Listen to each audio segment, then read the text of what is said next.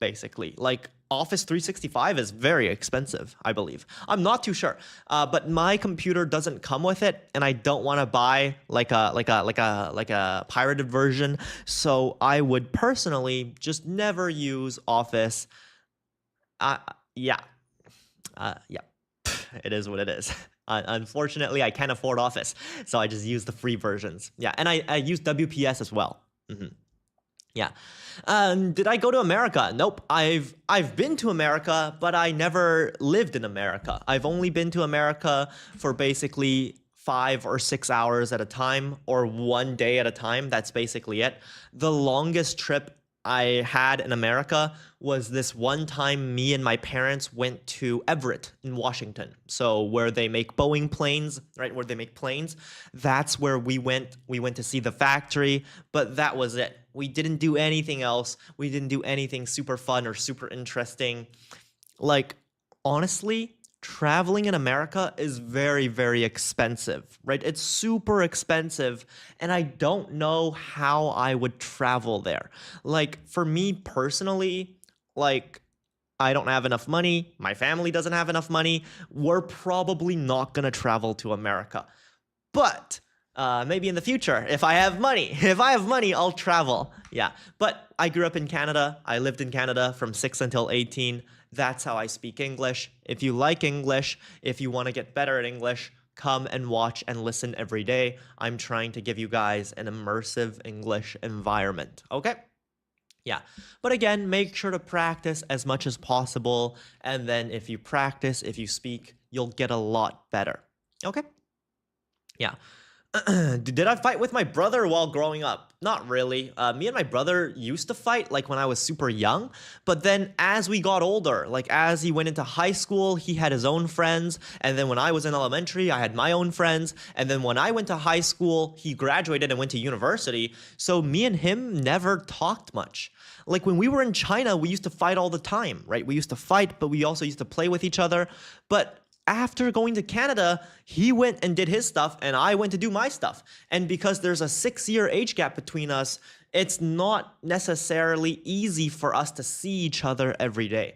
Like my brother's still working now. He's at the factory. He's working, and he hasn't had a day off in like a week. So he's been working for like, what, 5 or 6 days straight. And my dad goes there occasionally too. And then I obviously just chill at home and I work as well. But we're each doing our own things. He has his own career. He's actually going to Vietnam on the 1st of April. Me and my brother are both traveling on the 1st of April. I'm going to Weihai and he's going to Vietnam. And he's going there because he needs to go there to work. And then I just sit at home and I stream and I teach English. So that's sort of what I do. Which part of Canada am I from? I'm from Western Canada. So I'm from Vancouver, BC. From Vancouver, BC. But I'm technically from Heilongjiang. It depends on where you think I'm actually from, or how you classify the word from. Like if people in Canada ask me, "Hey, where are you from?" I'll say Vancouver, right? I'll say, "Hey, I'm from Vancouver." But at the same time, realistically, I'm from China. I'm from Heilongjiang. So I'm not going to go explain that to everybody. But of course, right, it's just a little bit different. It depends on who you talk to. I wouldn't consider myself from Vancouver. I'm still Chinese. I would consider myself from Heilongjiang. But at the same time, right, I've lived in Vancouver for most of my life. So I would also say I'm from Vancouver. I don't know what else to tell you. Yeah. Is Western Canada full of Tim Hortons too? Yes. So of course there are Tim Hortons establishments basically everywhere, and I don't know. It's just a regular store, like a fast food restaurant that you would get basically anywhere else in Canada. I don't know what to tell you. Yeah, I don't know what to tell you, but just in general, right? I don't think it's super rare to see Tim Hortons everywhere. Yeah, not Tim Hortons. What, Tim Hortons? Do you mean, I can't do it, man. Do you mean Tim Hortons? Huh? I, it's been a long time since I've done my Indian accent. You know, I can't do it as well anymore. I can't do my Indian accent as well anymore. I'm trying my best. I try my best sometimes. I haven't done it in so long. I've been teaching properly. I've been teaching properly for so long. I forgot how to do Indian accent. Okay, that was the best. That was the best I could do. Okay, I need to practice. I need to practice. I'm lacking. I'm lacking. If you guys like English, if you want to get better at English, you can subscribe in the top left corner right over there. You guys can donate a fan sign and join my fan group if you guys are interested. You guys can come and watch and listen every day. I'm trying to give you guys an immersive English environment. Thank you, Xiaozhu. Thank you so much. But you guys can come and watch and listen every day. If you want to support me, you can use your finger and tap on the screen like this. Everybody can tap on the screen, like a couple hundred times to at most 3,000 times. So if you guys are just listening, you can tap on the screen with your finger the whole time. It does help me out a lot. Okay, thank you. Can I sing rude? Nope.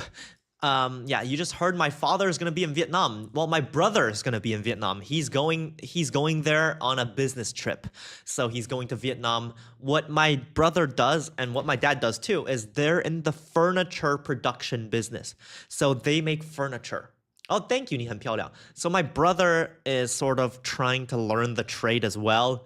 Basically, he's trying to learn how to do international trade. So he's learning stuff about furniture too. So he's going to Vietnam on a business trip, and that's what he's going to be doing. Have I ever been taught by an Indian teacher? I've only been taught by one Indian teacher. In Canada, when I was in high school, we only had one Indian teacher. And I still remember her very clearly. Her name was Mrs. Buhariwala. Her husband was super rich, apparently. And basically, she went to the best university in India. It's called IIT. It's called India's Institute of Technology, or like the Indian Institute of Technology. It's basically on the same level as MIT in America, right? She went to IIT in India. So she's super smart. She's super good at math. She was basically one of the best mathematicians in India, and then she moved to Canada to teach, and she used to teach basically everybody. She used to teach everybody's English teacher. Ain't no way you know Miss Pahariwala. Oh my God. Yeah. So basically, yeah, don't dox me, please. Don't tell people which school I used to go to. Thank you. But basically, she was the best math teacher in our entire school, right? And then she basically retired afterwards. Yeah, you can message me, by the way. I'm pretty sure we went to the same high school, but you can message me. What happened with her? Well, she actually retired right after I graduated. Basically at the same time as me graduating. What happened was she was suffering from back injuries. Like she had a back injury, so basically she couldn't teach anymore. Like it was hard for her to stand up. Like she couldn't stand up anymore. She had to sit down the whole time, and she was just super tired all the time. And obviously, she gave up teaching soon after that. Like her husband has like a company or something, so they're super rich. They're very, very rich. So she doesn't need to work, right? She doesn't need to work. Yeah. Welcome. How long do I stream each time? An hour. So I stream at 12 and 9:30 for an hour each time. You guys can come from 12 to 1 and 9:30 until 10:30. It's 1 hour per stream. 2 hours every day. You guys can come and watch and listen. Who am I talking about? My math teacher, my previous math teacher, one of my math teachers. Basically, she was a math teacher who was responsible for teaching honor students, for teaching students who were very, very smart and doing math competitions and things like that. Like she was teaching the best math students in our school. And those were some of the best math students in our country as well. So there were a lot of very good countries. Like there were a lot of very good countries. There were a lot of very good math students in Canada. And basically, some of the best math students in Canada were in our school. And they used to join math competitions, like countrywide math competitions. And then they would basically try to they would basically try their best to learn with that teacher because that teacher was very, very good at math. Yeah. What happened to my teacher backing strip? Oh, no. So what happened was she had a back injury. She had a back injury, so she couldn't teach anymore. She couldn't teach anymore, so what she had to do was she had to retire or she had to give up teaching. But it's not a big deal, right? It's not a super big deal. I think, honestly, she was probably happier not teaching. Like, every single time she was teaching, she was always super annoyed. Like, she was always super on edge. She was like, oh, I hate teaching. I hate my students. I hate you guys. You guys are so stupid. Like that was her. So she absolutely hated teaching. So, I think she's gonna be happier now that she's not teaching. Yeah. Can I read? Yes, I can read. I can definitely read. If you guys like English, if you want to get better at English, keep listening. You can listen for 10 or 20 days and you'll get a lot better. I mean, I got a lot of like my Indian accent from her, basically. Like, oh, what are you guys doing? Oh, I can't do it. That's not the way she speaks. Yeah. Yeah, but that's like, it's like, oh, I hate you guys. What are you doing? Oh, I hate teaching. I hate my students. I hate you guys. You guys are so stupid. Something like that. Can I read Chinese? Yes. Yeah, I can definitely read Chinese.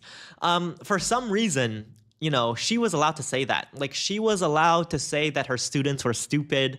And I guess everybody had a good relationship with her, so she could insult them like as banter, as like a joke, right? But that's basically it. Yeah, that's basically it. Now, I didn't think I would meet anybody from my high school in my stream. Well, to be fair, when I was streaming in 2023 and 2024, I saw a lot of classmates from my high school. Like, there were a lot of people who I knew, and I didn't think I would be able to meet anybody else from my high school. Yeah, she spent most days saying how smart she was. Yes. Or how rich her husband was, or how successful she was, or how much everybody in India likes her, or how valuable she is as an asset to the country. Yes. So, like, me and my friends were actually very curious about whether she actually was everything she said she was, or if she was lying and just saying whatever she wanted to say. Like, we had no clue. We didn't know.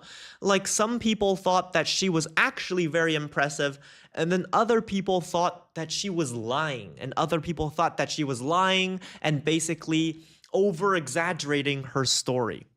Some people thought that she was lying about herself. She was lying about how popular or how influential or how smart she was or how rich her family was. So nobody really knows. Nobody truly knows basically the depth of that teacher specifically, right? So nobody knows how much money she has, nobody knows how much influence she has, and nobody knows how much, whatever she has. So she has had, I don't really know. So I still have her contact information. I have her WhatsApp. I have her WhatsApp. Let me see if I can find it. I should have it, at least. The last time we were talking, I don't want to update WhatsApp.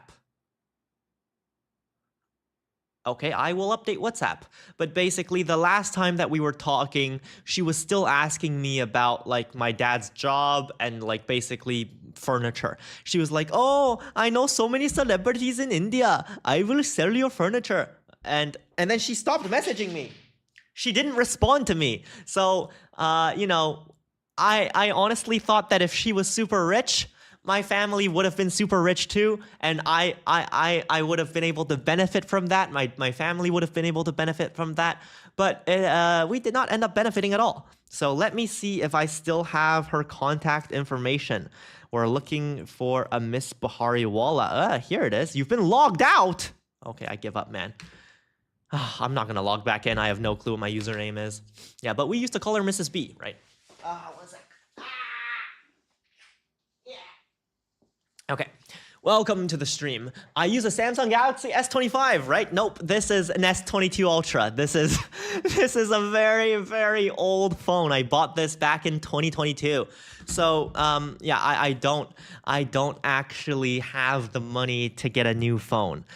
This is an iPhone 14 Pro Max. I'm not using very new phones, right? I'm just using like basically the phones I've been using for the past, however long. So I've been using the same phones for about 4 or 5 years at this point. And I don't think there's a need to buy a new phone. I don't need to buy a new phone. What I need to do is save my money. I need to save up. I need to buy a house, or I need to buy something more worth my money. I don't need to buy another phone. A phone will do nothing for me. Although I do want a new phone. I definitely want a new phone. If anybody wants to sponsor me and buy me a new phone, I will gladly take your money.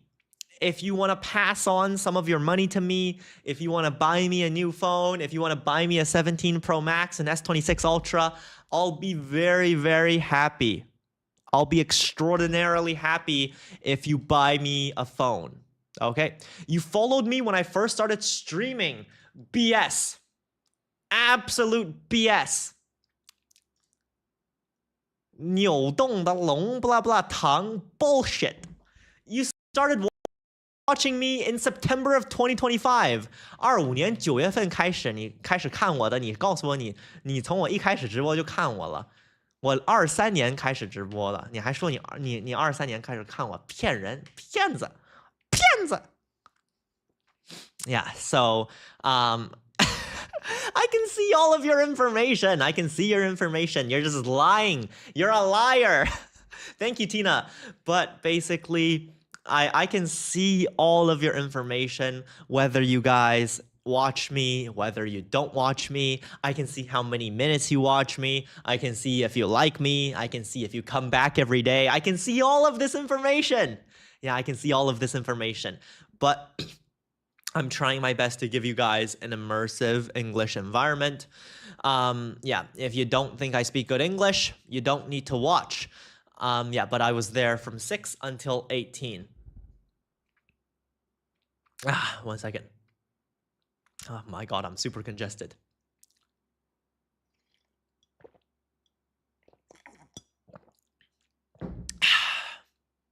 Okay, let's see. We have another hater, probably doesn't know how to speak English, and then we have another hater who probably doesn't know how to speak English. Real quick question, if you guys are still here and you don't think my English is good, okay? Real quick question. If you don't think I speak good English, what English do I speak? What mistakes do I make? Tell me the mistakes that I make, please. I would be very delighted to know. If you guys want to support me, you can use your finger and tap on the screen like this to give me some likes. I have no clue what I just pressed. Why is it like this now? What? Okay. Yeah, but you can tap on the screen to give me some likes. It does help me out a lot. Thank you guys so much. And by the way, right, congested just means that there's like a lot of liquid in my nose, right? You can have like nasal congestion, right? You can have nasal congestion, you can have like a congested stomach, you can have a congested throat, you can be congested basically anywhere. But usually, right, if you just say like, hey, I'm congested, it's with your nose. And I don't have rhinitis, it's just the fact that in the morning, when I wake up, thank you, I can't say your name still, Mei Geji, I'm assuming that's your name, but basically, when I wake up in the mornings, I'll be very congested, my nose will be very stuffy, but hopefully after a couple of hours, it does clear up. It gets so much better in the afternoon and at night. It gets way better. So it's only a problem that I have in the morning. Okay? Yeah. Welcome to the stream. But if you guys listen for 10 or 20 days, you will get so much better. You'll definitely get a lot better. You'll be able to understand way more. You'll be able to understand entire sentences and get the feeling of entire sentences. You don't need to like translate anything. If you focus on using the language, if you focus on using, for example, sentences or using words, right, you'll be able to get a lot better. Trust me. Okay? Yeah, but just keep practicing. Hey, what's up, Jesse? Yeah. Can you stop saying that every time? I'm not gonna yell in my stream. Welcome. But yeah, you've been watching me since February. Yes, you have, Haibian. Yeah. You're actually right. Yeah, you've been watching me since February. If you want to support me, you can subscribe and donate a fan sign as well. You can join my fan group. These two things help me out a lot. If you keep listening, you'll be able to understand a lot more without translating and without thinking about the Chinese. Trust me. Like everybody, like all 2,000 or 3,000 of the people here, right, have improved by just listening. Right? And if you speak by yourselves more, if you practice by yourselves, you'll also be a lot better. Okay, how do you get as good at English as me? Do you need to go abroad? No, but you do need to spend as much time as me, right, speaking English. You need to spend as much time speaking English, because if you don't spend time speaking English, you won't get better. You have to spend time using the language. If you spend time using the language in Canada, right, or in America, if you go abroad and use the language, that's fine. But if you use the language more in China, you actually improve faster than if you're in Canada. Like if you're in Canada and you never speak English, and you never talk to other people, and you never read English, and you never write English, and you only speak Chinese, and all of your friends are Chinese, it doesn't help you. You're not going to improve. But if you're in China and you use a bunch of English and you learn English and you practice English and you speak English and you read English and you write English, it does help you, right? So it's basically all just practice, right? It's almost all just practice. If you practice, you'll get so much better. Okay? Yeah, you'll get so much better, and then that's how you would improve. Okay. Yeah, it's hard for you to resist every day? I have absolutely no clue what that means. What's the difference between train and chain? Ooh, that's a good question. One has an R sound and one doesn't. When a lot of people say train, like choo-choo, the train, the vehicle, right? They'll say chain, right? They don't make the R sound. The T becomes a CH, which is the case, right? It is true, right? The T becomes a CH, but the R is still there, so it becomes train, right? Train, right? So that's how you would say train, but with chain, there's no R sound. It's just chain, right? It's just chain. It's very, very easy. So chain versus train.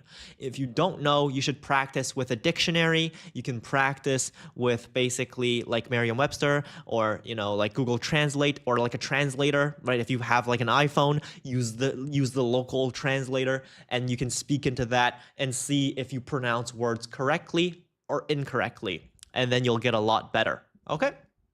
Yeah. Can we talk about a different topic every day? Probably not, since you guys need the most basic English. So, of course, right, I would love to talk about different things every day.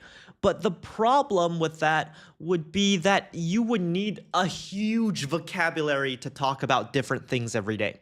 Like you would need a massive vocabulary to talk about everything that you want to talk about, which isn't what you guys have, and it isn't what you guys need.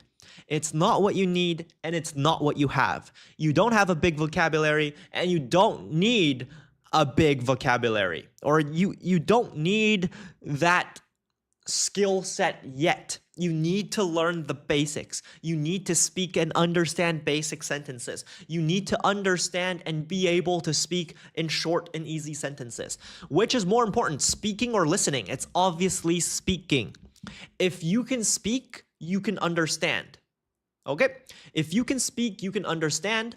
But if you can't speak, if you can understand, you might not be able to speak. Some people can understand, but they can't speak, right? and other people can speak and understand. So if you can speak, you can definitely understand. But if you can't speak and you only listen, you can only understand, you might not be able to speak. So speaking's definitely way more important for you guys as well. If you speak, right? If you speak, you'll get better. Okay? Yeah. I'm not too sure what that says. You can't agree more. You think vocabulary is not the most important thing, right? Yeah, pronunciation and and grammar and perhaps like fluency, right? They're way more important. Speaking faster, speaking better, speaking more clearly. All of these skills are way more important. You don't need perfect pronunciation, you don't need perfect grammar, but they're still way more important skills than knowing more words, right? You understand, but you can't speak. See, there you go. That's why speaking is way more important than listening. A lot of Chinese students are taught to listen first before speaking.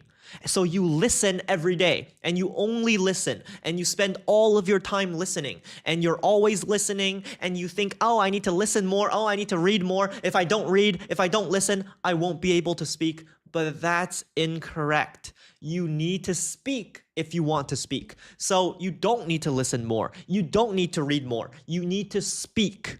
That's what you need to do. Right? Speaking is very, very important. It's the most important thing, right? Speaking's the most important thing.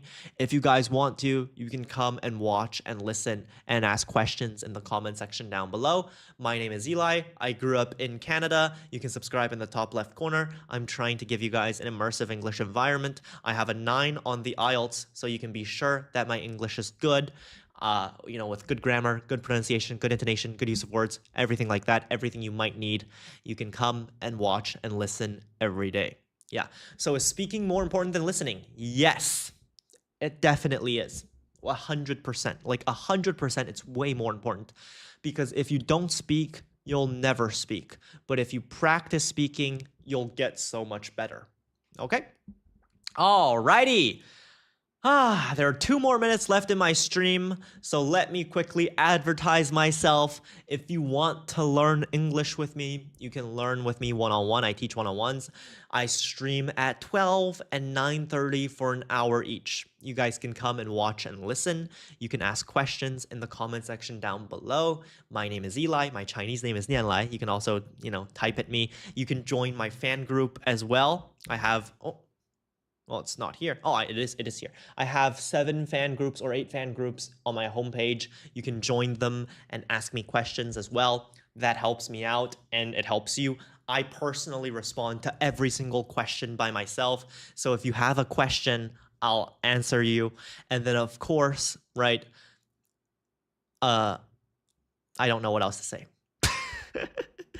Yeah, who can you speak to? Just speak by yourself, right? You can speak by yourself. You can talk to yourself. You can talk into a mirror. You don't need to talk to anybody. You're in Australia. Ain't no way my girl's in Australia and she says, who can I speak to? Right? But you're in Australia. Speak, practice, open your mouth. Talk to other people, right? Talk to yourself. Read out loud from a book. There are so many things you can do, right? That's all you have to do. Yeah. TH 到底是咬舌头发 S 还是发 F？ 它不是发 S 也不是发 F 哈，它是 TH 是咬舌头吐气就够了。你不用想发 S 也不用想发 F， 它 F 和 S 都是在吐气，一样的。你的这个 vocal cords 不会震动，所以呢，你可以把手放到这个喉咙上面，都是气，跟这个 S 是一样的，这就是一样的感觉，都是吐气，没有任何区别。You're just blowing air， 它没有发这个发那个，因为你的喉咙是不震动的 ，like your vocal cords don't vibrate. Alrighty， 我滚蛋了 ，bye。Thank you guys so much for coming to the stream. Thank you for asking your questions. Come back tonight at 9:30. 群满了，好啊，我开一个新的。Thank you, but come back tonight at 9:30. Okay, come back tonight and I'll help you out as much as I can. Thank you guys so much for coming to the stream. Thank you, LSH. Thank you. But come back tonight. All right, I'll see you guys. Have a nice afternoon. and yada yada yada. Subscribe. I'll get my little fan sign here. Subscribe in the top left corner right over there. Again, my name is Eli. I grew up in Canada, so I speak good English, obviously. Come back, and yeah, I'll see you. Make sure to practice. Okay, make sure to practice. Bye.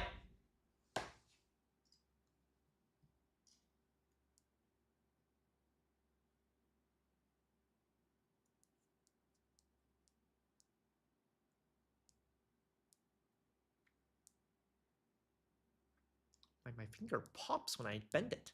Listen to that. Interesting. Bye.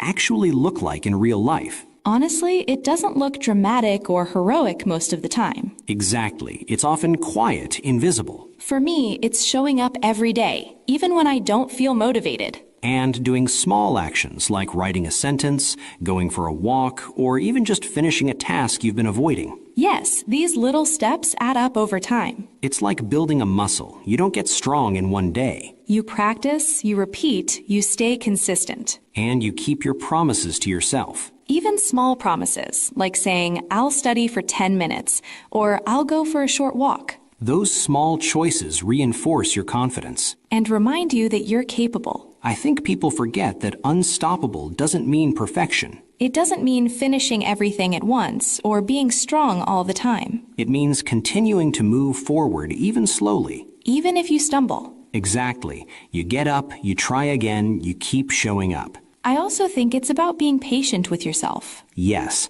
not rushing, not punishing yourself for small mistakes. And allowing yourself to rest when you need it. Because rest doesn't mean quitting. It means preparing for the next step. And these small daily actions build momentum. They show you that progress doesn't have to be huge to matter. It's also about celebrating small wins. Yes, even finishing a task you've been avoiding is a win. And slowly, these small wins create confidence. And that confidence helps you face fear and self-doubt next time. It's like a chain reaction. One small action leads to another. And soon, what felt impossible starts to feel possible. Becoming unstoppable is not a destination. It's a series of small choices made consistently day after day. Even ordinary actions, repeated over time, make you unstoppable. Exactly. And that's something anyone can start today. No superhero powers required. Just you, your choices, and your patience. So if you're listening and wondering how to start small. Take one step, one action, and keep going tomorrow. And the day after?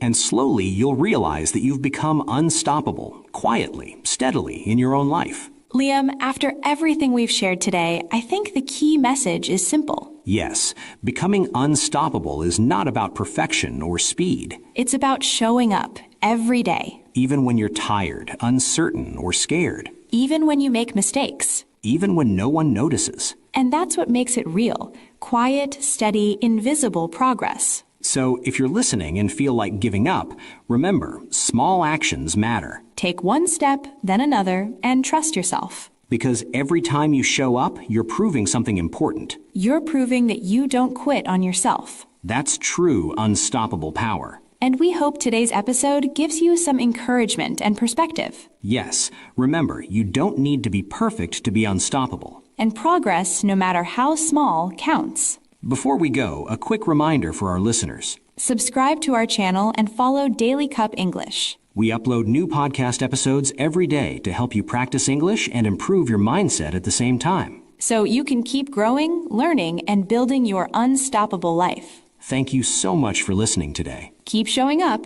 and we'll see you in the next episode. Bye, everyone. Bye.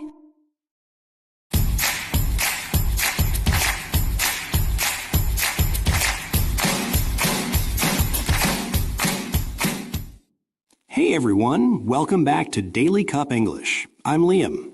And I'm Chloe. Thanks so much for joining us today. Whether you're listening in the morning, during a break, or at night before bed, we're really happy you're here. Yeah, this podcast is all about everyday English and everyday life.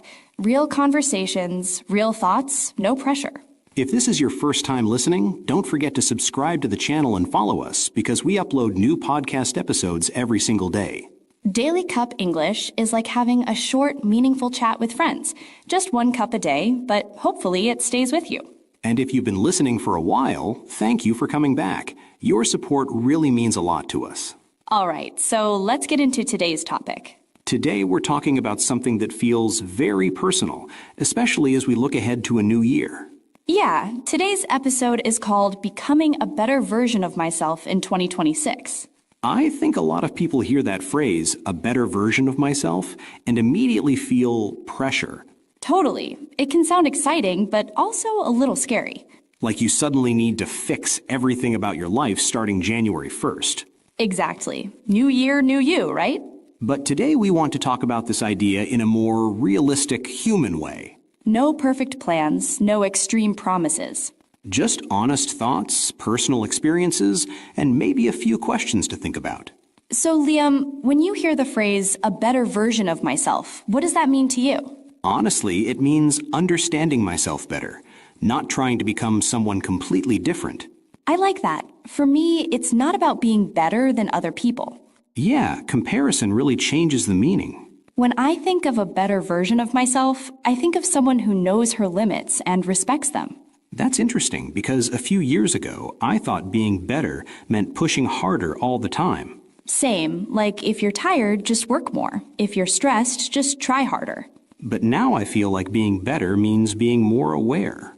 Aware of what? Of my habits, my energy, and my choices. Asking myself, why am I doing this, instead of just doing it automatically? That's such a good point. I think a better version of me listens more, to myself and to other people. Listening is underrated.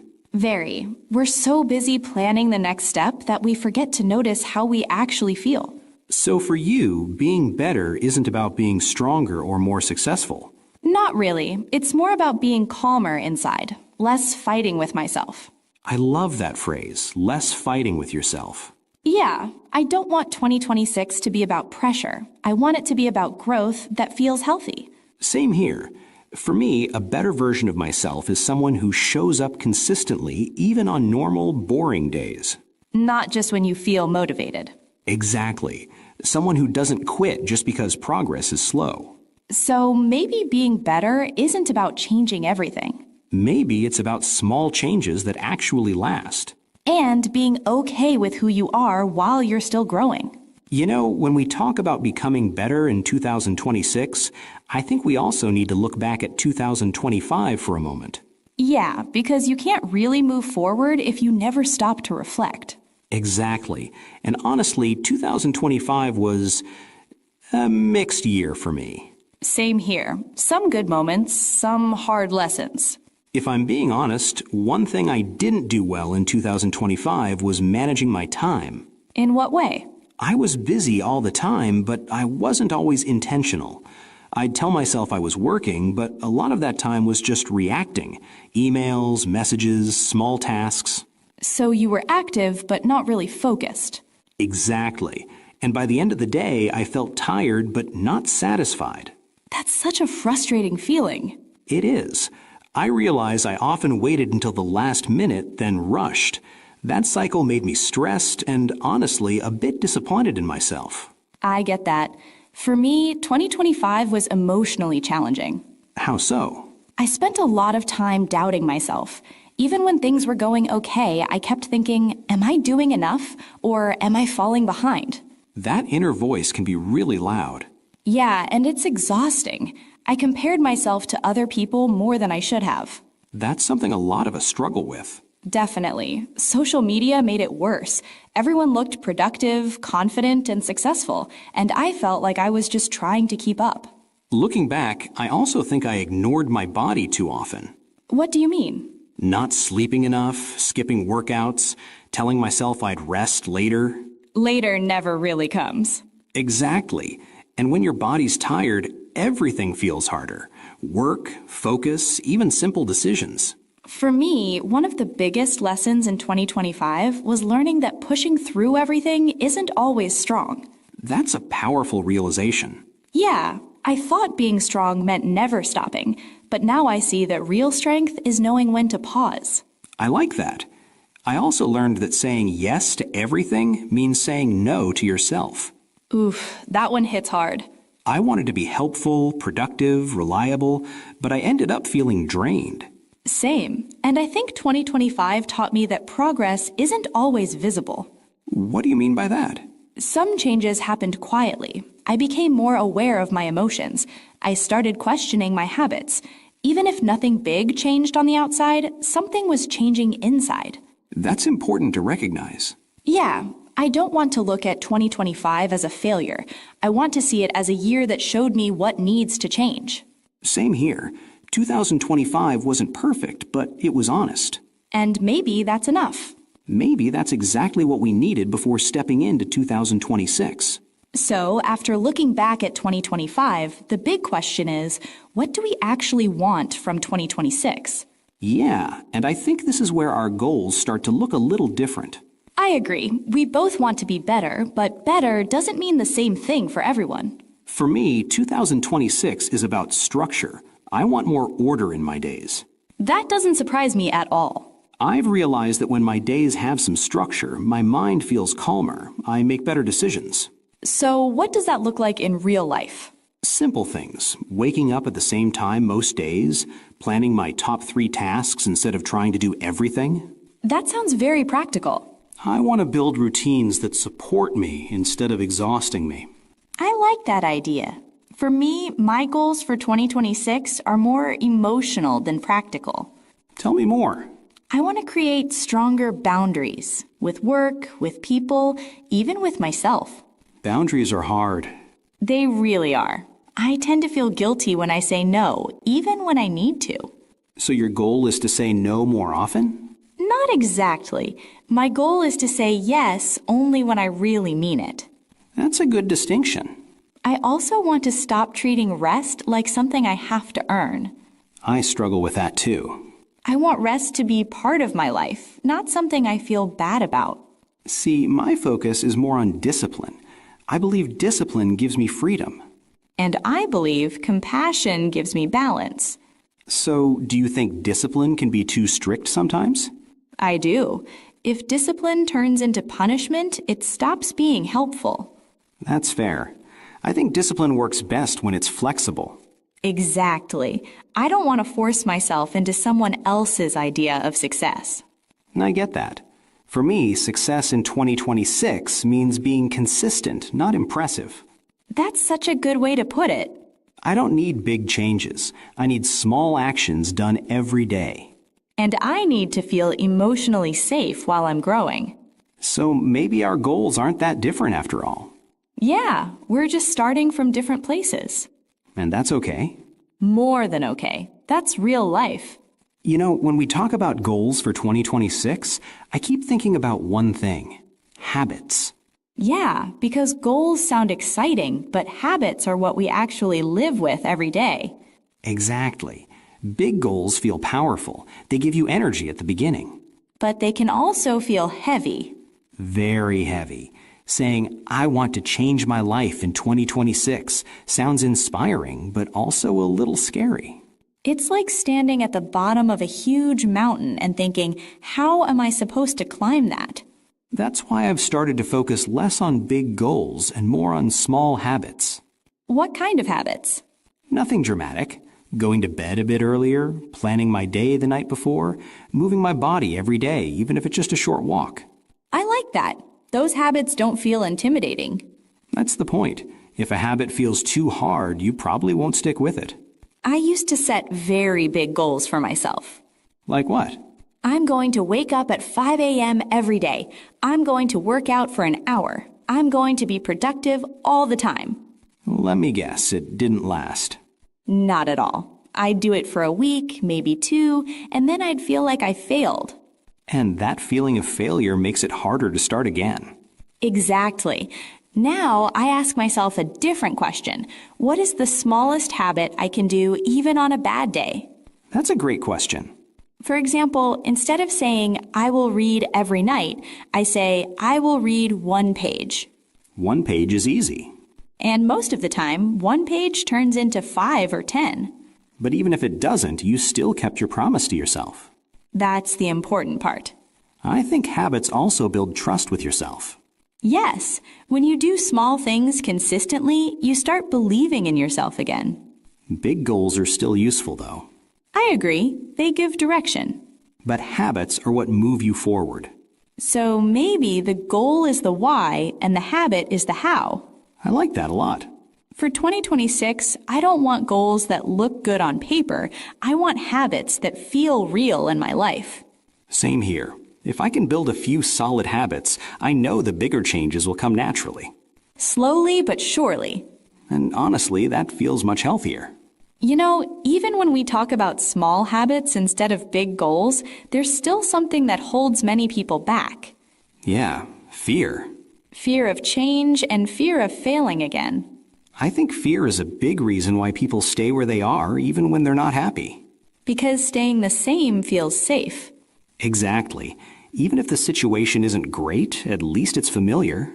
Change means stepping into the unknown, and that's uncomfortable. For me, the fear isn't always about failing publicly. It's more about disappointing myself. That's interesting. I think I'm afraid of getting my hopes up. Like believing this year will be different? Yes, because if you believe too much and it doesn't work out, the disappointment hurts more. That's very real. Sometimes I think if I don't expect much, I can't be hurt. But then you also don't give yourself a real chance. Exactly. It's a kind of emotional protection, but it also keeps you stuck. I've noticed that fear often shows up as excuses. Like what? I don't have time. I'll start next week. I'm not ready yet. Oh, wow. Those sound very familiar. They sound reasonable, but deep down, they're usually fear talking. For me, fear sometimes sounds like self-doubt. In what way? I tell myself, other people can do this, but maybe I can't. That's a tough voice to deal with. It is, and it's quiet but very powerful. One thing I've learned is that fear doesn't disappear before you act. You act first, and then fear slowly loses its power. Exactly. Courage isn't the absence of fear. It's moving forward with fear. I like that. For 2026, I don't want to wait until I feel ready. Same, because ready is a moving target. I want to take small steps, even when I'm unsure. And accept that failure is part of a process.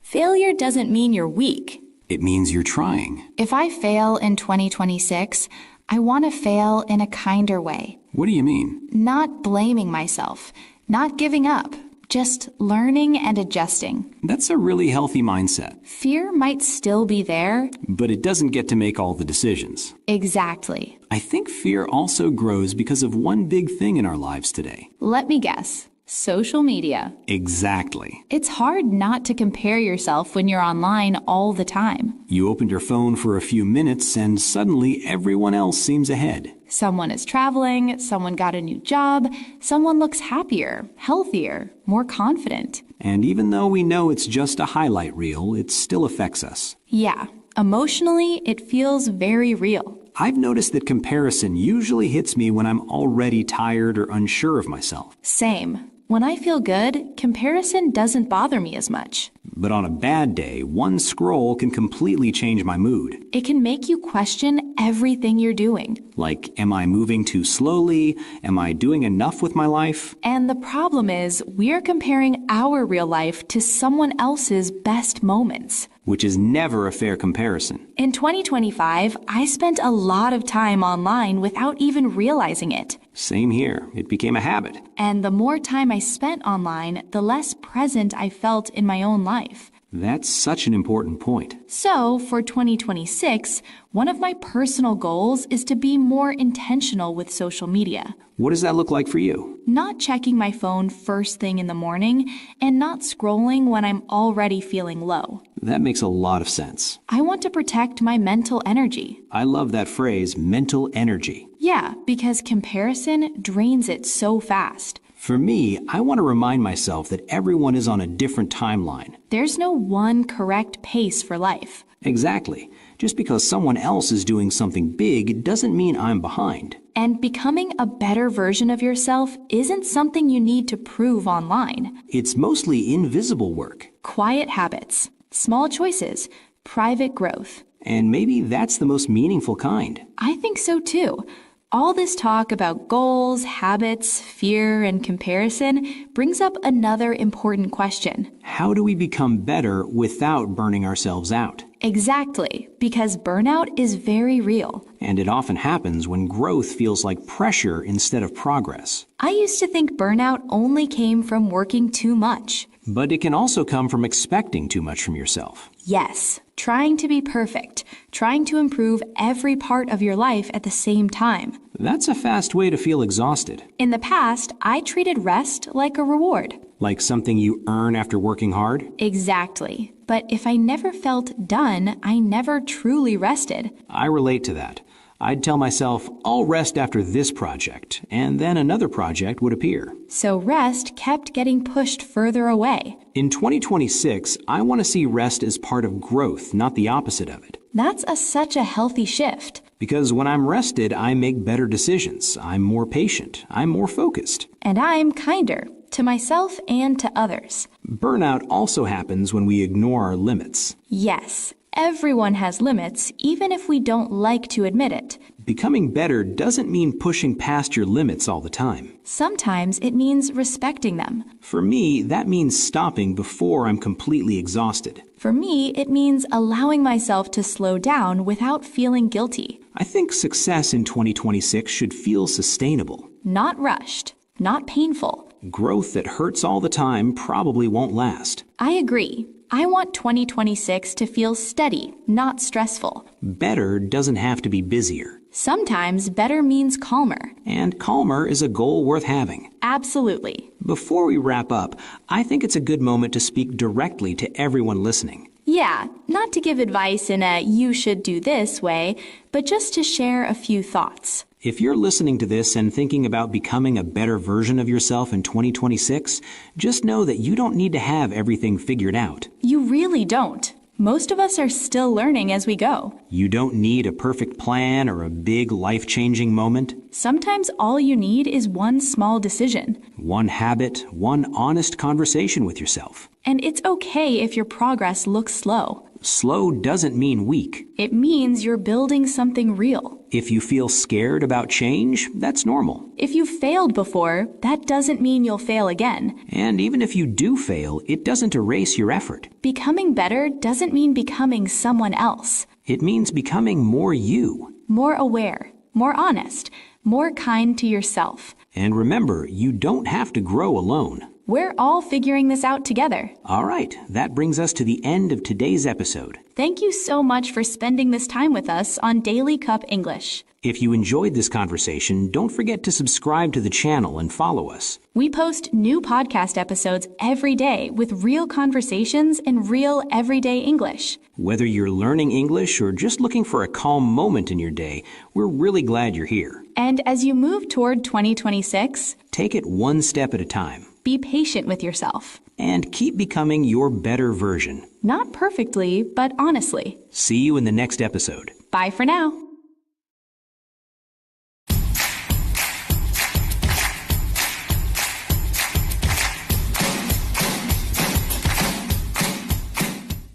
Hey everyone, welcome back to Daily Cup English. I'm Liam, and I'm here with Chloe, as always. Chloe, how are you doing today? Hey, Liam. Hey, everyone. I'm doing pretty well, actually. It's been a busy day, but I'm really glad to slow down a bit and talk here. How about you? Yeah, same here. It's one of those days where you're tired, but in a good way. And honestly, sitting down to record this podcast feels like a small break for me. I totally get that. And if you're listening right now, we're really happy you're here with us today. Before we jump in, just a quick reminder, if you enjoy listening to real-life English conversations like this, don't forget to subscribe to Daily Cup English. Yes, and we post new podcast episodes every single day. So make sure you follow the channel and come back to practice your English with us regularly. Our goal here is pretty simple. We don't teach English like a classroom lesson. Instead, we talk about real topics, the kind of things people actually discuss in daily life. Exactly. You can listen, relax, and slowly get used to how English sounds in real conversations, opinions, personal stories, and even small disagreements. And today's topic is one that a lot of people can relate to, no matter where you're from. Yeah, today we're talking about something that comes up a lot lately, especially online. That's right. Today's topic is selfish versus self-care. Where is the line? I think this is such an interesting topic because many people feel confused about it, including me sometimes. Same here. On one hand, we hear people say things like, you need to put yourself first or protect your peace. But on the other hand, when someone actually does that, they might be called selfish. Exactly. And that's where the confusion starts. People want to take care of themselves, but they don't want to hurt others or look like they only care about themselves. I also think social media makes this more complicated. You see so many posts about self-care, taking days off, cutting people out, doing whatever makes you happy. Yeah, and a lot of those messages sound good, but they don't always explain the full picture.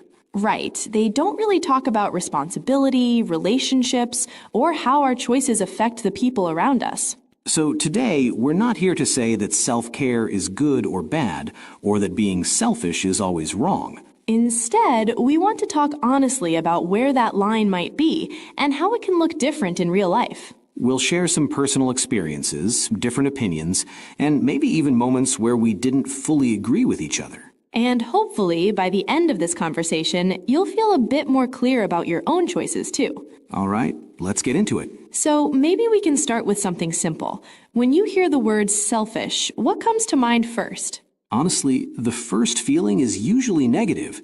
I think of someone who only thinks about themselves and doesn't care much about other people. Yeah, same here. Growing up, being called selfish was almost like an insult. It meant you weren't kind or thoughtful enough. Exactly. If a teacher or a parent said, "Don't be selfish," it usually meant you needed to share or think about others more. But now that I'm older, I feel like the meaning has changed a little. Sometimes people use the word selfish very quickly, especially when someone says no. That's a really good point. I've noticed that too.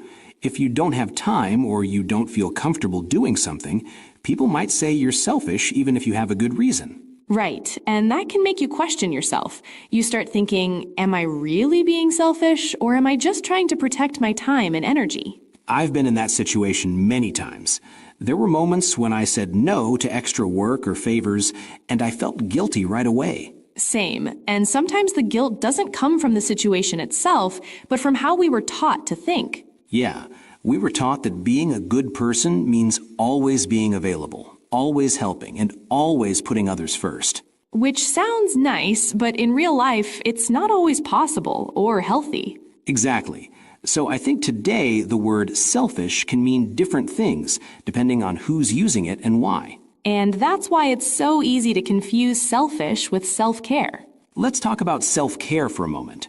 What do you think real self-care looks like in everyday life? Honestly, I think real self-care is much less exciting than what we see online. It's not always about candles, vacations, or spa days. I agree. A lot of the time, self-care is doing basic things that don't look special at all. Like going to bed earlier, even when you want to stay up and watch another episode of a show. Or saying no to plans because you know you're already exhausted. Exactly. And sometimes self-care is choosing something uncomfortable, like having a difficult conversation instead of avoiding it. That's such an important point.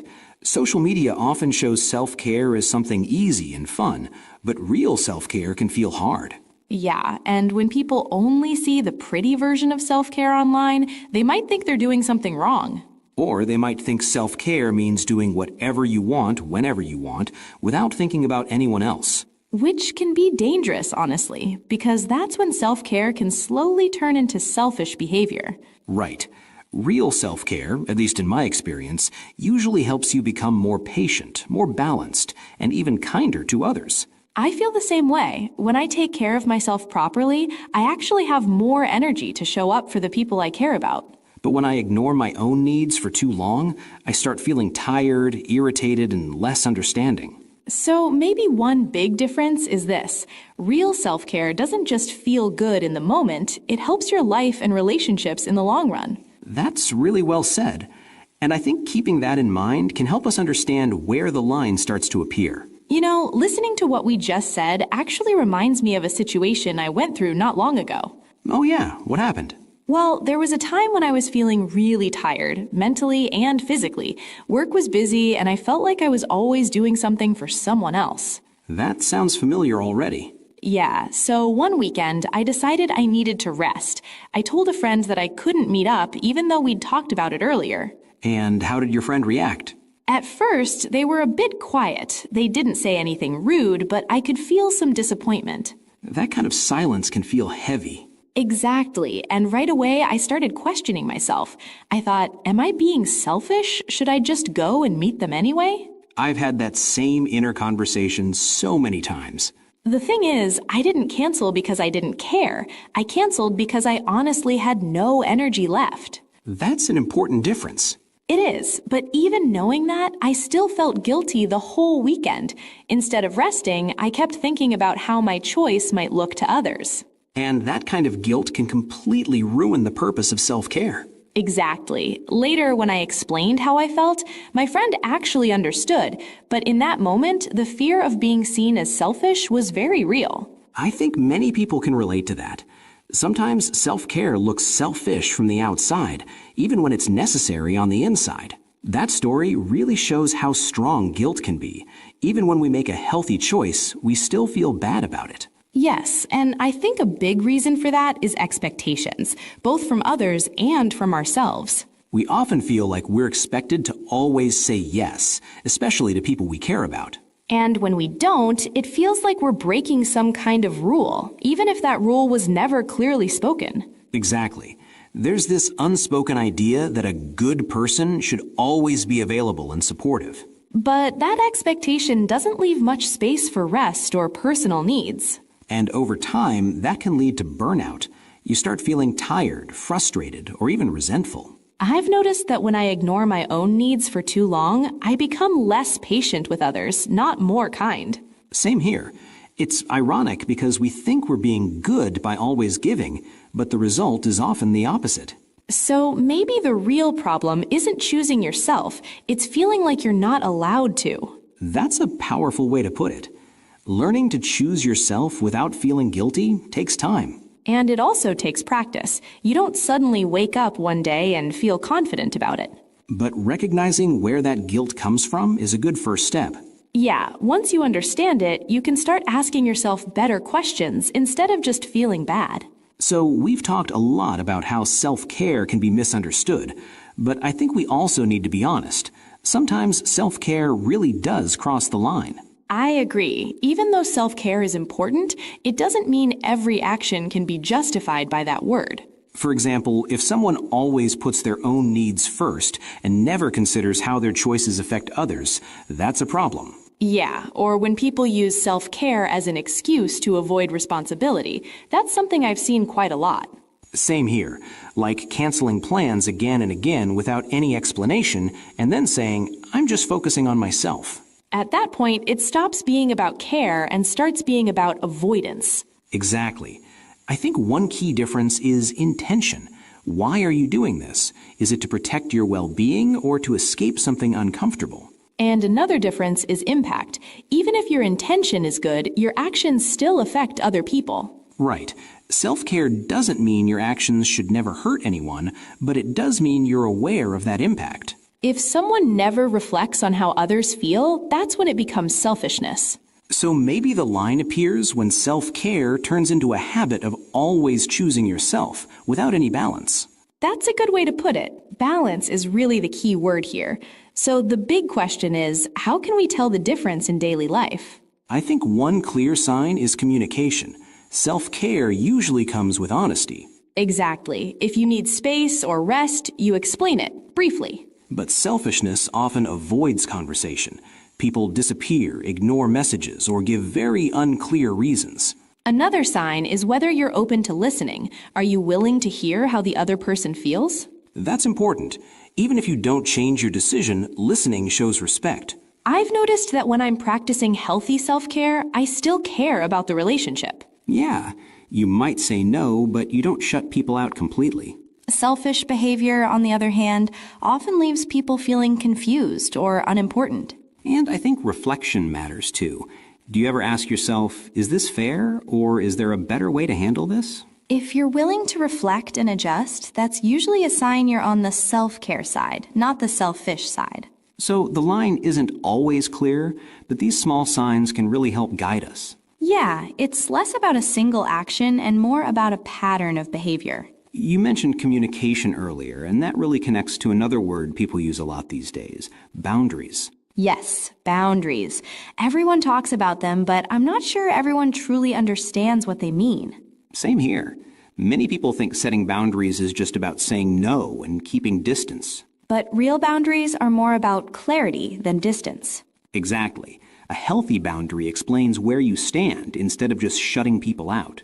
For example, instead of simply canceling plans, you might say, I really need some rest today, but can we meet another time? That small explanation can make a big difference. It shows that you care about the relationship, even while you're taking care of yourself. And boundaries aren't walls. They're not meant to push people away forever. They're more like guidelines. They help others understand what you can and can't handle. I've learned that when boundaries are clear, there's actually less conflict. Me too. People might not always like your boundary, but they usually respect honesty more than silence. And when boundaries are missing, that's when resentment slowly builds. Which again shows that boundaries are not selfish, they're necessary. I think social media plays a huge role in how people see self-care today. Definitely. We're constantly seeing messages about living your best life and cutting off negativity. And while some of that can be helpful, it also creates pressure. Yeah, pressure to live in a certain way or to handle life perfectly. It can make people feel like they're failing at self-care if they're tired, stressed, or confused. But social media rarely shows the full story. Right. We see the highlight moments, not the difficult conversations or the consequences. I think that's why comparison becomes dangerous. You start comparing your real, messy life to someone else's perfect image. And then you might copy their idea of self-care, even if it doesn't actually work for you. Real self-care is personal. What helps one person might not help another at all. Exactly. And it's not something you need to prove or show online. Sometimes the healthiest choices are quiet and invisible. Which is a good reminder that self-care isn't about looking confident. It's about feeling balanced inside. All this talk about boundaries really leads to one very simple but very difficult skill: learning how to say no. Yes, saying no sounds easy, but in real life, it can feel really uncomfortable. Especially if you don't want to disappoint someone or hurt their feelings. I used to think that saying no always needed a long explanation. Same here. I felt like I had to give a perfect reason, otherwise I would seem rude or careless. But over time, I've learned that a clear and calm no is often kinder than a yes you don't mean. That's so true. When you say yes without wanting to, it usually shows later in your mood or your behavior. Exactly. You might show up tired, distracted, or even irritated. And that doesn't help anyone. I've also learned that you don't need to explain every detail of your life to justify your choice. Yeah, you can be polite and firm at the same time. Like saying, I can't take this on right now, without feeling guilty. And people who respect you will usually understand that. Learning to say no is really about being honest with others and with yourself. That honesty you mentioned is really important, especially in relationships. Yes, because self-care doesn't exist in a vacuum. We're always connected to other people. Whether it's family, friends, or coworkers, our choices affect them. That's why mutual respect matters so much. If self-care only benefits one person and constantly hurts others, something is off. Exactly. Healthy self-care should still leave room for empathy.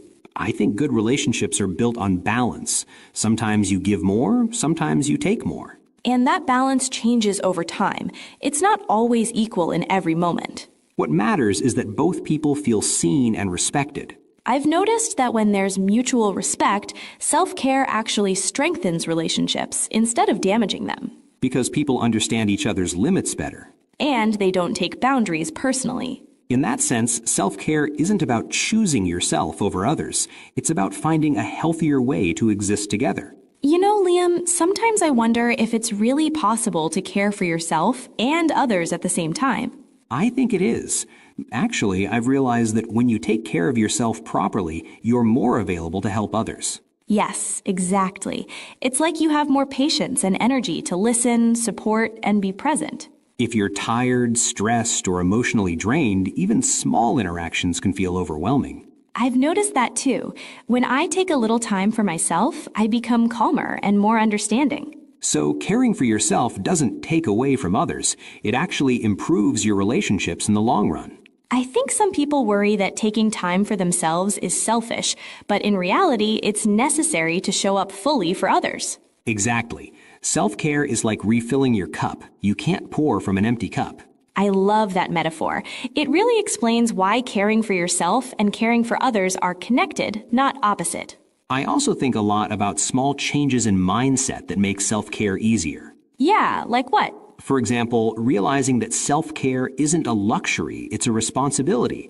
It's something you do to maintain balance, not just to feel good. I like that.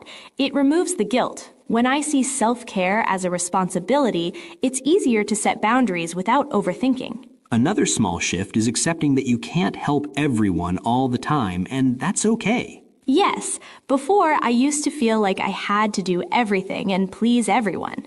But now I try to remember that my well-being matters, and it actually benefits others when I'm in a good state of mind. I've also learned to remind myself that taking care of myself doesn't make me less kind or less generous. It makes me more capable. Exactly. Small mindset shifts like that can make a huge difference over time. And that's why we're having this conversation, so people can reflect on their own choices and maybe shift their thinking just a little. Even tiny adjustments can help us find a healthier balance between self-care and caring for others. So after everything we've talked about today, I guess the big question is, where is the line between selfishness and self-care? Yeah, that's the ultimate question. I think the line isn't always clear, and it can be different for each person.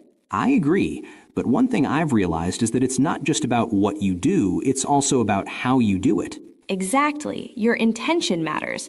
Are you caring for yourself honestly, or are you avoiding responsibility? And your actions matter too. Even if your intention is good, self-care shouldn't hurt others repeatedly or consistently. So maybe the line is really about balance. Balance between caring for yourself and caring for others. Yeah, if you're honest, reflective, and respectful, you're most likely on the self-care side, not selfish. And if you notice that your choices are consistently hurting people or you're avoiding reflection, that's probably crossing the line into selfishness. It's not about perfection. No one gets it right all the time. But being aware is the first step. And practicing small shifts in mindset, setting boundaries, and learning to say no gently can make the balance easier. Exactly. Self-care isn't selfish. It's necessary. And it can help us live healthier, happier, and more connected lives. All right, everyone. That's it for today's episode of Daily Cup English. Thank you so much for listening and spending this time with us. We really hope you found some ideas to think about for your own self-care. If you enjoyed today's conversation, don't forget to subscribe to our channel. We post new episodes every day, so you can keep practicing your English with real-life topics. And feel free to share this episode with friends who might also be struggling with the same question. Where is the line between selfishness and self-care? We'd love to hear your thoughts, too. Comment, share, and let us know your experiences. Thanks again for joining us. Take care of yourself. And remember, caring for yourself doesn't make you selfish. Exactly. See you in the next episode. Bye for now. Bye.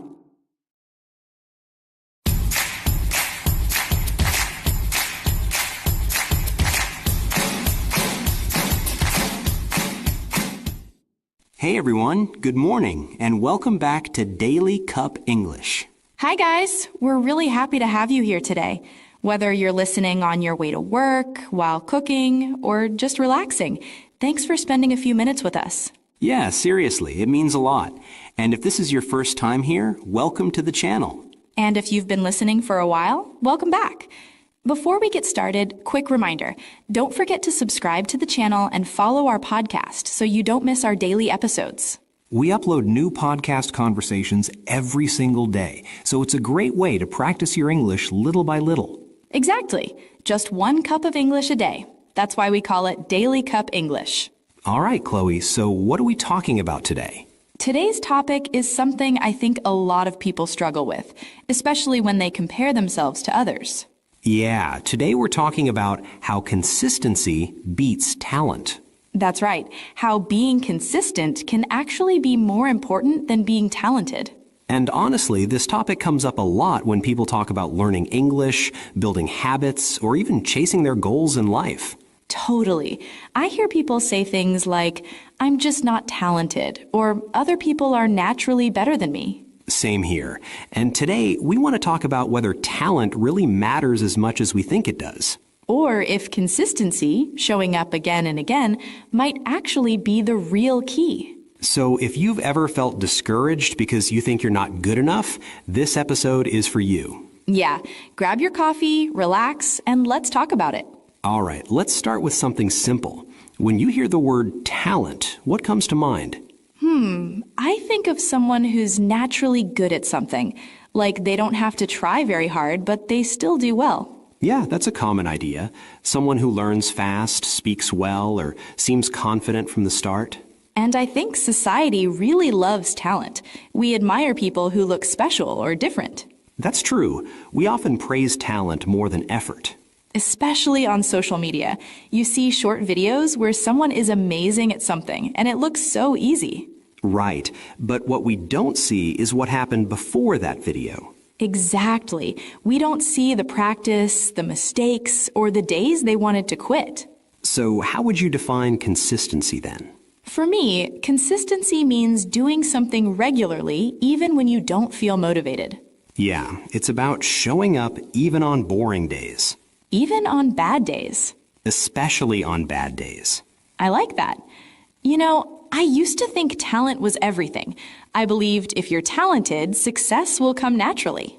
Same here. I used to think if I'm not good at this now, I'll never be. But the older I get, the more I realize that talent is just a starting point. Exactly. Talent can give you a fast start, but it doesn't guarantee you'll keep going. And consistency doesn't look impressive at first. No, it really doesn't. Doing a little bit every day doesn't feel exciting. But over time, it adds up. That's the key. Consistency works quietly. Talent gets attention. Consistency gets results. That's a good way to put it. I think many people quit too early because they compare their beginning to someone else's middle. Or someone else's highlight moment. Exactly. And then they say, I don't have talent, and they stop trying. But what if the problem isn't talent at all? What if the real problem is that we don't stay long enough to see progress? Yeah, consistency means giving yourself time. And patience. A lot of patience. So maybe the question isn't, am I talented? Maybe the better question is, can I keep going? I love that. You know, when we talk about consistency, I always think about my own experience. Yeah? What do you mean? I wasn't good at many things when I started. Actually, I was pretty average. Same here. I never felt like the talented one in the room. I remember when I first tried to build a daily habit, just a simple one, I failed so many times. Me too. I used to start strong, then stop after a week. Exactly. At first I was excited, I had energy, but after a few days, things got boring. And boring days are the hardest. They really are. I used to think something was wrong with me, like, why can't I stay focused like other people? I asked myself the same question. I would look at others and think they're just built differently. Yeah, I thought consistency was something you were born with. Same. I thought discipline was a personality trait. But later I realized something important. What was it? People who look consistent now were also inconsistent before.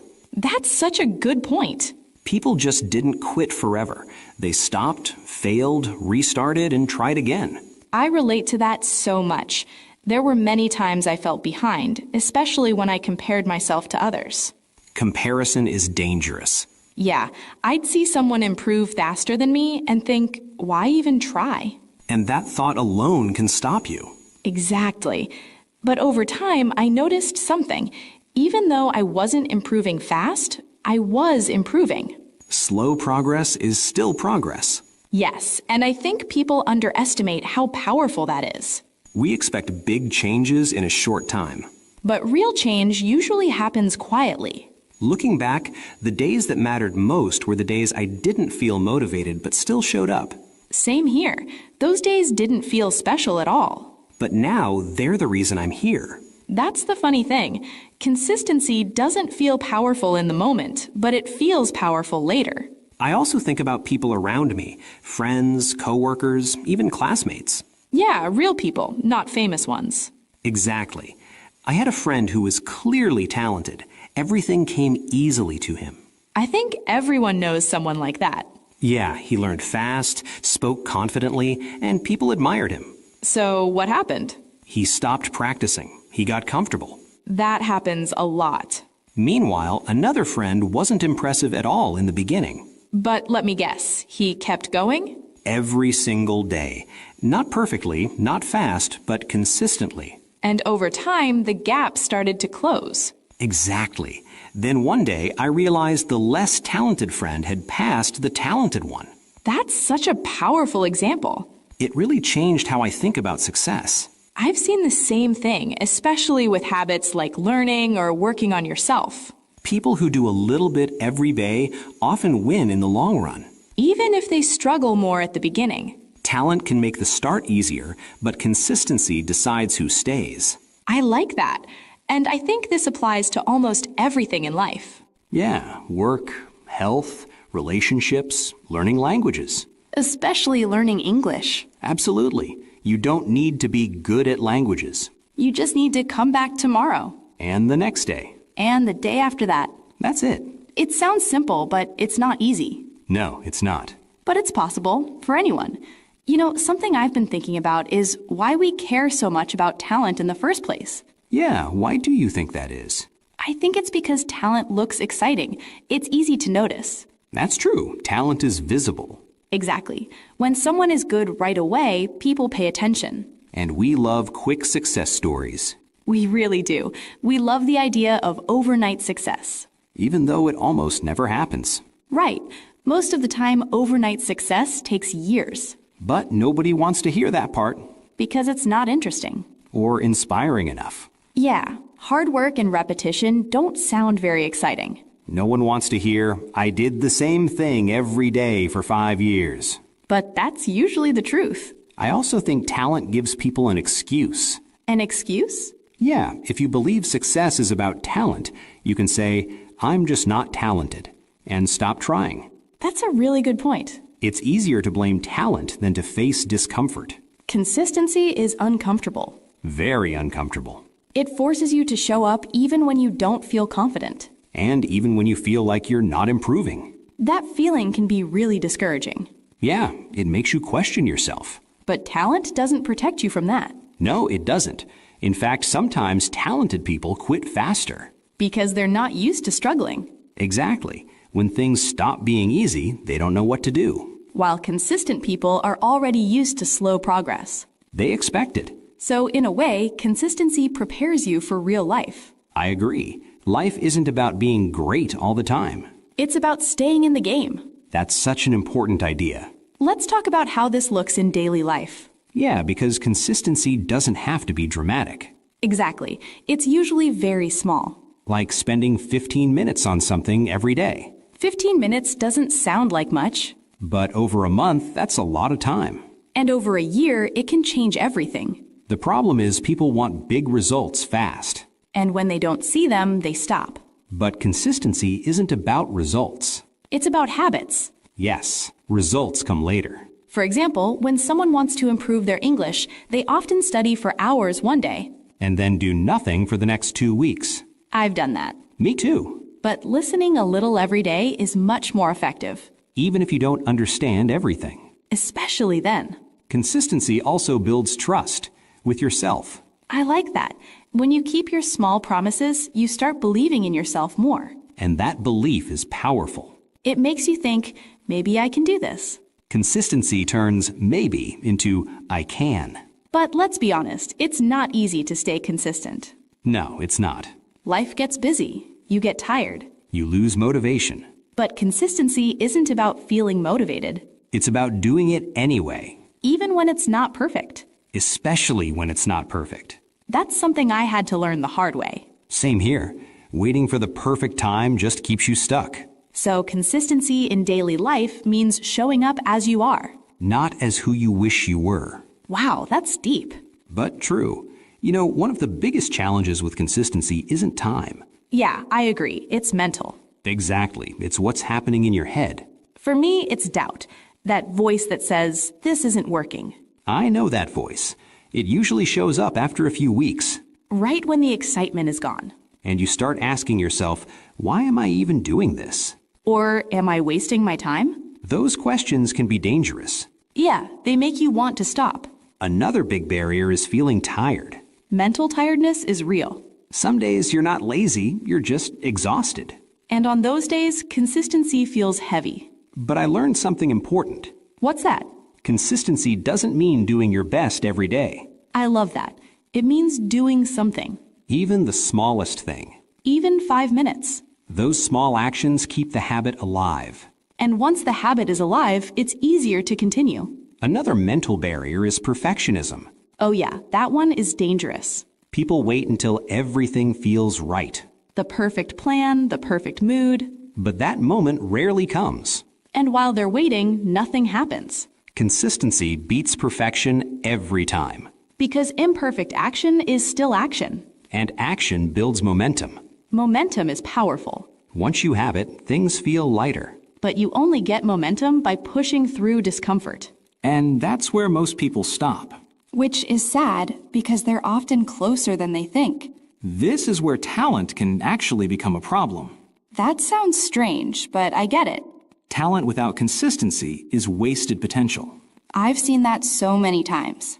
People with natural ability often rely on it too much And when things get hard, they don't know how to respond. because they've never had to struggle before. Meanwhile, consistent people are used to struggle, They expect it. and they don't take it personally. That's a big difference. Struggle doesn't mean failure. It means growth, Talent might open the door. but consistency is what keeps it open. I love that, There are so many people who could be great, but they never stay long enough to find out. and that's the real tragedy. Not failing, but quitting. Quitting because you think you're not good enough. When in reality, you just haven't practiced enough. That's such an important message. Especially for our listeners. Yeah, you don't need to be special. You just need to be consistent, Day after day. even when no one is watching. That's where real growth happens. You know what really helped me stay consistent? What was it? Learning to notice small wins. That's a big one. Yeah, at first, I only looked for big results. And when you didn't see them, you felt disappointed. Exactly. I thought nothing is changing. But things were changing, you just couldn't see it yet. Right. One day, I realized I understood something that used to confuse me.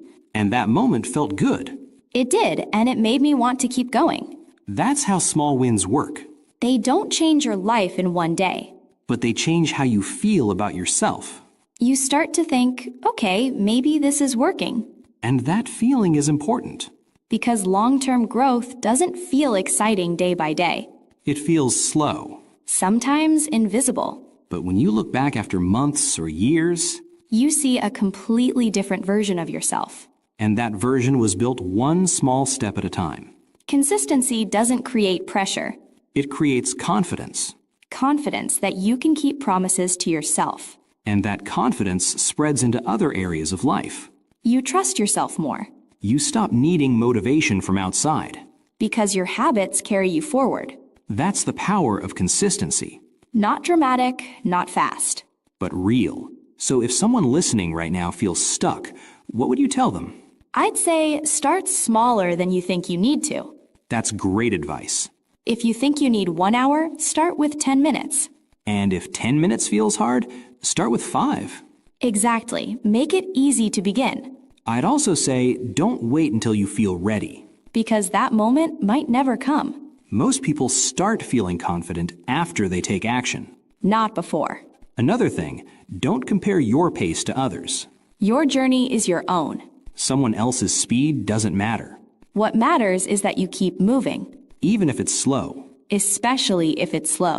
And be kind to yourself when you miss a day. Missing once doesn't mean you failed. It only matters if you don't come back. Consistency isn't about being perfect. It's about returning. Again and again. So if you're listening to this podcast today, That already counts as showing up. and tomorrow you can show up again. That's how progress is made. You know, everything we talked about today really connects to this podcast. It really does. Daily Cup English isn't about learning fast. It's about learning daily. We don't expect you to understand everything. We just hope you come back tomorrow. And the day after that, And the day after that. that's how English slowly becomes part of your life, Not through talent. but through consistency. Listening a little every day trains your ear. It builds confidence without pressure. You don't need to be perfect. You just need to stay. And that's why we post new episodes every day. So you always have a small step waiting for you. No stress, No rush. just progress. If you're listening right now and thinking, I'm not talented enough, We really hope today's episode helped. because talent isn't the thing holding you back, It's usually patience, and belief that small actions matter, that you can grow, even if it feels slow. especially if it feels slow. So keep going Stay consistent. and be kind to yourself. Before we end, don't forget to subscribe to the channel. And follow Daily Cup English so you don't miss our daily episodes. If this episode helped you, share it with someone who needs to hear this today. We'll be back tomorrow with another conversation. Same place, Same time. one more cup of English. Thanks for listening. See you next time.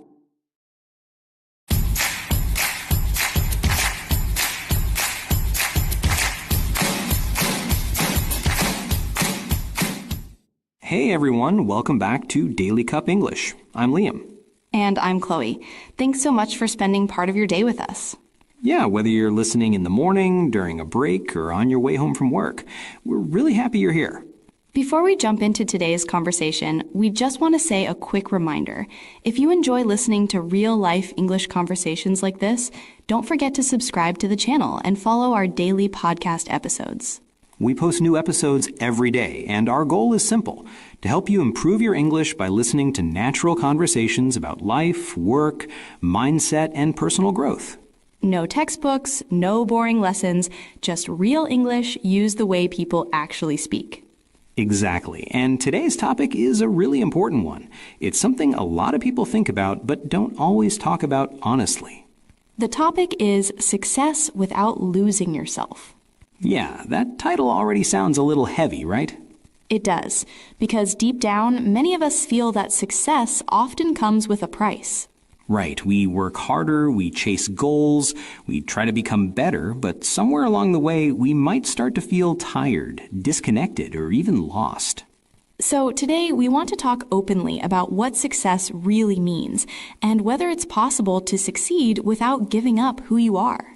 No perfect answers, just honest thoughts, different opinions, and personal experiences. And if you're listening right now and asking yourself, what does success mean to me? You're definitely not alone. All right, let's start with the basics. Chloe, when you hear the word success, what comes to your mind first?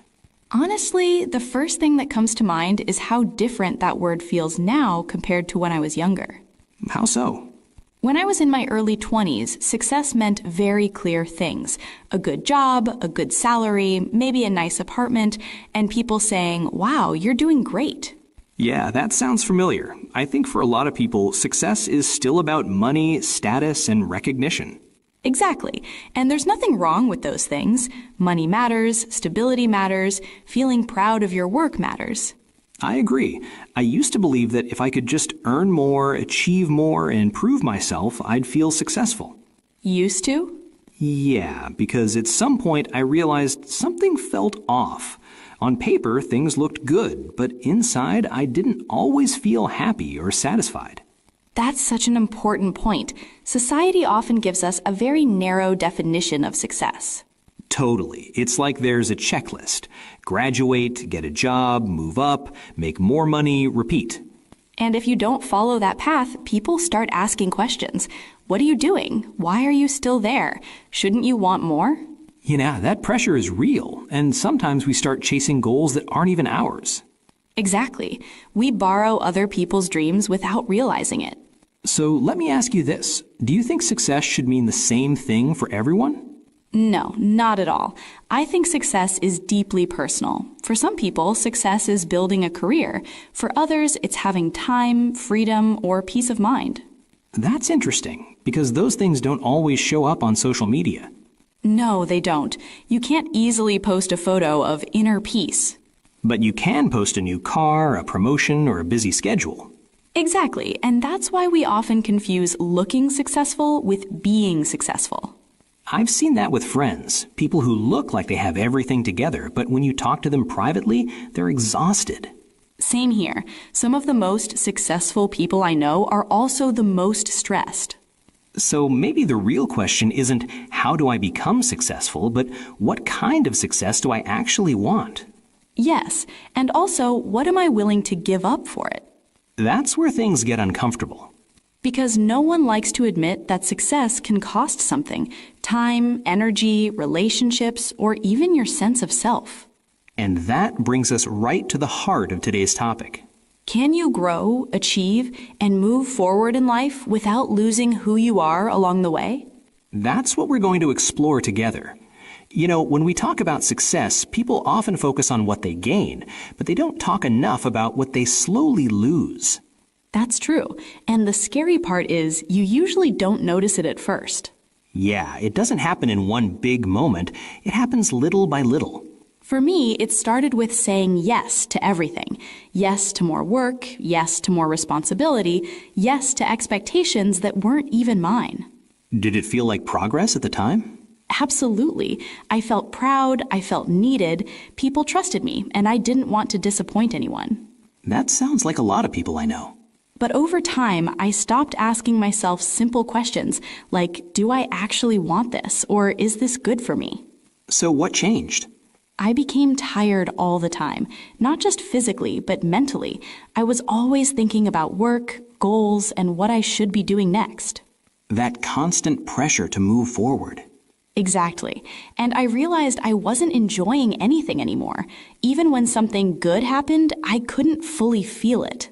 That's a big sign. I went through something similar, but in a different way. Tell me. For me, it was about proving myself. I always felt like I had to show that I was capable, strong, and successful. Where do you think that came from? Probably from comparing myself to others, friends, coworkers, people online. I didn't want to feel left behind. Comparison is dangerous. It is. I started working longer hours, saying no to rest, and pushing myself even when I was clearly exhausted. Did you feel proud of that? At first, yes. I told myself this is what ambitious people do. But later I realized I wasn't listening to my body or my mind anymore. That's when you start losing touch with yourself. Exactly. I stopped doing things I enjoyed. Hobbies felt like a waste of time. Rest felt like weakness. That mindset is so common. We're taught that if you're not busy, you're not serious about success.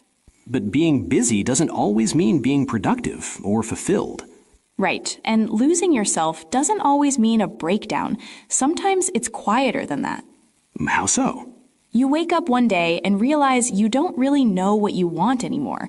You're just following a routine that someone else designed. That's a scary feeling. It is, and many people ignore it because they think, I should be grateful, I'm doing well. But gratitude doesn't cancel out burnout.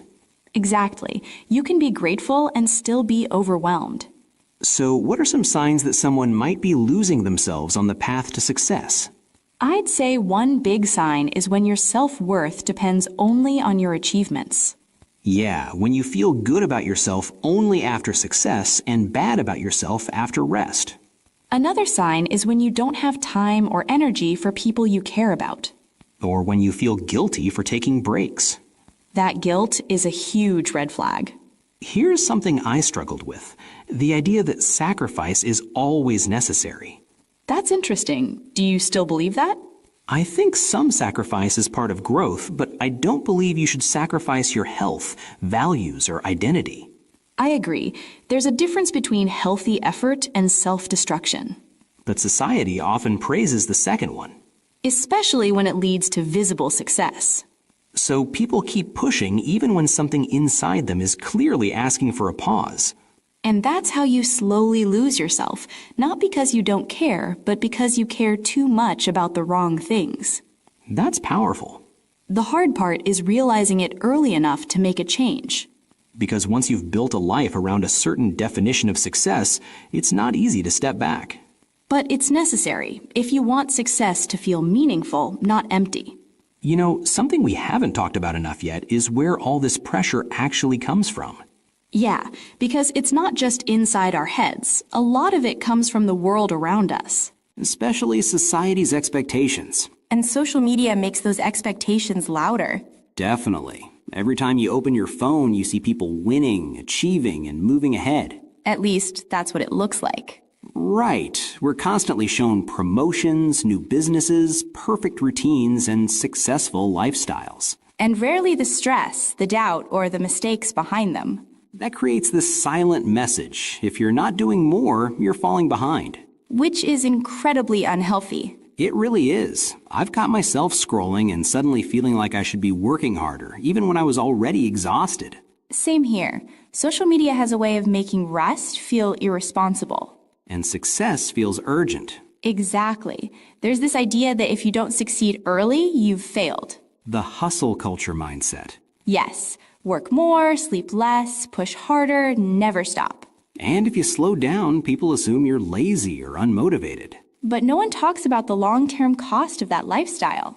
Burnout, anxiety, loss of identity. And ironically, less creativity and joy. What's interesting is that many people who promote hustle online don't live that way anymore. That's such a good point. They sell an image, not a full reality, And we compare our behind-the-scenes life to someone else's highlight reel. which is never fair. But it's hard to remember that when you're scrolling late at night, feeling tired and unsure about yourself. That's when self-doubt creeps in. You start asking, why am I not there yet? What am I doing wrong? And instead of listening to your own needs, you listen to the noise. Exactly. Society often rewards visible success, not personal well-being, So people learn to hide their struggles and show only achievements. which creates even more pressure for everyone else. It's a cycle. And it affects young people especially. Yeah, when you're still figuring out who you are, it's easy to believe success equals worth. And that your value depends on how busy or productive you look. But that's a dangerous belief. Because it teaches people to ignore their inner voice. And replace it with likes, numbers, and external approval. So instead of asking, is this right for me, we ask, will this look successful? That shift can slowly pull you away from yourself. And over time, you forget why you started chasing success in the first place. To feel fulfilled, to build a good life. Not just to impress others. Exactly. So the real challenge is learning how to protect yourself from that pressure. How to stay grounded when everything around you is pushing you to do more. And how to define success on your own terms, even when society disagrees. That's not easy, but it is possible. So, after talking about all this pressure, I think the big question is, can you actually be successful and still be yourself? I think you can, but it requires a very different mindset from what we usually see. What do you mean by that? I mean, you have to stop believing that success is something outside of you, something you chase at all costs. So success isn't just a destination. Exactly. It's more like a way of living. That sounds nice, but also kind of abstract. How does that work in real life? For me, it started with getting clear about my values. Values like what? Things like honesty, balance, curiosity, and mental health. I asked myself, if I reach my goals but lose these, would it be worth it? And what was the answer? No, not anymore. That's powerful. I think many people never stop to ask that question. Because we're afraid of the answer. True. For me, staying myself meant learning how to set boundaries. That's a big one. I used to say yes to everything because I thought that's how opportunities come. Same here. But eventually I realized that saying yes to everything meant saying no to myself. Exactly. Time and energy are limited. And success that respects your limits lasts longer. I also think being yourself means accepting that your path might be slower than others. That's hard in a culture that celebrates speed. It is. But fast success that costs your peace often doesn't feel like success at all. I've seen people reach big goals and then feel empty. Because they never stop to ask if the goal was truly theirs. So being yourself means choosing goals that align with who you are, not who you think you should be. Yes, and being okay if those goals don't impress everyone. That takes confidence. And practice. You don't wake up one day and suddenly stop caring about opinions. That's true. It's a daily decision. Another thing I learned is that rest is not the opposite of success. I like that. Rest supports success. Without it, you burn out and lose clarity. I used to think slowing down meant falling behind. Most of us did.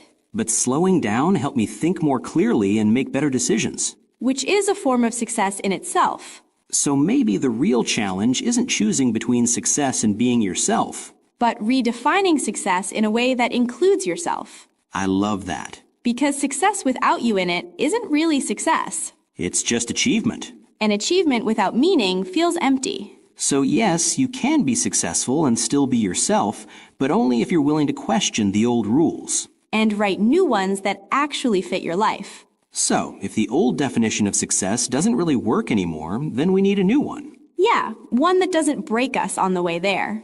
I like that. Success that doesn't destroy your health or your sense of self. For me, redefining success started with asking better questions.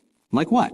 Instead of asking, how can I achieve more, I started asking, how do I want my life to feel? That's such a different focus. It changes everything, because when you focus on how your life feels, success becomes more about balance. Balance between work and rest. Between ambition and peace. And between growth and stability. Exactly. A healthier version of success includes space to breathe. I think that's something many people forget. They plan their careers carefully, but not their lives. Yes, they plan achievements, not well-being. So what does healthy success look like to you now? It means I can work toward goals without feeling constantly anxious. It means I have energy left at the end of the day. That sounds simple, but it's actually huge. It is. I also see success as being able to say, this is enough. That's powerful, knowing when enough is enough. Because if nothing is ever enough, you'll always feel behind. For me, healthy success means consistency instead of intensity. I love that. I don't need to push myself to the limit every day. I just need to show up in a sustainable way. That's such an important shift. Sustainable success lasts. And it leaves room for mistakes. Yes, a healthy definition of success allows you to be human. Not perfect, not always productive. Just real. I also think redefining success means letting go of constant comparison. Absolutely. Your success doesn't need to look like someone else's. Different lives need different goals. And different seasons of life need different definitions of success. That's a great point. What success looks like at 25 might not make sense at 35 or 45. And that's okay. So instead of chasing a fixed image, we need flexible goals. Goals that can change as we change. That way, success grows with you, not away from you. Exactly. And when success supports who you are, you don't feel like you're losing yourself anymore. You feel more like you're becoming yourself. Which honestly might be the best kind of success. So, if you're listening to this and you're still young or still learning or still figuring things out, we want to speak directly to you for a moment. Yeah, because a lot of pressure hits hardest at the beginning. When you feel like you should already know who you are and where you're going. But the truth is, most people don't. They're just better at hiding it. One thing I wish I'd learned earlier is that it's okay to move at your own pace. You don't need to rush your life just because others seem ahead. Success isn't a race. There's no finish line where everyone arrives at the same time. And learning, whether it's learning English, learning a skill, or learning about yourself, takes time. Another important thing is to listen to yourself, not just advice from others. Advice can be helpful, but only you know what truly feels right for you. If something makes you constantly anxious, exhausted, or unhappy, that's information. Your feelings are signals, not weaknesses. I'd also say don't tie your self-worth only to results. Yes, you are not your productivity. You're allowed to rest. You're allowed to change your mind. And you're allowed to choose a different path, even if it doesn't make sense to everyone else. Especially to everyone else. So for learners listening to this podcast, remember, progress doesn't always feel exciting. Sometimes it feels slow and boring. But slow progress is still progress. And consistency matters more than perfection. So keep showing up, keep learning, but don't forget to live while you do it. Because success without you in it isn't worth much. But success that allows you to grow and stay true to who you are, that's powerful. So, today we talked about success, pressure, and what it really means to not lose yourself along the way. We hope this conversation gave you something to think about, maybe even a reason to pause and reflect. Remember, success isn't just about reaching goals. It's about how you feel while you're chasing them. And whether the life you're building actually feels like yours. If you enjoyed this episode, don't forget to subscribe to the channel and follow Daily Cup English. We share new podcast episodes every day to help you improve your English through real conversations about real life. Thank you for listening and being part of our Daily Cup of English. And before we go, we want to leave you with one simple question. What does success mean to you, and does it allow you to be yourself? We'll see you in the next episode. Take care. Hello, welcome back to Daily English Talk. Hi, everyone. We're so happy you're here. I'm Emma. And I'm Jack. On this channel, we help you practice real everyday English. Today, we are going to learn how to talk about your daily routine. It's a very useful topic. Please remember to like this video and subscribe to our channel for more English practice. It really helps us. Let's get started. So, Emma, how are you today? I'm great, thank you. And you? I'm a little tired, but I'm okay. Tired? Why are you tired? Well, this weekend I woke up very early on both days. Oh no! Why did you wake up so early on the weekend? On Saturday, I went for a long walk with my dog. He likes the morning. And on Sunday, I cleaned my apartment. It was a busy weekend. That does sound busy. My weekend was more relaxed. I watched a movie and I met my friend for coffee. That sounds much better than my weekend. Maybe next weekend you can relax. I hope so. So, talking about our weekends is a good start. But let's talk about our normal day, from morning to night, our daily routine. Okay, good idea. Should we start with the morning? Yes, let's start with the morning. So, Jack, what time do you usually wake up? I usually wake up at 7 o'clock, but I don't get up immediately. Oh, what do you do? I stay in bed for about 10 minutes. I check the news on my phone. It's a bad habit, I know. I do the same thing. I need a little time to wake up, but after that, what do you do? Then I get out of bed. The first thing I do is make my bed. Oh, you make your bed. That's very organized. Yes, it makes my room look nice. After that, I go to the bathroom. Me too. The first thing in the bathroom is I brush my teeth. Same. I brush my teeth and then I wash my face with cold water. Cold water, Burr. That sounds cold. It is cold, but it is good for waking up. After that, I take a shower. I take a shower every morning too, but I prefer a warm shower. A hot shower, actually. A hot shower sounds nice. Maybe I will try that tomorrow. After my shower, I get dressed. What do you wear for work? Do you wear a uniform? No, I don't have a uniform. I usually wear comfortable clothes. I wear jeans and a t-shirt. Sometimes I wear a nice shirt. What about you? I also wear jeans, but I often wear a blouse or a nice sweater. I like to be comfortable, but also look professional. That makes sense. You are a teacher. After I get dressed, I am ready for breakfast. I am always very hungry in the morning. Ah, breakfast. What do you usually have for breakfast? I usually have a very simple breakfast. I drink a big cup of coffee, and I eat 2 pieces of toast with butter. Just toast? That's all? Sometimes I eat cereal with milk, or if I have time, I make eggs. But usually it's just coffee and toast. It's quick and easy. I love breakfast. I think it's the most important meal. I usually eat yogurt with fruit, or I make some scrambled eggs, and I always drink tea. You always drink tea?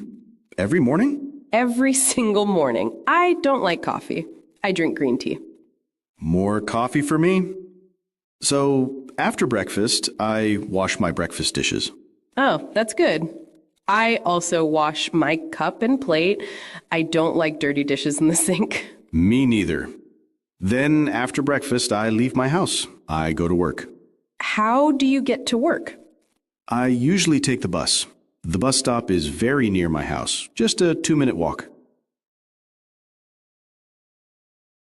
That's convenient. How long is the bus ride? The bus ride is about 20 minutes. I listen to music on the bus. That's nice. I walk to work because my office is very close to my apartment. It takes me about 10 minutes. You are lucky. You don't need a bus or a car. I know, I like it. What time do you start work? I start work at 9 o'clock. What about you? I also start at 9. So, at work, what do you do first? What is the first thing you do at the shop? Well, first I open the door and turn on all the lights. Then I turn on the computer and the cash register. I make sure everything is ready for customers. Do you have many customers in the morning? Not so many. The morning is usually very quiet. So I often read a book for a little while, or I organize the books on the shelves. That sounds like a peaceful way to start the day. It is. I like the quiet morning. What about you? What is your morning at school like? Well, first, I go to my classroom. I put my bag on my desk. Then I check my emails on my computer. I have many emails every morning. Oh, I understand. I get emails too, but not so many. After I check my emails, I prepare my lessons for the day. I write on the whiteboard, I get my books ready. I teach 3 classes in the morning, usually from 10 o'clock to 1 o'clock. 3 classes? That sounds busy. Do you have a break between your classes? Yes, I have a short break at 11:30. It's only 15 minutes. What do you do in your break? I usually go to the teacher's lounge. I drink more tea and I talk with my colleagues. Colleagues. That's a good word. It means the people you work with, right? Yes, exactly. My colleagues are the other teachers. They are very nice. We talk about our students or about our plans for the weekend. That sounds nice. I talk with my colleagues too. But my shop is small. I have only 2 colleagues. Do you like your colleagues? Yes, they are very friendly. We have lunch together sometimes. Speaking of lunch, what time do you have lunch? I have lunch at 1 o'clock after my morning classes finish. Oh, I have lunch at 1 o'clock too. It's the perfect time for lunch. What do you usually eat for lunch? I often bring lunch from home. I make a sandwich or I bring some rice and vegetables from dinner the night before. That's a good idea. It saves money. Yes, it is cheaper. But sometimes, maybe once a week, I go to a small cafe near the shop. I buy a soup or a hot sandwich. That sounds nice. I usually eat in the school cafeteria. The food is okay, and it is very cheap. I often have a salad or pasta. After lunch, I feel a little sleepy. Do you feel sleepy after lunch? Yes, sometimes. It's a problem. In the afternoon, I have 2 more classes. It is sometimes difficult to teach when I feel sleepy. I understand. In the afternoon, the shop gets busier. Many people come after school or after work, so I don't have time to feel sleepy. That is good for you. What time do you finish work? I finish at 6 o'clock. Then I close the shop. I clean the floor, I turn off the lights and the computer, and then I lock the door. That sounds like a lot of work at the end of the day. It's not so bad. It takes about 15 minutes. What time do you finish work?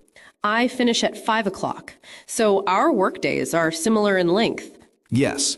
So the workday is finished. Now the evening begins. What do you do in the evening? Well, first I go home. When I get home, the first thing I do is change my clothes. Me too. It's the best feeling. I take off my jeans and I put on comfortable pants. Exactly. I put on comfortable pants and a big soft t-shirt. Then I feel like I am at home. Yes, it means work is finished and relax time begins. After I change clothes, I think about dinner. I am usually hungry. Do you cook dinner? Yes, I like to cook. It helps me relax. What do you like to cook for dinner? I'm not a great cook. I often make simple things. I make pasta with tomato sauce, or I cook chicken with rice and salad. Sometimes, when I'm very tired, I order food from a restaurant. I also order food sometimes, maybe once a week, but I like to cook. I often make soup or fish with vegetables. I eat dinner around 7:30. I eat a little later, at 8 o'clock. After dinner, I wash the dishes.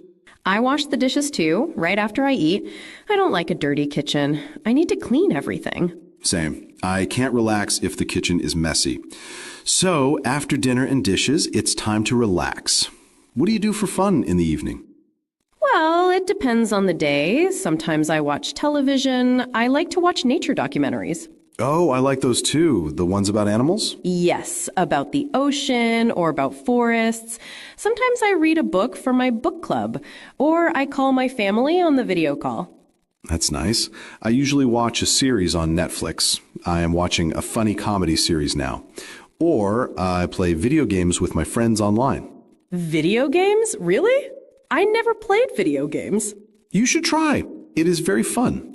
It helps me relax and talk with my friends. Do you ever exercise in the evening? Ooh, that's a good question. Sometimes I go for a walk after dinner, but not always. I prefer to exercise in the morning, but I don't have time in the morning. I never exercise in the morning. I am too sleepy. I sometimes go to the gym in the evening, but only 2 times a week, on Tuesday and Thursday. Oh, so you have a schedule for the gym? Yes, it helps me remember. Do you have any activities like that? On Wednesdays, I have my book club. We meet online and talk about a book. And on Fridays, I sometimes meet my friends for coffee. That sounds like a nice routine. Okay, the evening is finished. Now it's time for bed. What is your bedtime routine? What do you do before you sleep? My bedtime routine is simple. First, I brush my teeth again. This is very important. Yes, always brush your teeth. Then what? Then I wash my face. After that, I set my alarm for the next morning. And then I get into bed. What do you do in bed? Do you read? I usually look at my phone. I watch short videos. But I know it's not good for sleep. No, it's not. The light from the phone is bad. I like to read a book in bed for about 20 minutes. A real book, not a phone. It helps me sleep. That's a good idea. You are the second person to tell me that this week. Maybe I will try reading a book. What time do you usually go to sleep? I usually go to sleep at 11 o'clock. I need 8 hours of sleep to feel good. Wow, 8 hours? That's great. I go to sleep at midnight and I wake up at 7. So I get only 7 hours. 7 hours is okay too. But you said you were tired in the morning. Maybe you need more sleep. Maybe you are right. Maybe I need to go to sleep at 11, like you. You should try it. And then the next day, you wake up and do it all over again. Yes, the daily routine. It's the same, but a little different every day. For example, on Tuesdays and Thursdays, I go to the gym. Different. Exactly. On Wednesdays, I have my book club. On weekends, everything is different. I wake up later, I have a big breakfast. And I don't go to work. The weekend routine is the best routine. I think so too. But the everyday routine is also good. It helps us feel organized. Yes, I agree. A good routine is important for a happy life. Well said, Jack. Well said. You know, Jack, while we were talking, we used many useful words for describing a routine. We did? Oh, yes, we did. Maybe we should talk about them for a minute. I think it's a great idea. Let's help everyone remember these important words. Okay, the first word is usually. We used this word many times. Usually. That's a very important word. What does it mean, Emma? Usually means something you do often or something that is normal for you. It is not always 100%, but it is very common. For example, I usually drink tea. That means most days I drink tea. Maybe sometimes I drink juice, but normally I drink tea. Yes, exactly. So, I usually take the bus to work. It is my normal habit. But maybe sometimes my friend gives me a ride in his car, so I don't always take the bus. Perfect example. So you can say, I usually for your normal habits. What is something you usually do in the evening, Jack? Let me think. I usually watch TV in the evening. It's my normal way to relax. Great. So the opposite of usually can be sometimes or never. But let's talk about another word we use a lot. After that. Ah, after that. This is like a connecting word. We use it to put our activities in order. Yes. After that means next or following this thing. It helps you list your actions. For example, I wake up. After that, I brush my teeth. It connects 2 sentences. It's very useful. Instead of saying many short sentences, you can connect them. I take a shower. After that, I get dressed. It sounds much better. Can you make a new sentence with after that? Okay. I eat dinner. After that, I wash the dishes. See? It's easy. Perfect. Now another word. We talked about our jobs and we used the word colleagues. Colleagues. This is a good word because it's more professional. It means the people you work with. Right. They are not your family and they are not your friends from outside of work. They are your colleagues. For example, the other teachers at my school are my colleagues. I eat lunch with them. And the other people who work in the bookshop with me are my colleagues. It's a very common word in English. It's better to say colleagues than my work friends. Yes, it is. Okay, let's talk about a word you said, Jack. You said you relax in the evening. Relax. I love this word. It means to rest, to be calm, to not work, to do something easy and peaceful. Yes. After a long day, it is important to relax. So I relax by reading a book. How do you relax, Jack? I relax by playing video games. For me, it is a way to not think about work. That's a good example. So to relax is the verb. The feeling is relaxed. I feel relaxed after I read my book. I feel relaxed after I go for a walk in the park. Excellent. Now let's talk about another word. I said I get dressed. What does get dressed mean? Get dressed means to put on your clothes. In the morning, after my shower, I get dressed. I choose my clothes and I put them on. Yes, it's a very common phrase. You don't often say, I put on my clothes. You usually say, I get dressed. And the opposite is get changed. Get changed. Yes, like when I come home from work, I get changed into my comfortable clothes. Exactly. So get dressed and get changed are very useful phrases for a daily routine. Another word I used was take. I take a shower and I take the bus. Good one.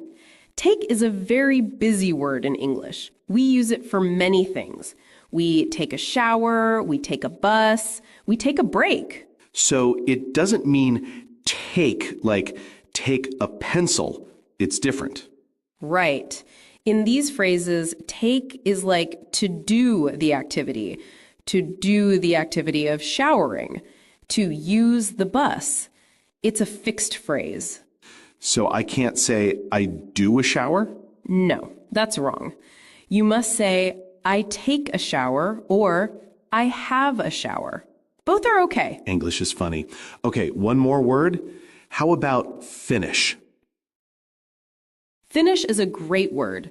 It means to end something, to complete it. I finish work at 5 p.m. That means my workday ends at 5. And I finish my dinner, which means I eat all the food on my plate. So when something ends, it finishes. Yes, so you can finish work, finish a book, finish your homework. I am happy when I finish all my work for the day. Me too. So let's quickly list our words again. Usually, after that, colleagues, relax, get dressed, take, and finish. Those are all very helpful words for talking about your day. If you practice these words, you can describe your own daily routine very easily. Well, Emma, that was a very long and nice conversation about our daily lives. It was. I feel like I know your daily routine very well now, Jack. And I know yours. So let's think about what we did today. We practiced how to talk about our daily routine from the moment we wake up to the moment we go to sleep. That's right. We started with the morning. We talked about waking up, getting out of bed, and making the bed. Yes, and then we talked about our morning routine in the bathroom, brushing teeth, washing faces, taking showers. And then we discussed getting dressed and having breakfast. We learned that you love coffee, Jack, and I love tea. That's an important difference. Then we moved on to going to work. We talked about how we get to work. I take the bus and you walk. We described our work days. You work in a bookshop, and you open the shop, help customers, and organize books. And you are a teacher. You prepare lessons, teach classes, check emails, and talk with your colleagues. We must not forget lunch. We both eat lunch at around 1 o'clock, and we talked about what we like to eat. After lunch, we continue our work. Then we finish work and go home. And the evening routine is very important.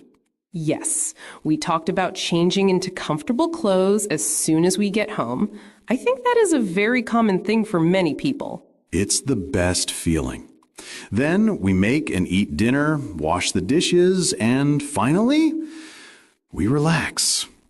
We relax in different ways. You watch series and play video games. And you read books, watch documentaries, and call your family. Finally, we talked about our bedtime routine. Brushing teeth again, washing our faces, and getting ready for sleep. So we covered a whole day. We used many simple sentences that our viewers can use to talk about their own lives. Absolutely. The goal is for you to be able to say, I usually wake up at your time, or after work, I like to your activity. It's not complicated. It's just about your normal life. And now it's time for our favorite part. It is the question of the day. Are you ready for today's question? Okay, today's question is, what is your favorite part of your day and why? Ooh, that's a great question. So we want to know which part of the day you like the most. Is it the morning, the afternoon, the evening? And most importantly, why do you like it? For example, my favorite part of the day is the evening. Why, Jack? Because I can finally relax. There's no work, no stress. I can just be at home and do what I want. It's my time. That's a good reason. My favorite part is the morning, especially on weekends. Why is that? Because the morning is quiet and peaceful. I can drink my tea slowly. There is no hurry. I can think about the day ahead. It feels full of possibility. See, we have different answers. And that's okay. So, viewers, we want to know about you. Yes. What is your favorite part of the day? Is it breakfast time because you're hungry? Is it after work because you are free? Is it when you talk to a friend? Maybe your favorite part is your English lesson. We hope so. And please tell us why it is your favorite. Just write a simple sentence. You can write, my favorite part of the day is the evening because I watch movies with my family. Or, my favorite part is the morning because I eat a big breakfast. Any reason is a good reason. Please share your answer in the comments below. We read every single comment and we love to learn about your lives. It is the best way to practice your English writing. Don't be shy. We are all here to learn together. So, to summarize, today we practiced talking about our daily routine. We learned many useful words and phrases to describe your day from start to finish. We hope you feel more confident now. Remember, practice is very important. Try to describe your routine to yourself in the mirror or to a friend. Thank you so much for joining us today. It was a pleasure to talk to you. If you liked this video, please give it a thumbs up and share it with a friend who is also learning English. And don't forget to subscribe to our channel, Daily English Talk, and click the bell so you never miss a new lesson. We have new conversations every week. Next time, we will talk about a different useful topic. So, from both of us, keep learning, keep practicing, and have a wonderful day. Goodbye. Bye, everyone. Hello, and welcome to Daily English Talk. Hi there. We're so happy you're here with us today. I'm Emma. And I'm Jack. On this channel, we practice simple, everyday English together. If you enjoy our video, please give it a like and subscribe to our channel. It helps us a lot. Yes, please subscribe. It makes Emma do a happy dance. Okay, maybe a small dance. Today, we have a very important topic for all learners. It's the first thing you need to know. We're going to learn how to talk about yourself in English. That's right. How to talk about yourself in English. Let's get started. So, Jack, how are you feeling today? I'm feeling wonderful, thank you. And how are you, Emma? I'm a bit nervous, but also excited. Nervous? Why are you nervous? Because talking about yourself can be a little scary, right? In a new language. Oh, I see. But don't be nervous. It's just you and me and all our friends. Wave at camera. It's a safe place. You're right. It is a safe place. Okay, I feel better. Good. And our friends? How are you all feeling today? Ready to learn? I hope so. Let's begin. Okay, the best way to start talking about yourself is with your name. So let's practice.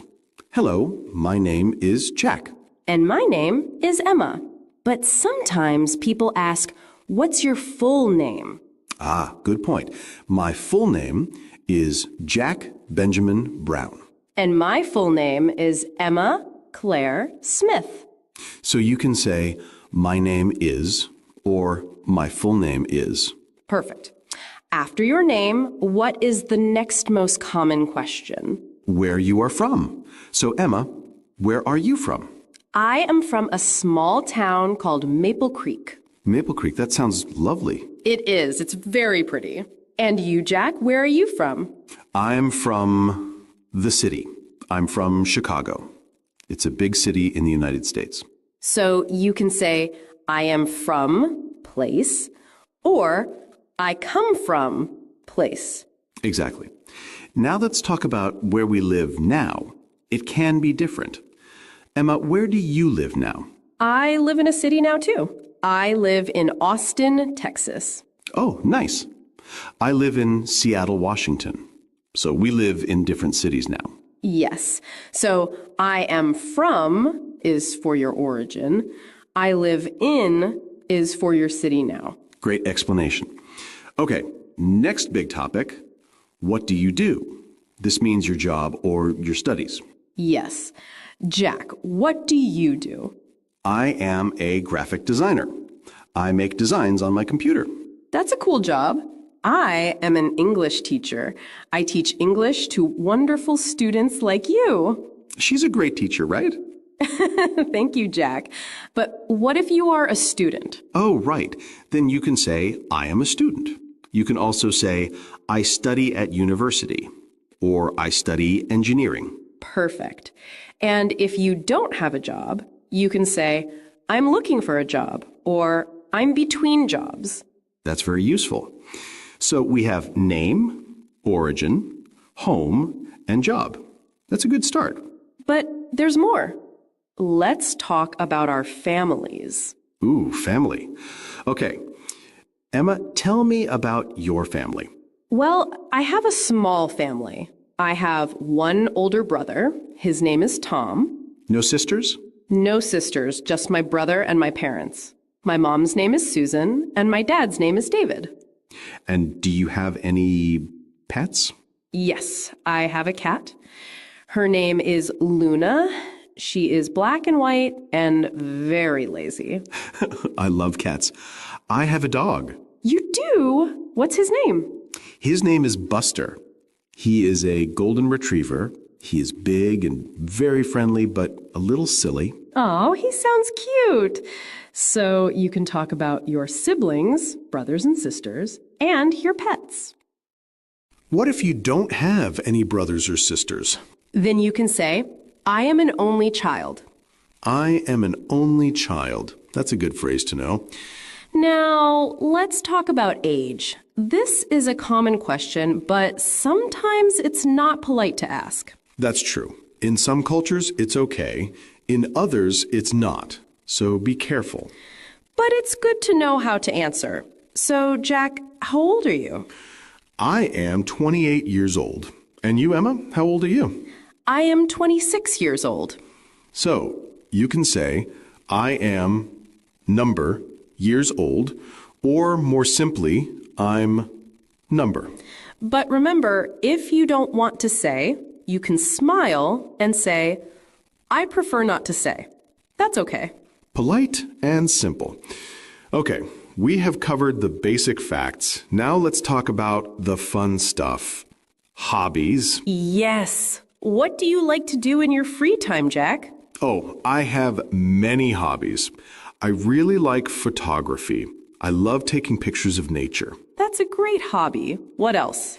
I enjoy playing video games. And I love cooking. I try to cook new recipes on the weekend. Wow, you are a good cook. I can confirm. My hobbies are a little different. What do you like to do, Emma? I am a big reader. I love reading books, especially mystery novels. Oh, like Sherlock Holmes? Yes, exactly. I also like hiking. I love walking in the mountains and forests. And you like yoga, right? I see your yoga mat sometimes. Yes, I do yoga twice a week. It helps me relax. So we use phrases like I like, I love, I enjoy, and then the activity. You can also say, I'm interested in. For example, I'm interested in photography. Good one. Let's practice more. Let's talk about what we don't like. Okay, that's also important, Jack. What don't you like? I don't like loud noise. I prefer quiet places. I understand. I don't like scary movies. They give me bad dreams. So we use I don't like for things we dislike. Now, let's put it all together. Let's pretend we are at a party and we meet for the first time. Oh, a role play. I like it. Okay. Hello there. Oh, hello. My name is Jack. What's your name? I'm Emma. It's nice to meet you, Jack. It's nice to meet you too. So, Emma, where are you from? I'm from a small town called Maple Creek. How about you? I'm from Chicago. So, what do you do, Emma? I'm an English teacher. I love it. And you? I'm a graphic designer. Do you like living in the city? Yes, I do. But sometimes I miss my quiet hometown. Do you have any hobbies? Yes, I love photography and cooking. And you? I enjoy reading and hiking on the weekends. Wow, hiking? That's cool. Do you have any pets? Yes, I have a cat named Luna. I have a dog named Buster. Maybe they can be friends? Maybe not. But it was nice talking to you, Jack. You too, Emma. See you later. See? That was a full conversation. That was great. We used everything. Now, let's talk about a few more details. How about talking about your favorite things? Okay. Jack, what's your favorite color? My favorite color is blue. All kinds of blue. Sky blue, navy blue. I love it. What's yours? My favorite color is yellow. It's so happy and bright. I like that. What's your favorite food? Oh, that's a difficult question. I think pizza? I love pizza. Pizza is a great choice. My favorite food is sushi. I could eat it every day. Yummy. What's your favorite season? My favorite season is autumn. I love the cool weather and the colorful leaves. Oh, I love autumn too. But my favorite is spring. I love seeing all the flowers bloom. So you can ask about favorite color, food, season, movie, music, many things. It's a great way to make conversation. Now, let's talk about languages. Ah, very important for us. Emma, what languages do you speak? I speak English, of course, and I speak a little Spanish. I am learning Spanish. I speak language, or I am learning language. Very useful. How about you, Jack? What languages do you speak? I speak English, and I speak French. My French is okay, but not perfect. That's impressive. So you can say, I speak French, or my French is okay. Or I'm a beginner in French. Perfect. Let's do one more role play. A little longer this time. Okay, you start. Hello, I don't think we've met. I'm Emma. Hi, Emma. I'm Jack. It's nice to meet you. Nice to meet you too. Are you from here, Jack? No, I'm not. I'm from Chicago, but I live here now. How about you? I'm from a small town called Maple Creek. I moved here for my job. Oh, what do you do? I'm an English teacher. I love it. And you? I'm a graphic designer. I work for a small company. That's interesting. What do you like to do for fun? Well, I really love photography. I often go to the park to take pictures. I also enjoy cooking. Cooking? What's your favorite thing to cook? I like to make Italian food, pasta mostly. I love pasta. My favorite food is pizza, so that's similar. Yes. And what about you? What are your hobbies? I'm a big reader. I also love hiking on the weekends. It helps me clear my head. That sounds wonderful. Maybe you can recommend a good hiking trail sometime. Sure, I'd love to. It was really nice talking to you, Jack. You too, Emma. Hope to see you again. See? Now we have a full, friendly conversation. I think our friends are ready to try it themselves. Okay, Jack, we've talked so much about ourselves. I think it's a perfect time to look closely at some of the important words we used. A vocabulary deep dive. I love it. Let's help our friends really understand these words. Let's start with a word that describes where we begin. The word is origin. Origin. O-R-I-G-I-N. It's a noun. Can you explain it a bit more, Emma? Sure. Your origin is the place where you start from. It's like the source. For people, it's the place where you were born or where your family is from. So instead of just saying, I am from Chicago, I could say, my origin is Chicago. But that sounds a little formal, right? It does sound a bit more formal. In everyday conversation, we usually say, I'm from Chicago, but you see the word origin on forms or in books. For example, what is your country of origin? So it's very good to understand, but maybe you use I'm from more often when speaking. Exactly. Let's practice. Jack, what is your origin? My origin is Chicago, Illinois. What about you, Emma? My origin is the small town of Maple Creek. It's a part of my story. Great. Now let's move to a more fun word, hobby. Hobby. H-O-B-B-Y. A hobby is an activity you do regularly for pleasure, not for money, in your free time. So my job is graphic design, that's my profession, but my hobby is photography. I don't get paid for it, I just do it for fun. That's a perfect example. What's the difference between a hobby and an interest? That's a good question. An interest is something you like and want to know more about. A hobby is something you actually do. So I can be interested in space, but my hobby is stargazing with my telescope. The interest is the thought, the hobby is the action. Yes. So what are some other examples of hobbies? My hobby is painting. My hobby is playing the guitar. My hobby is gardening. My hobby is learning languages. That's a great hobby for our friends. Definitely. Now, when we talk about our hobbies, we often use the word enjoy. Enjoy. E-N-J-O-Y. It's a verb. It means to like something, to get pleasure from it. How is enjoy different from like? They're very similar, but enjoy often feels a bit stronger or more active than like. We often use enjoy with an ing verb. I enjoy reading. I enjoy cooking. I enjoy walking in the park.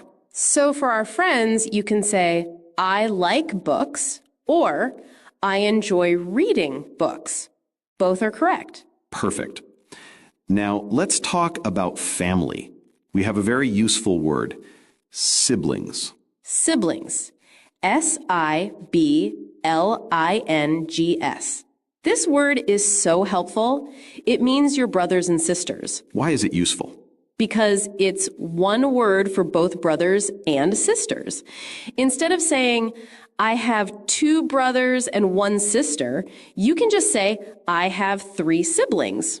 It's shorter and easier. That's true. So instead of just saying, I have any siblings, they're asking if you have brothers or sisters. Exactly. What if you don't have any brothers or sisters? Then you say, no, I don't have any siblings. I am an only child. Correct. Okay, our last word is one of the most common words in English. Favorite. Favorite. Favorite.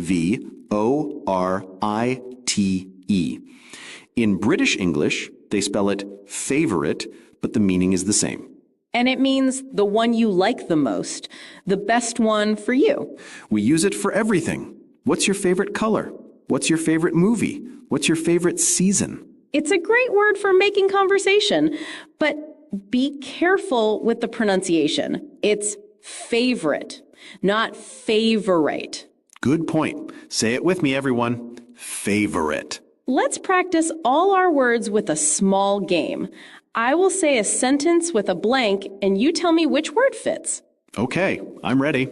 Okay, number 1. I love taking photos. It's my blank. That's easy. It's my hobby. Correct. Number 2. I really blank listening to music in the car. I really enjoy listening to music in the car. Perfect. Number 3. My family is small. I have only 2 blank, both brothers. I have only 2 siblings, both brothers. Great. Number 4. My country of blank is Canada. My country of origin is Canada. And the last one, pizza is my blank food. I could eat it every day. Pizza is my favorite food. Excellent. You know all the words, Jack. And I hope our friends do too. Let's say them one more time together. Repeat after us. Origin, hobby, enjoy, siblings.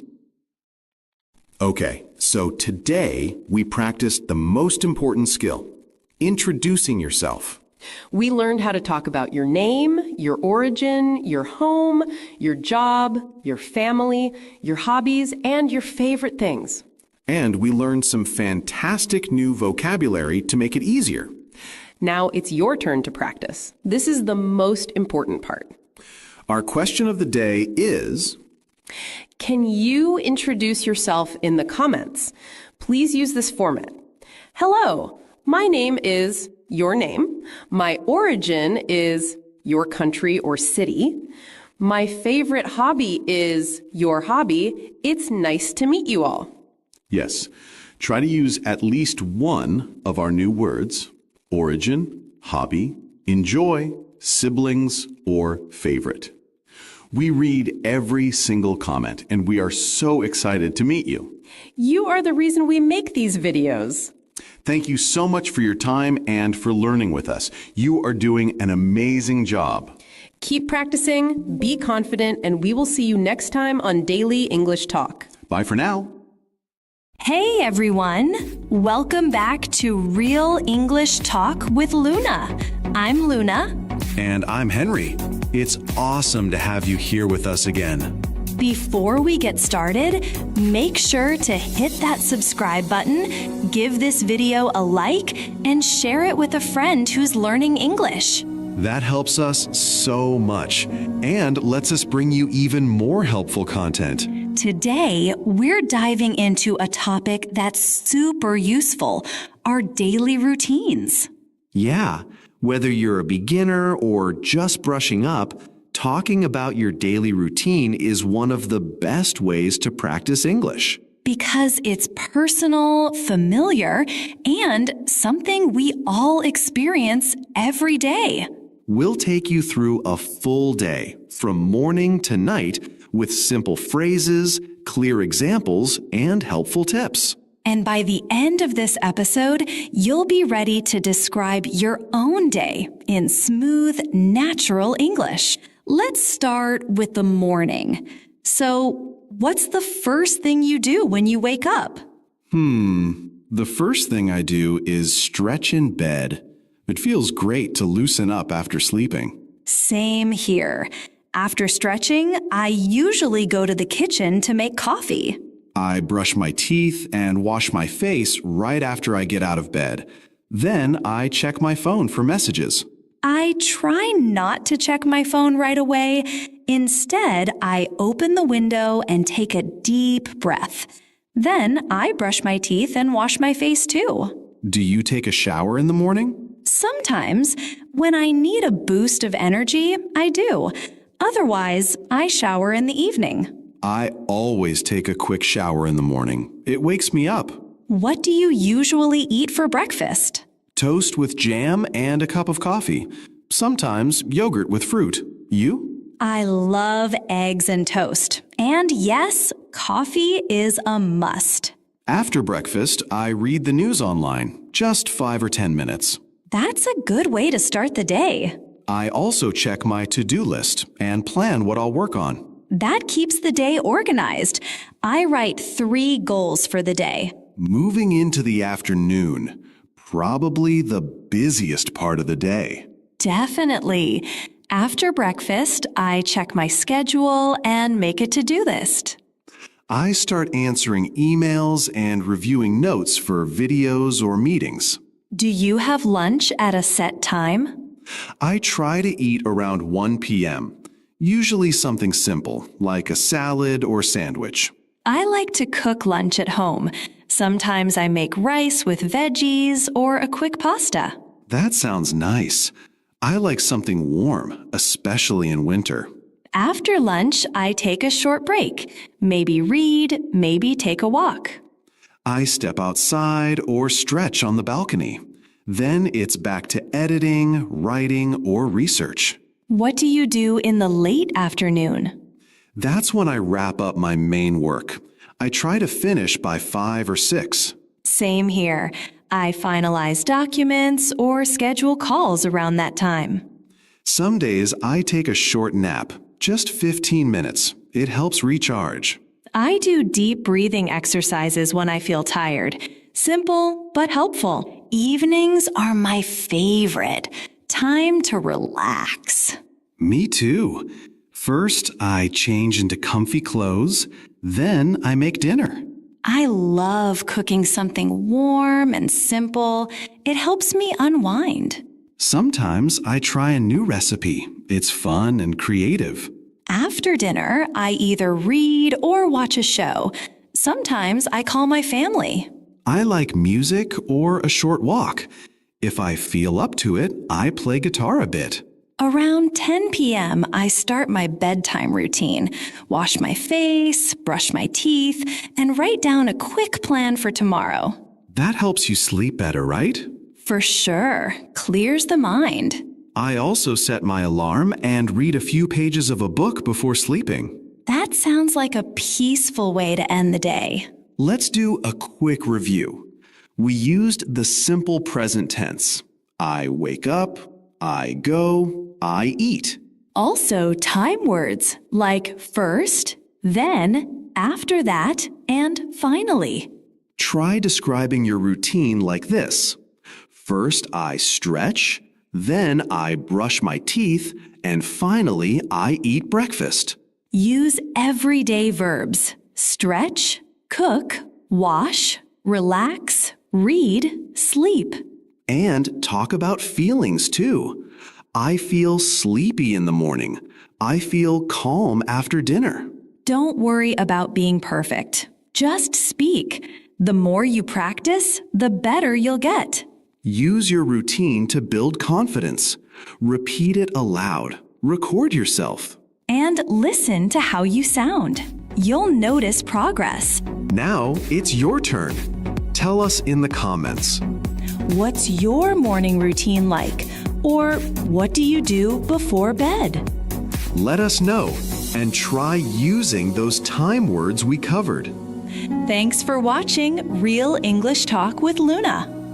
Don't forget to subscribe, hit like, and share it with a friend. See you next time. Bye-bye.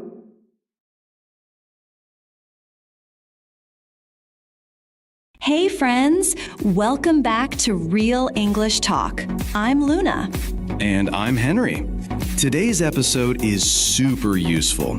We're going to help you sound more fluent by using short, real-life dialogues. That's right. You don't need big grammar books or long speeches. Just speak a little every day in real situations. So in this episode, we'll go through 6 short and simple daily conversations. You'll hear how we talk, then we'll show you how to practice. Let's warm up your brain, your mouth, and your confidence. Ready? Okay, imagine this. You see a neighbor in the morning. What do you say? Let's act it out. Good morning. Morning. How are you? I'm good, thanks. And you? Not bad. It's a nice day. Yeah, finally some sunshine. Okay, let's break it down. First, repeat after me. Good morning. Morning. How are you? I'm good, thanks. And you? This short chat sounds simple, but it makes you feel connected. It shows friendliness. Exactly. Now, let's switch roles. You be me, I'll be the neighbor. Good morning. Morning. How are you? I'm good, thanks. And you? Perfect. And remember, even saying just one sentence is enough.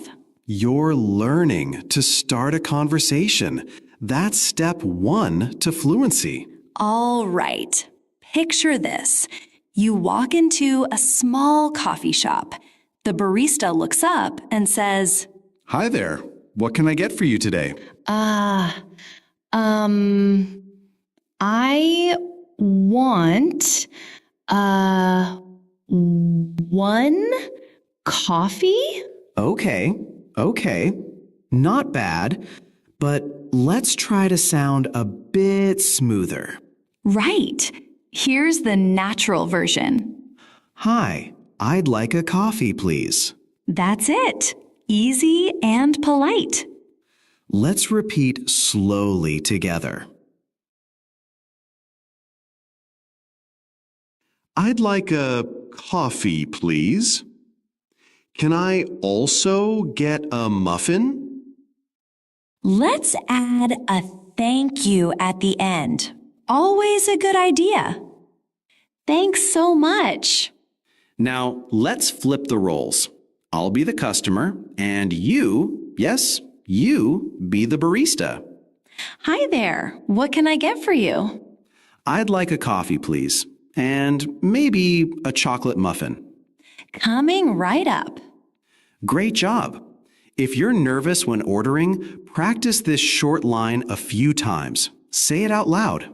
Yeah, say it while holding your cup or in front of a mirror. You'll get used to it. Let's go to the bus stop now. You're waiting, and you want to know what time it is. You turn to the person next to you and say, Oh, excuse me, do you know what time it is? Nice. That's polite. Let's act it out. Excuse me, do you know what time it is? It's 3:15. Thanks a lot. No problem. Okay, let's repeat slowly. This one's great for everyday use. Excuse me, do you know what time it is? It's 3:15. Thanks a lot. What if you didn't understand the time? You can say, Sorry, could you say that again? That's a great recovery phrase. Don't panic. Just ask. Let's practice that whole flow together. You go first. Ready? Nice try. Keep saying it until it flows. Fluency comes with confidence. Okay, so you're at work. It's morning. You walk into the office and you see your coworker. Yeah, you don't want to talk too much, but you also don't want to ignore them. Right. So maybe something like this. Hey, how's it going? Not bad. A bit tired, but I'll survive. You? Same here. Long night. See? That's a super short chat, but it helps build connection. Let's say it again, slowly. Hey, how's it going? Not bad. A bit tired, but I'll survive. You? Same here. Long night. You can also add something small about the weather or coffee. Like, at least the coffee's strong today. Or, hope today goes fast. Let's try it with that. Role play time. Hey, how's it going? Not bad. A bit tired. At least the coffee's strong today. Yeah, we need it. That felt natural. Keep your tone friendly and relaxed. All right. Next scene. You're in a supermarket and you can't find something. Oh no! What do you do? Well, let's not panic. Just ask someone who works there. Here's how that could go. Hi, excuse me. Do you know where the eggs are? They're in aisle 5, near the milk. Thanks so much. Let's slow it down for everyone to repeat. Hi, excuse me. Do you know where the eggs are? They're in aisle 5, near the milk. Thanks so much. And if you didn't hear the answer? Say, sorry, could you say that again? Or, sorry, what aisle? Totally normal. People are happy to help. Okay, role play one more time. Hi, excuse me. Do you know where the eggs are? They're in aisle 5, near the milk. Sorry, what aisle? Aisle 5. Great, thanks. Awesome. Keep these mini chats in your memory. Practice when you shop. So, next scene, you're standing in line at the bank. You're not sure if you're in the right line. Oh yeah, that happens. Especially if it's your first time. So, what do you say? Something like, Hi, is this the line for opening a new account? Perfect. Let's walk through it. Hi. Is this the line for opening a new account? Yes, it is. Thanks. And what if the answer is no? Then maybe, oh, thanks. I'll check at the counter. Polite and easy.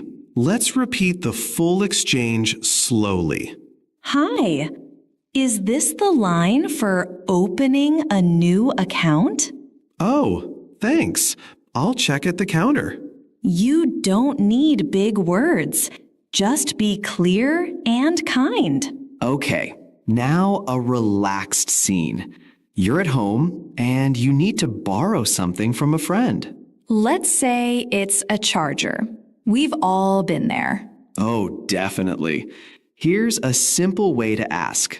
Hey, can I borrow your phone charger for a bit? Sure, no problem. It's in my room. Thanks. I'll bring it back soon. That's a nice, friendly tone. Let's break it down. Hey, can I borrow your charger for a bit? Sure, no problem. Thanks. I'll bring it back soon. Want to sound even more casual? Try this. Hey, mind if I use your charger real quick? Still polite, but more relaxed. Let's do a role play. Hey, can I borrow your charger for a bit? Sure, it's right over there. Awesome. I'll give it back in a minute. Great job. Everyday English is all about these small, helpful phrases. All right. This next one, it's awkward. Oh no, what happened? You're at a fast food place. You ordered something, but you got the wrong item. Yikes. But don't worry, you can fix it with simple words. Yeah, just say something like, "Excuse me, I think I got the wrong order." Nice and polite. And then, I ordered the chicken sandwich, but this is beef. That's perfect. Let's slow it down. Excuse me, I think I got the wrong order. I ordered the chicken sandwich, but this is beef. Oh, sorry. We'll fix it. Thanks a lot. Let's try it as a quick role play. Excuse me, I think I got the wrong order. Oh, sorry. What did you order? I ordered the chicken sandwich, but this is beef. No problem. We'll make it right. There you go. Problem solved. No stress. All right. Last scene. You're at a subway station. You don't know which train to take. Totally normal. So what do you say? Try this. Hi, which train goes to downtown? Or, excuse me, does this train stop at Central Station? Let's go step by step. Excuse me, does this train go to downtown? Yes, it does. Thanks a lot. Or, if not, No, you need to take the blue line. oh, thank you. Okay, time to practice with us. Excuse me, does this train go to downtown? No, take the next one on platform 3. Got it. Thanks so much. You were polite, clear, and confident. That's all you need. That's it for today's episode of Real English Talk. We hope these short daily dialogues help you feel more confident speaking English in real life. Practice just one scene a day. Say it out loud. Imagine you're really there. And don't worry about mistakes. Fluency comes with repetition and fun. If you found this helpful, leave us a comment. What's your favorite line today? And tell us, what real life situation should we cover next time? See you in the next episode. And remember, you're doing great. Keep speaking. Don't stop now. Hey everyone, welcome back to Real English Talk with Luna. I'm Luna. And I'm Henry. Thanks for joining us again. If you haven't already, hit that subscribe button, give this video a like, and share it with someone learning English. That helps us keep creating these lessons just for you. And if you're new here, don't worry. We speak slowly and clearly so you can follow along. You can also turn on subtitles if you need help understanding, and grab a notebook if you want to take notes. Today, we're going to talk about one of the most common questions in conversation. What did you do this weekend? Exactly. It's a friendly, easy question people ask all the time, in school, at work, or just chatting with a friend.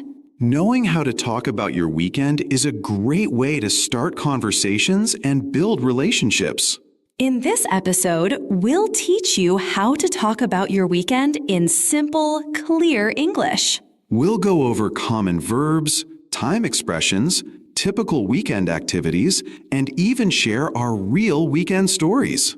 By the end, you'll be ready to answer that question with confidence and even ask others about their weekend.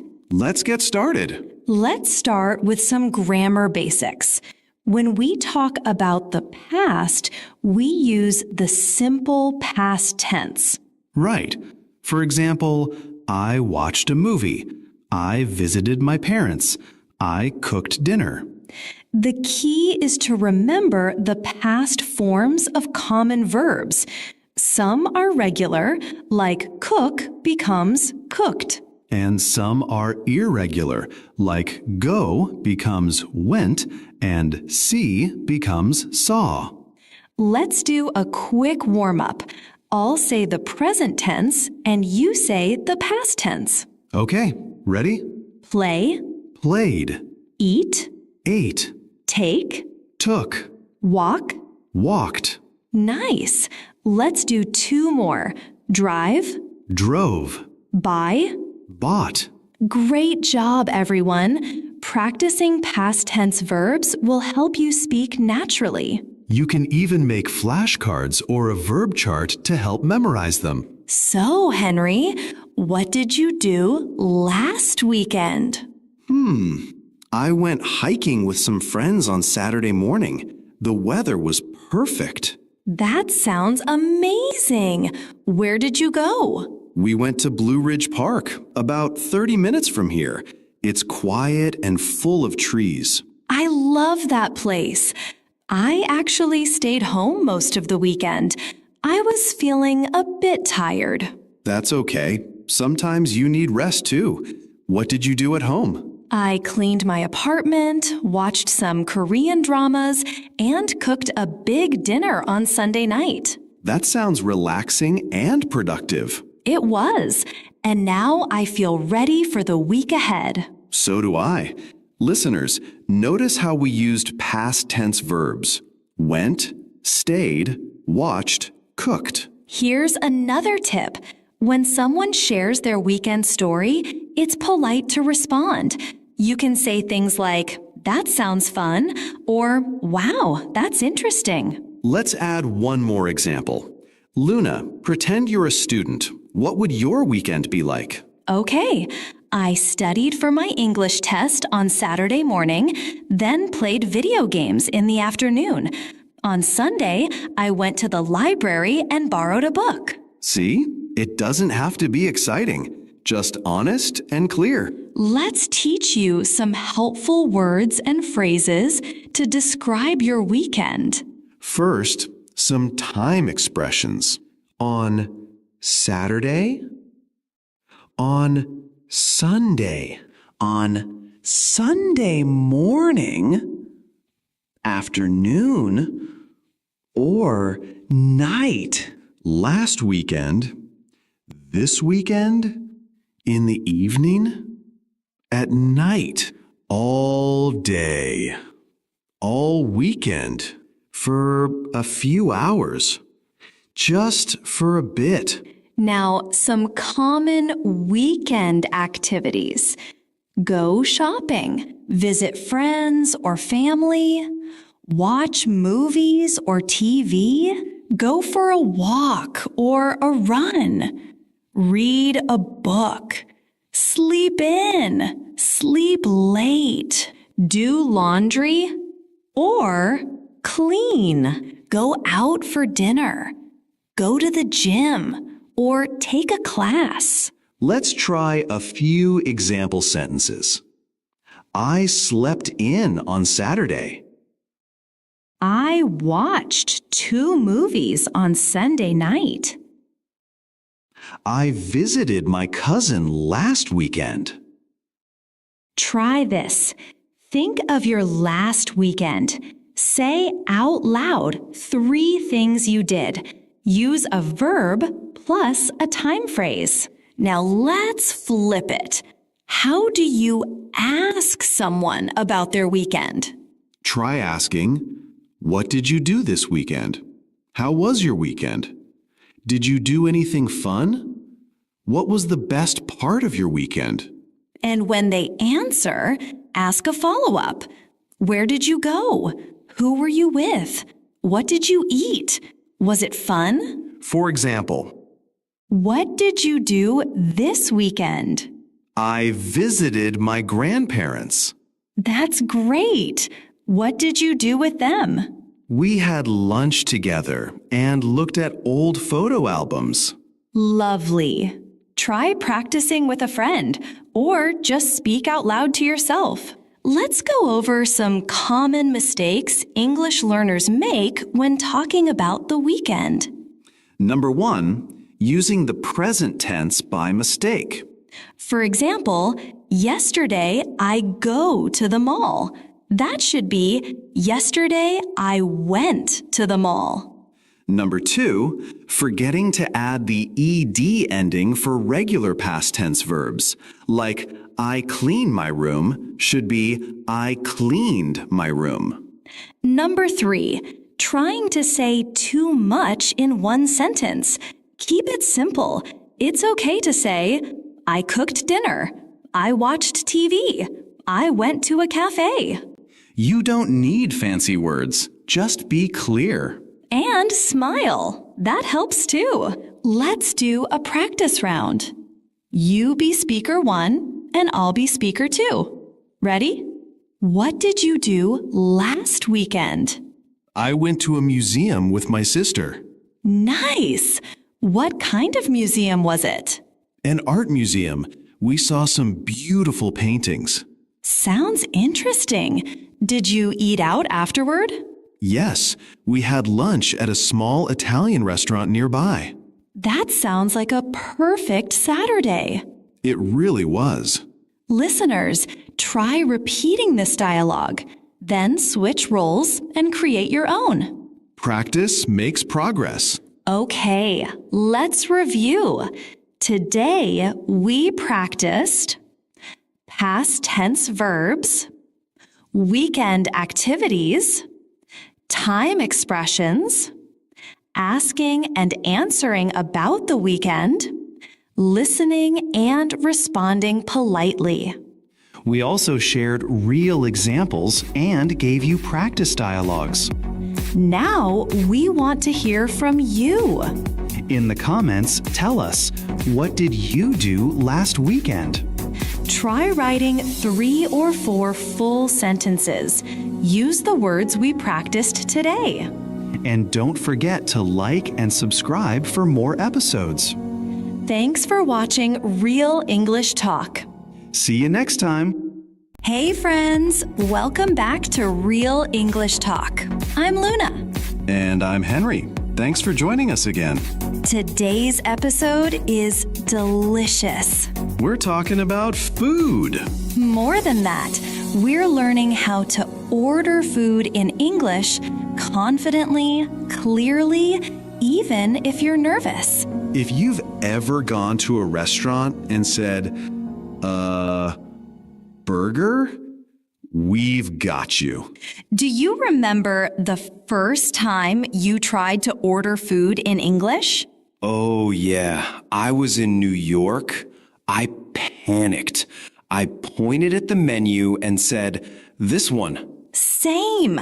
I just said chicken.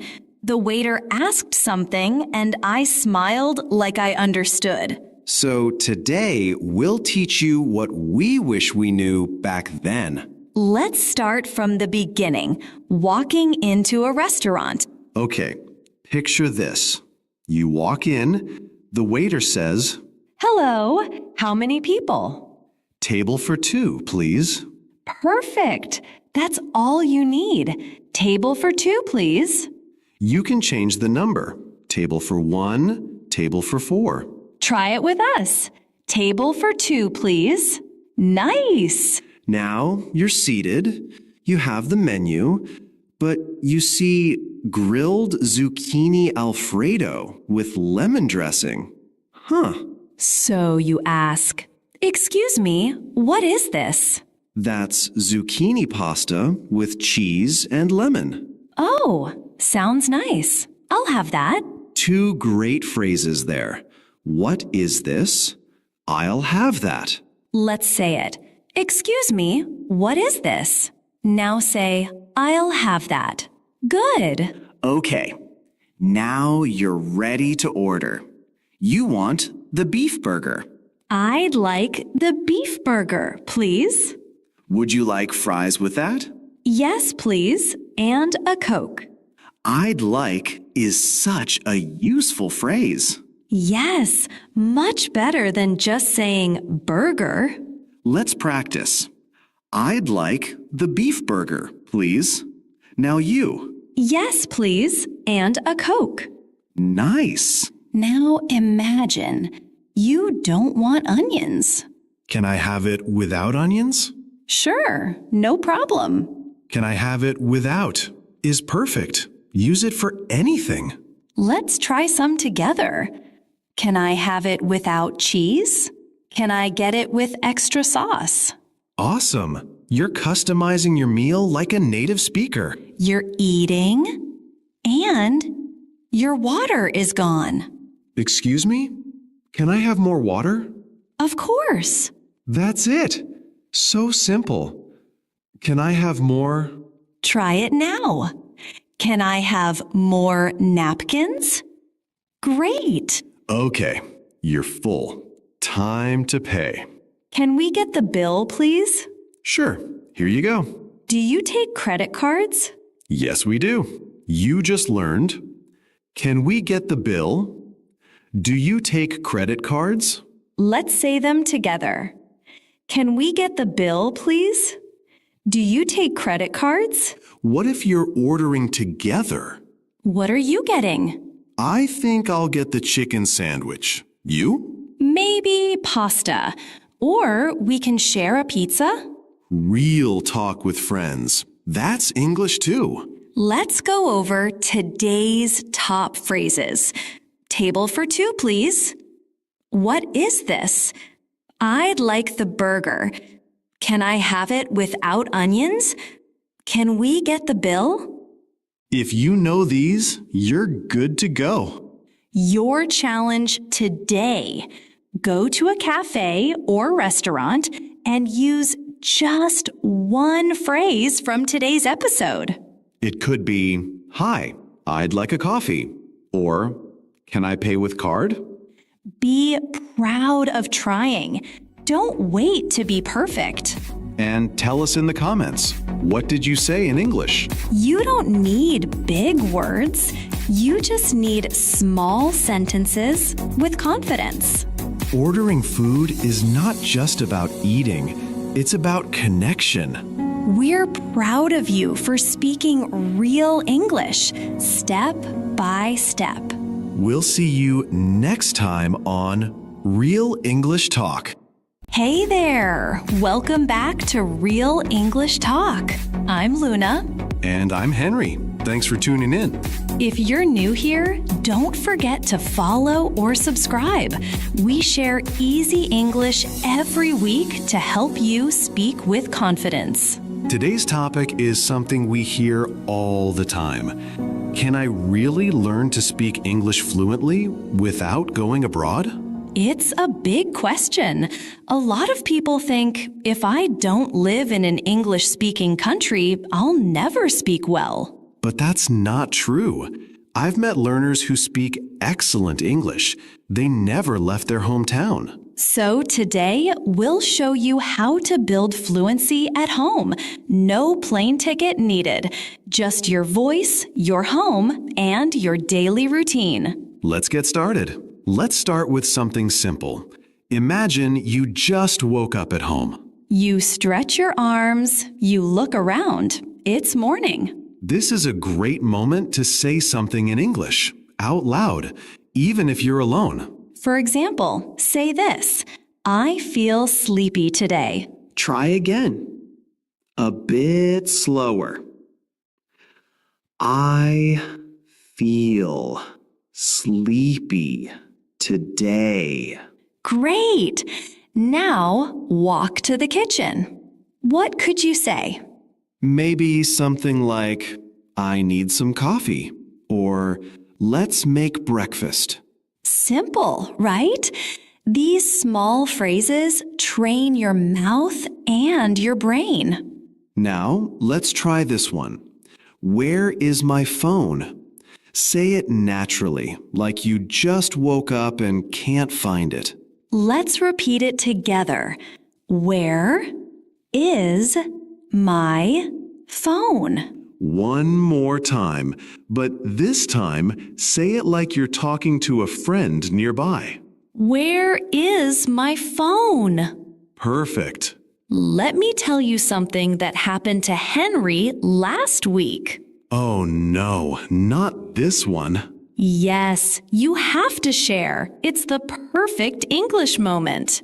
All right, so it was a Monday morning. I was still sleepy. I made a cup of coffee. And?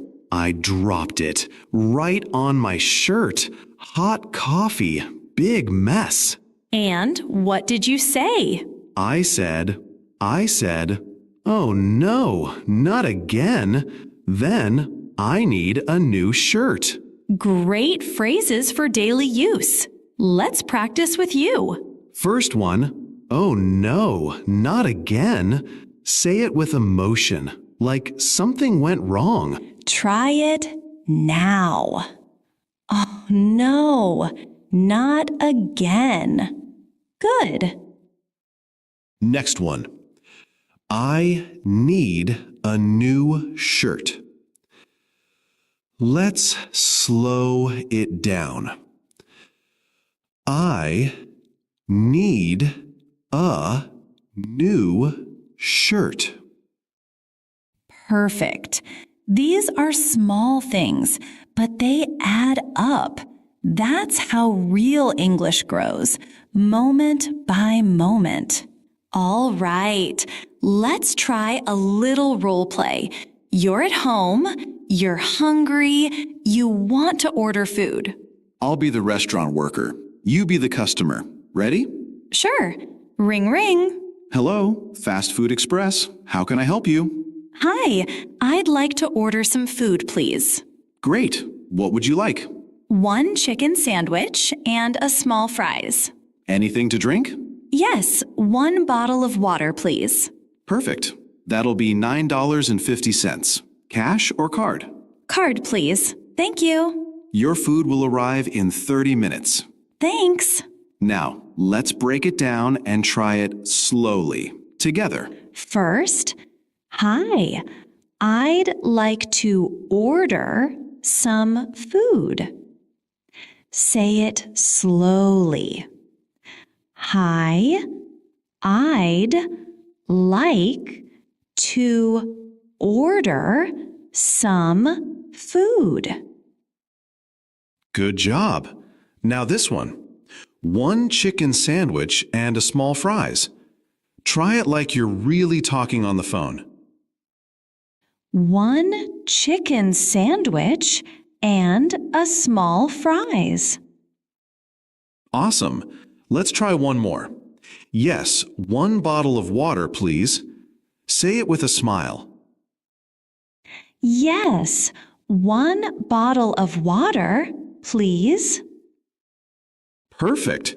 You just ordered food in English. Now it's your turn to speak. Let's practice what we've learned. We'll say the sentence first. Then we'll leave a space for you to repeat it. All right, here we go. I'd like to order some food. Your turn. Go ahead. Now try 1 chicken sandwich and a small fries. Say it with confidence. Yes, 1 bottle of water, please. You try it. Slowly and clearly. Now let's try it a little faster. I'll say it, then you repeat. Hi, I'd like to order some food. 1 chicken sandwich and a small fries. 1 bottle of water, please. Nice. You're doing great. Let's go 1 step further. Imagine you're calling a real restaurant. What would you say first? Think, then say it out loud. What food would you like? Say 1 sentence. I want. Now ask for a drink. Try this. Can I also get a? You finish the sentence. Awesome. That's how you train your brain to speak. Now, let's relax for a second. Speaking English is not about being perfect. It's about being brave and trying again and again. If you spoke along with us today, you're already improving. Keep going. Let's say you're at home today. You want to practice English, but there's no one around. No problem. You can still practice. Want to know how? Yes, let's show you how we do it. I walk into the kitchen. I look at my coffee. I say out loud, "Good morning. I really need you today." Haha, talking to your coffee again? Every day. Try it.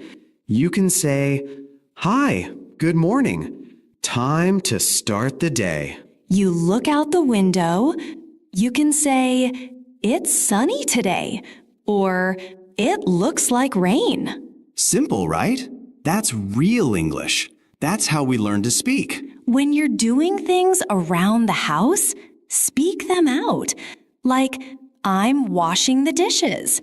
Now I'm making lunch. This soup smells good. Say it like you're giving a tour, even if no one is watching. One more fun idea. Play both roles in a conversation. You be the customer and the waiter. Start like this. Hello, can I take your order? Then switch. Yes, I'd like a coffee and a sandwich. It feels funny at first, but it works. You don't need a partner to speak English. You are your own practice buddy. So, what will you say today? Let's take a breath and get ready for one more fun challenge. Now, let's play a little game. It's called Quick Response. We say a situation, you say the first English words that come to your mind. Ready? We'll help you with some answers too. One more fun idea. Play both roles in a conversation. You walk into the kitchen. Your stomach growls. What do you say? Maybe, I'm hungry. What can I eat? Or, I want noodles. Say it out loud, right now. Your friend gives you a small gift. What do you say? Try, thank you. That's so nice. Or, I love it. Say it with a big smile. It's 9:30 p.m. You're tired. What could you say? Maybe, I'm going to bed. I'm so tired. Or, good night, everyone. Say it like you mean it. Big yawn and all. So, what have we learned today? You don't need to travel to speak English well. You don't even need a study partner. Just speak every day. Here are 3 things you can do today. Number 1, talk to yourself. Say what you're doing out loud. Number 2, repeat short phrases from this podcast. Say them slowly, then faster. Number 3, use English in small ways. Label things, write notes, send short texts. Some days, it's hard.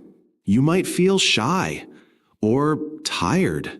But remember this, every word you say is progress. You don't need perfect grammar. You don't need big words. You just need your voice and your will to learn. And we're here with you. Let's say it together, slowly. Ready? I'm learning English. I'm proud of myself. I speak a little more every day. That's how I grow. One more time. Just your voice now. Thanks for spending time with us today. This was fun. If you liked this episode, share it with a friend. Practice together. And don't forget to follow or subscribe. We've got more coming soon. Keep going. You're doing great. See you next time on Real English Talk. Hey everyone, welcome back to Real English Talk. I'm Luna. And I'm Henry. Thanks for joining us again today. If you're new here, don't forget to subscribe or follow. This show is all about learning real, useful English through daily conversations. That's right. And today's episode is perfect if you're always on the move. Our topic is, in a hurry, how to get a taxi and speak English on the go. We've all had those moments when we're rushing, maybe to the airport or a meeting, and we need a ride fast. But what do you say? How do you explain where you're going or ask for help if the driver doesn't understand? Yep, these quick moments can be stressful. So today, we'll break it all down. You'll learn the key phrases for getting a taxi, giving directions, and dealing with problems calmly. And we won't just explain, we'll act it out. So stick around for our little taxi drama. Also, grab a pen or open your notes app. We'll share some great expressions to use when you're in a hurry. All right, let's dive in. Okay, Luna, let's get into the real part now. How to actually get a taxi when you're in a hurry. Right. Let's say it's raining and I'm late for a meeting. I can't wait for a bus. I need a cab. First step? If you're outside, look for one with the light on. That usually means it's available. You can wave your hand and say, taxi. And if I want to call a cab instead? You can say, hi, I need a taxi at your address. That's simple and clear. Got it. And if they ask for more details? Just give your name and maybe your phone number. Like, my name is Luna. You can reach me at 555-1234. Okay, now let's practice. I'll pretend I'm calling. Sounds fun. Hi, I need a taxi at 45 Maple Street. Sure. May I have your name, please? Luna. My number is 555-1234. A driver will be there in 10 minutes. Thank you so much. That's a great example. So natural and clear. It really helps to keep it short and polite. Totally. And remember, speak slowly if you're nervous. It's better to be clear than fast. Good point. Let's now teach a few phrases people can use when they call for a cab. Sure. You can say, how long will it take? Can you come quickly? I'm in a hurry, please. These are very useful when time matters. Want to try a quick quiz? Yes, I'll say the phrase, you tell us what it means. Okay, let's go. How long will it take? It means you're asking about the time it'll take to arrive. You got it. Let's keep going after the break. We're now standing outside. It's raining a little, and we really need a ride. Yeah, this is a typical moment when you might want to grab a taxi fast. So what do? Just wave? Yep.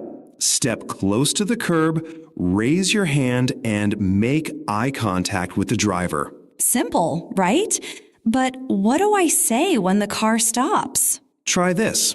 Hi, can you take me to 45 Main Street? Or if you're not sure of the exact address? Then say something like, hi, can you take me near Central Park? Or I'm going to the university area. That sounds easy, but sometimes I forget the name of the place. No problem. You can always say, I'm not sure of the name. Can I show you on the map? Great tip. Now let's practice. Repeat after us. Hi, can you take me to Central Park? I'm not sure of the name. Can I show you on the map? I'm going to the university area. Say each one again. Picture yourself in the rain trying to get home. Yeah, feel that moment. It's busy, it's wet, and you just want to get moving. Learning real English for real moments. That's what we're here for. Let's keep going. All right. So we've talked about calling a taxi and asking how long it'll take.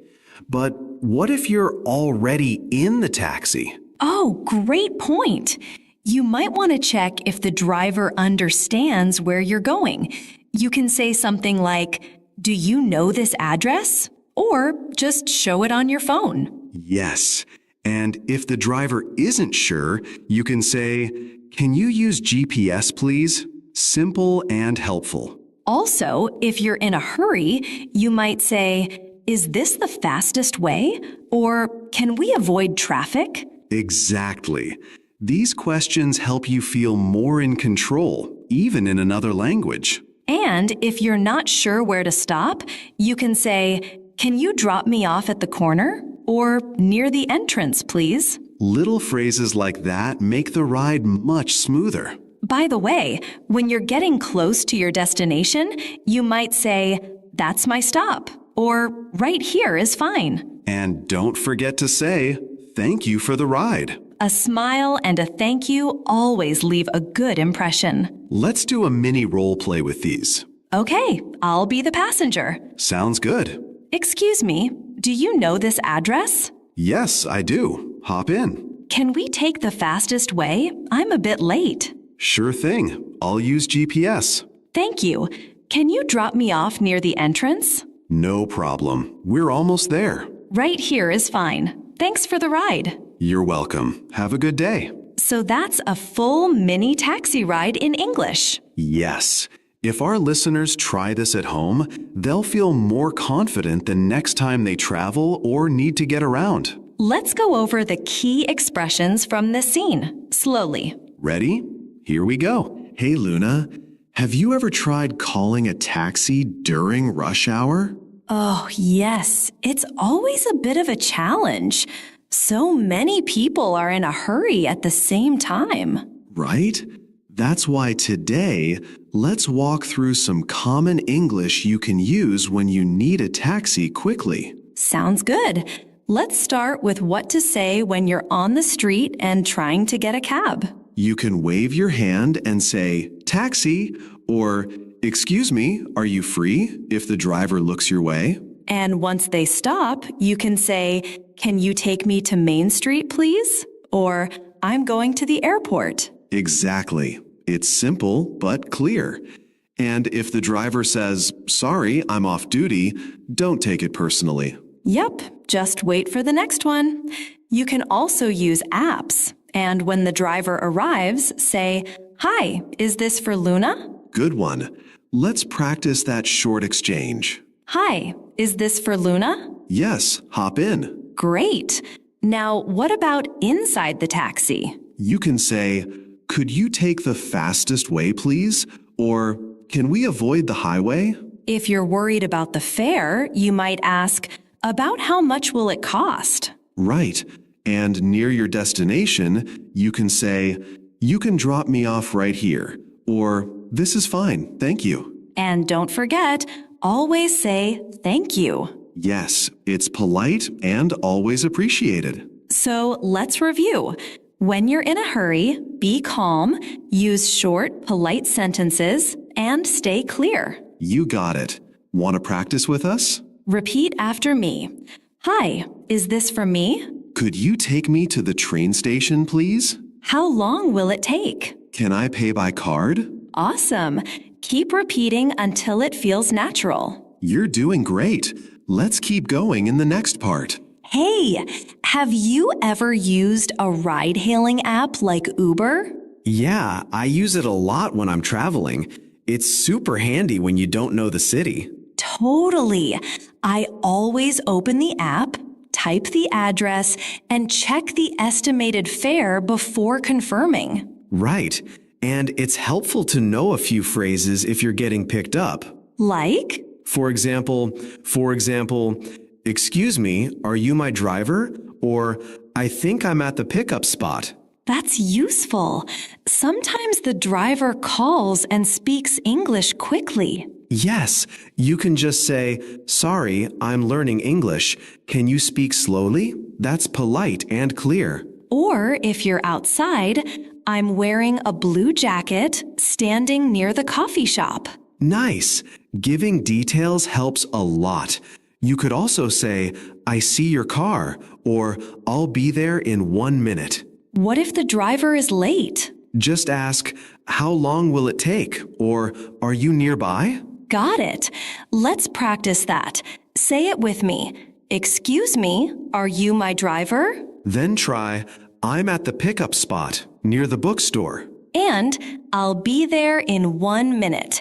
Say it like you're trying to be helpful and calm. Great job. These short phrases can make everything smoother. And more confident, too.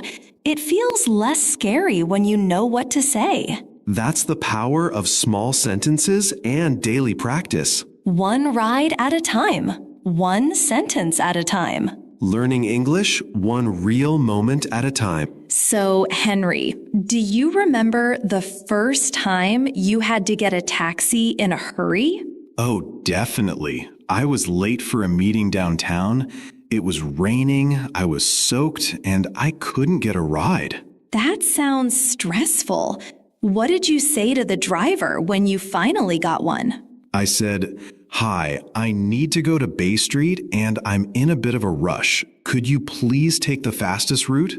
That's a great example. Short, polite, and clear. Right. Being calm and respectful really helps, even if you're in a hurry. Let's break that down for our listeners. You can say, I'm in a bit of a rush, or I'm running late. Both are soft ways to show urgency. Yes. And if the driver isn't sure where you're going, you can say, "It's near the big library," or "close to the city hall." Giving a landmark really helps. And don't forget to say thank you at the end, even if you're in a rush. Definitely. Courtesy makes a difference. Want to role play a quick example? Sure, I'll be the passenger and you be the driver. All right. Hi, I need to get to 21 King Street as quickly as possible, please. No problem. Fastest route, right? Yes, please. Thank you. You got it. That's it. Simple and smooth. Try saying that with us. Ready? I need to get to your destination as quickly as possible, please.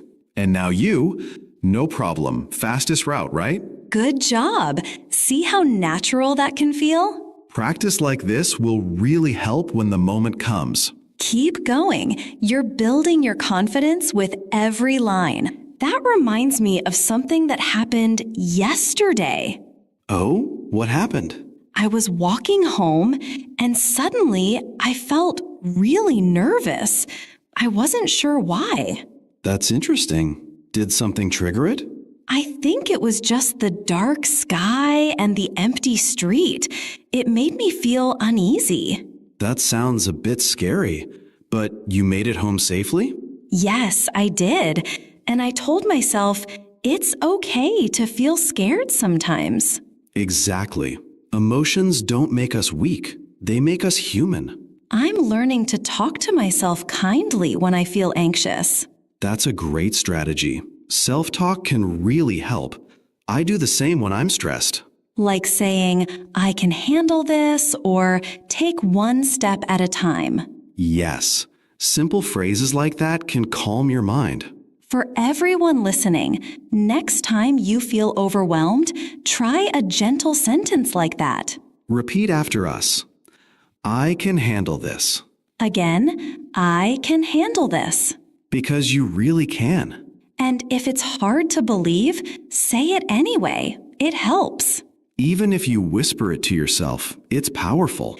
That reminds me of something that happened yesterday. You know what really tests my English? When I get angry. Oh yeah, emotions make it 10 times harder to speak clearly.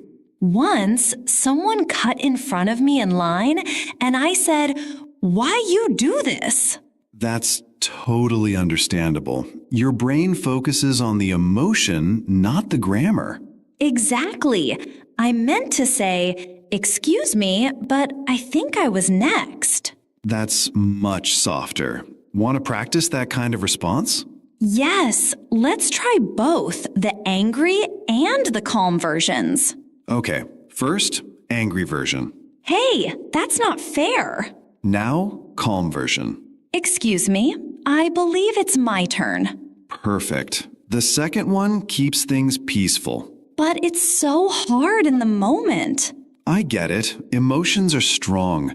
That's why we practice in calm moments. Makes sense. So I'll try to breathe first next time. Good plan. Breathe first, then speak. Summary tip. When you're angry, pause and use simple words like excuse me, I think, and please. They help you sound polite, even when you're upset. Okay, so we're finally here. That was fast. Yeah, not bad at all. The driver was friendly too. And now we've practiced so many useful phrases. Definitely. Want to do a quick recap? Sure. So we learned how to say, "Excuse me, is this taxi available? Could you take me to the train station? How much is the fare? Please turn on the meter. Can I pay with card?" And also how to ask the driver to slow down or go faster. Right. And how to talk about traffic and destination. This was really helpful, especially for people who don't use taxis often. Or people traveling for the first time. These simple phrases can really help. Let's give our listeners some practice lines to say out loud. Good idea. Repeat after me. Practice time. 1. Could you take me to the airport, please? 2. Is the fare fixed or metered? 3. Can we avoid the highway? It's too crowded. 4. Thanks for the ride. Have a great day. Excellent. You're really getting the hang of it.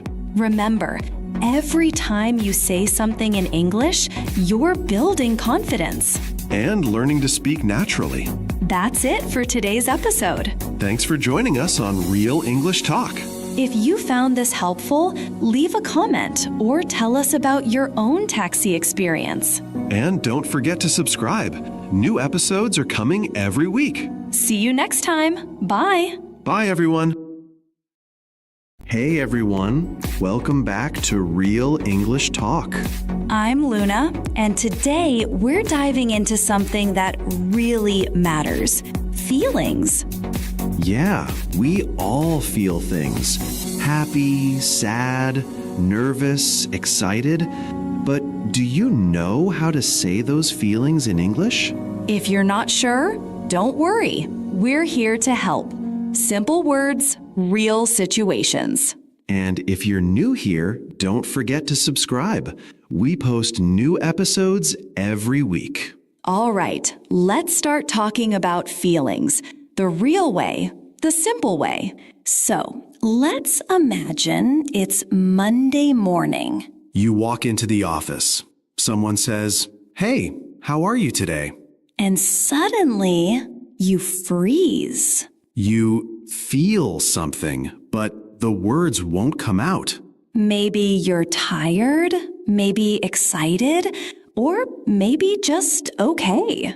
But how do you say that clearly in English? That's what today is all about, using simple, real phrases to talk about your feelings in everyday moments. Let's start with something super simple. I feel. Yeah, this phrase is the key. It helps you open up and share emotions. For example, I feel happy. That's easy, right? Or I feel nervous, like when starting a new job. You can also say, I feel tired after a long day. Just start with I feel and then add any emotion. Okay, let's try together. Repeat after us. I feel happy. I feel nervous. I feel tired. Nice. See, you're already speaking with emotion. Now, let's learn another way to talk about how you feel. I'm feeling. This is great for how you feel right now, in the moment. For example, I'm feeling excited before a big event. Or I'm feeling a bit sad when things don't go well. It's soft and natural. You can add words like a bit or really. Like, I'm feeling a bit tired, or I'm feeling really happy.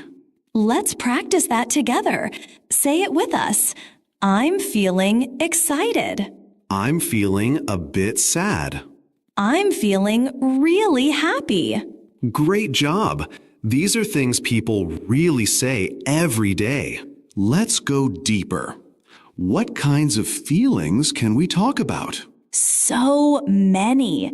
Let's try a few common ones. Like angry. You can say, I feel angry, or I'm feeling angry. Or calm. When things are peaceful, say, I feel calm. Another useful one is worried, like I'm feeling worried about tomorrow. These are real words for real life. And don't worry, no one speaks perfectly all the time. What matters is that you express yourself. Let's say some together. I feel angry. I feel calm. I'm feeling worried. That's how you turn feelings into English. Now let's add something important. Why you feel that way. Yes, we use the word because to explain the reason. For example, I feel nervous because I have a test. Or, I'm feeling happy because my friend is coming over. The word because helps people understand you better. Let's practice with that. I feel nervous because I have a test. I'm feeling happy because my friend is coming over. I feel tired because I didn't sleep well. That's how you make your feelings real and clear in English. Let's try a short conversation. You at home can listen, then repeat. Sure. Let's imagine I had a bad day. Okay. I'll ask, hey, how are you feeling today? I'll say, I'm feeling a bit down. Then I ask, why? What happened? I say, because I had an argument with my friend. And I say, I'm sorry to hear that. Do you want to talk about it? See, it's simple English, but it shows real connection. Now, let's give the listeners a chance to repeat each line after us. We hope today's episode helped you find simple ways to talk about how you feel. Feelings are not always easy, but using English to express them can be powerful. You don't need big words. You just need honest words. So, go ahead. Say how you feel. And let us know in the comments, how are you feeling today? Practice using what you learned. Don't forget to follow, subscribe, and share this with someone learning English too. See you next time. Bye for now, and take care of your heart and your words. Meeting a new friend. Let's build your listening skills step by step. This 5-step routine will help you understand better, catch details, and feel more confident using English. Ready? Let's begin. Step 1. Preview the topic or a few keywords. Just a glance will make listening much easier. That's step 2. You've seen the full video with subtitles. Excuse me, is this seat taken? No, go ahead. It's free. Thanks. I'm Tom, by the way. Nice to meet you, Tom. I'm Luna. This park is beautiful, isn't it? Yes, I love coming here to read and relax. Me too. It's a great place to unwind. Do you live nearby? Just a few blocks away. And you? Same here. Small world. Want to grab a coffee? There's a nice cafe around the corner. Sure, that sounds great. They have the best muffins in town. You had me at muffins. I'm glad we met today. It's nice talking to someone new. I feel the same. Sometimes a simple hello can start a friendship. Exactly. I'm glad I said yes to this seat. Me too. Well, I should get going now. Okay. It was really nice meeting you. You too, Luna. Let's hang out again sometime. I'd like that. Bye, Tom. Bye. Now, step 3. Let's slow it down and watch again with subtitles. Excuse me, is this seat taken? No, go ahead. It's free. Thanks. I'm Tom, by the way. Nice to meet you, Tom. I'm Luna. This park is beautiful, isn't it? Yes, I love coming here to read and relax. Me too. It's a great place to unwind. Do you live nearby? Just a few blocks away. And you? Same here. Small world. Want to grab a coffee? There's a nice cafe around the corner. Sure, that sounds great. They have the best muffins in town. You had me at muffins. I'm glad we met today. It's nice talking to someone new. I feel the same. Sometimes a simple hello can start a friendship. Exactly. I'm glad I said yes to this seat. Me too. Well, I should get going now. Okay. It was really nice meeting you. You too, Luna. Let's hang out again sometime. I'd like that. Bye, Tom. Bye. All right, step 4. This time, let's take off the training wheels. Watch the video again at normal speed without subtitles.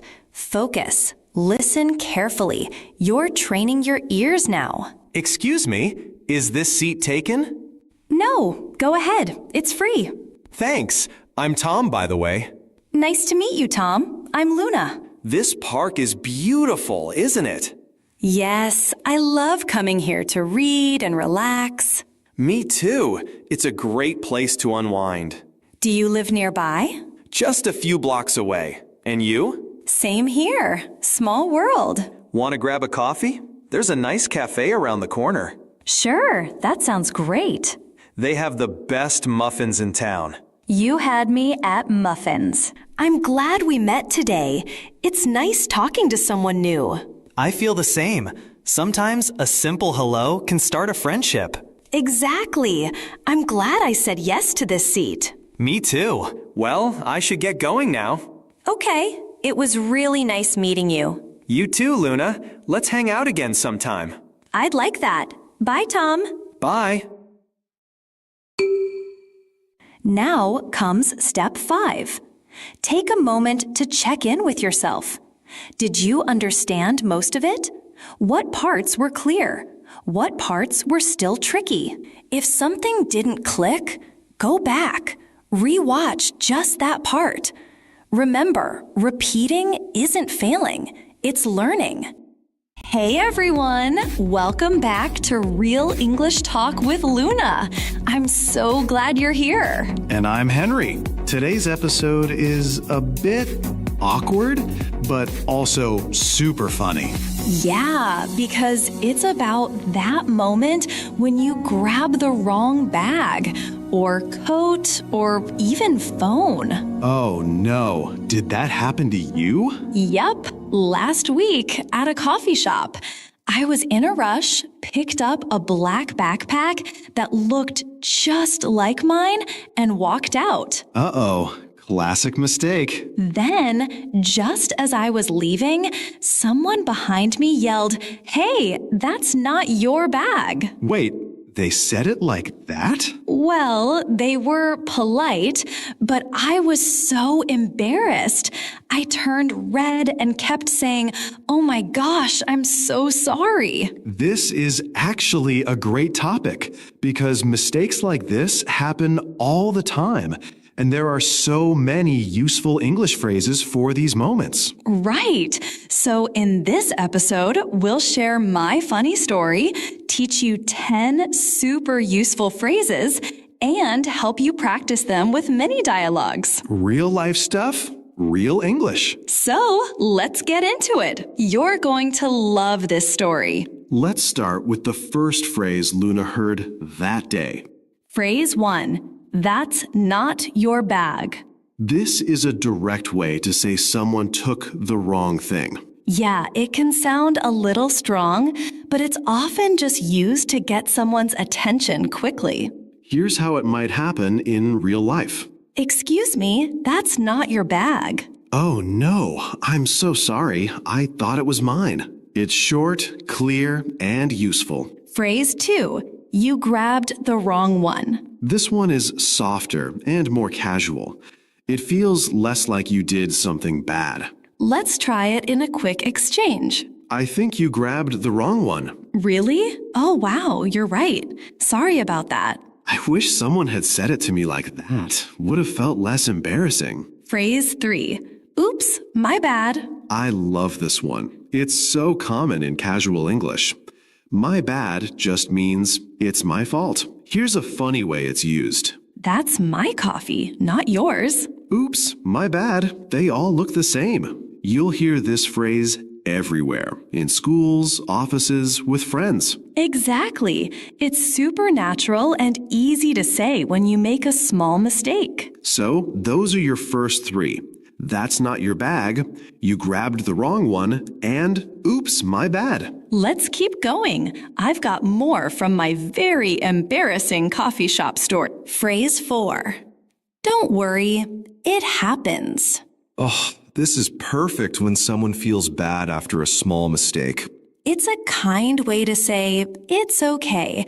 You're telling the person not to feel guilty. Here's how it sounds in real life.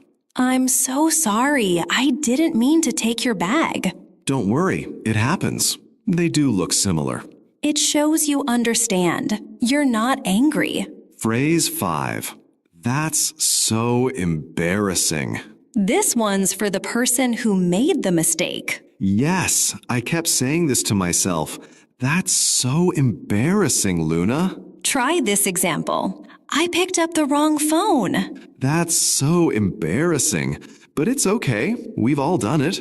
It's a very human reaction, honest and real. Phrase 6. I didn't mean to. When you say this, you're telling people it was an accident. It's useful for all kinds of situations. Mistakes, misunderstandings, even hurting someone's feelings. Let's try it in a dialogue. You took my umbrella. I didn't mean to. I thought it was mine. This phrase makes your apology sound more sincere. Totally. And in my case, I really didn't mean to. I was distracted and the bags were identical. So now we have 6 phrases, and we're only halfway through. Stay with us. Next up are some even more fun ones, including what to say when you're in a rush and mess up. Coming right up. Phrase 7. I was in a hurry. Ah, yes, the classic excuse, and very relatable. I used this one right away. I said, I'm so sorry. I was in a hurry and didn't check. Imagine this moment. Why did you take my laptop bag? I was in a hurry. I didn't even look at the tag. It explains your mistake without sounding like an excuse. Phrase 8. Let's double check next time.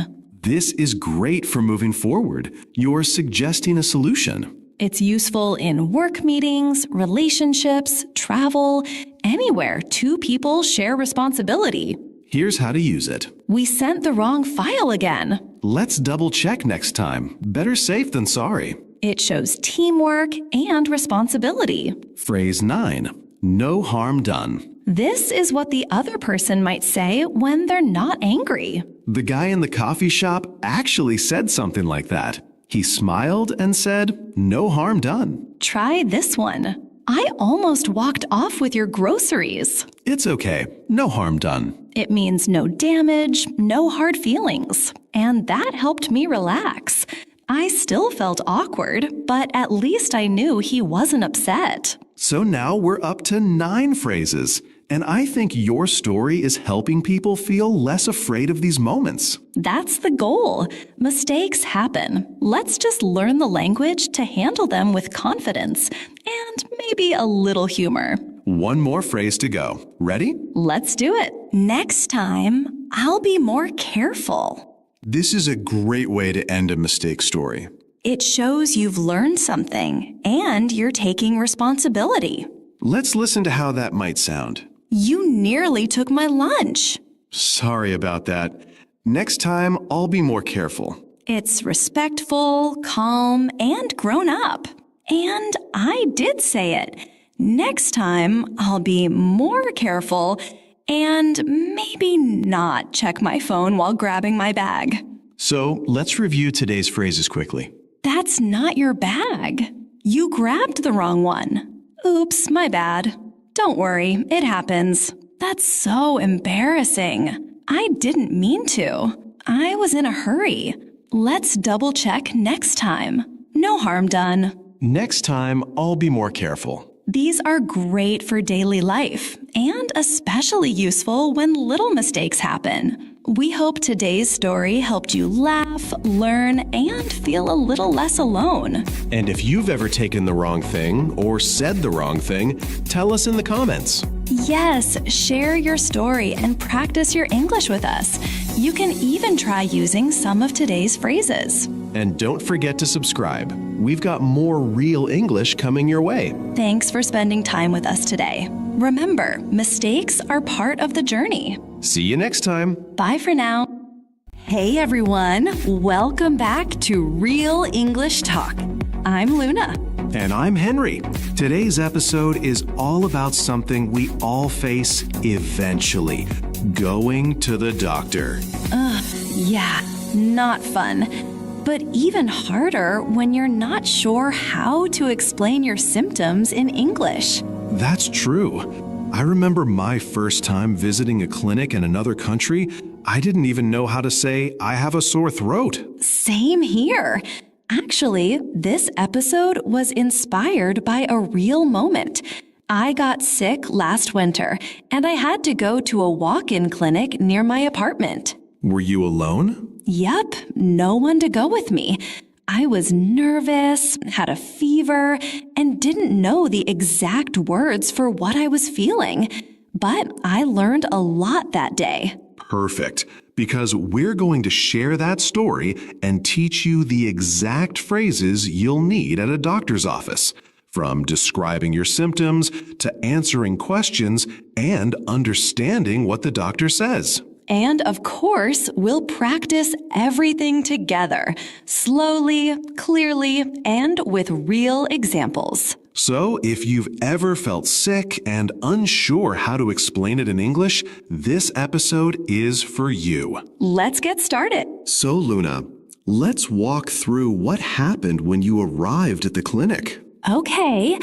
I walked in, gave my health card to the receptionist, and waited about 30 minutes.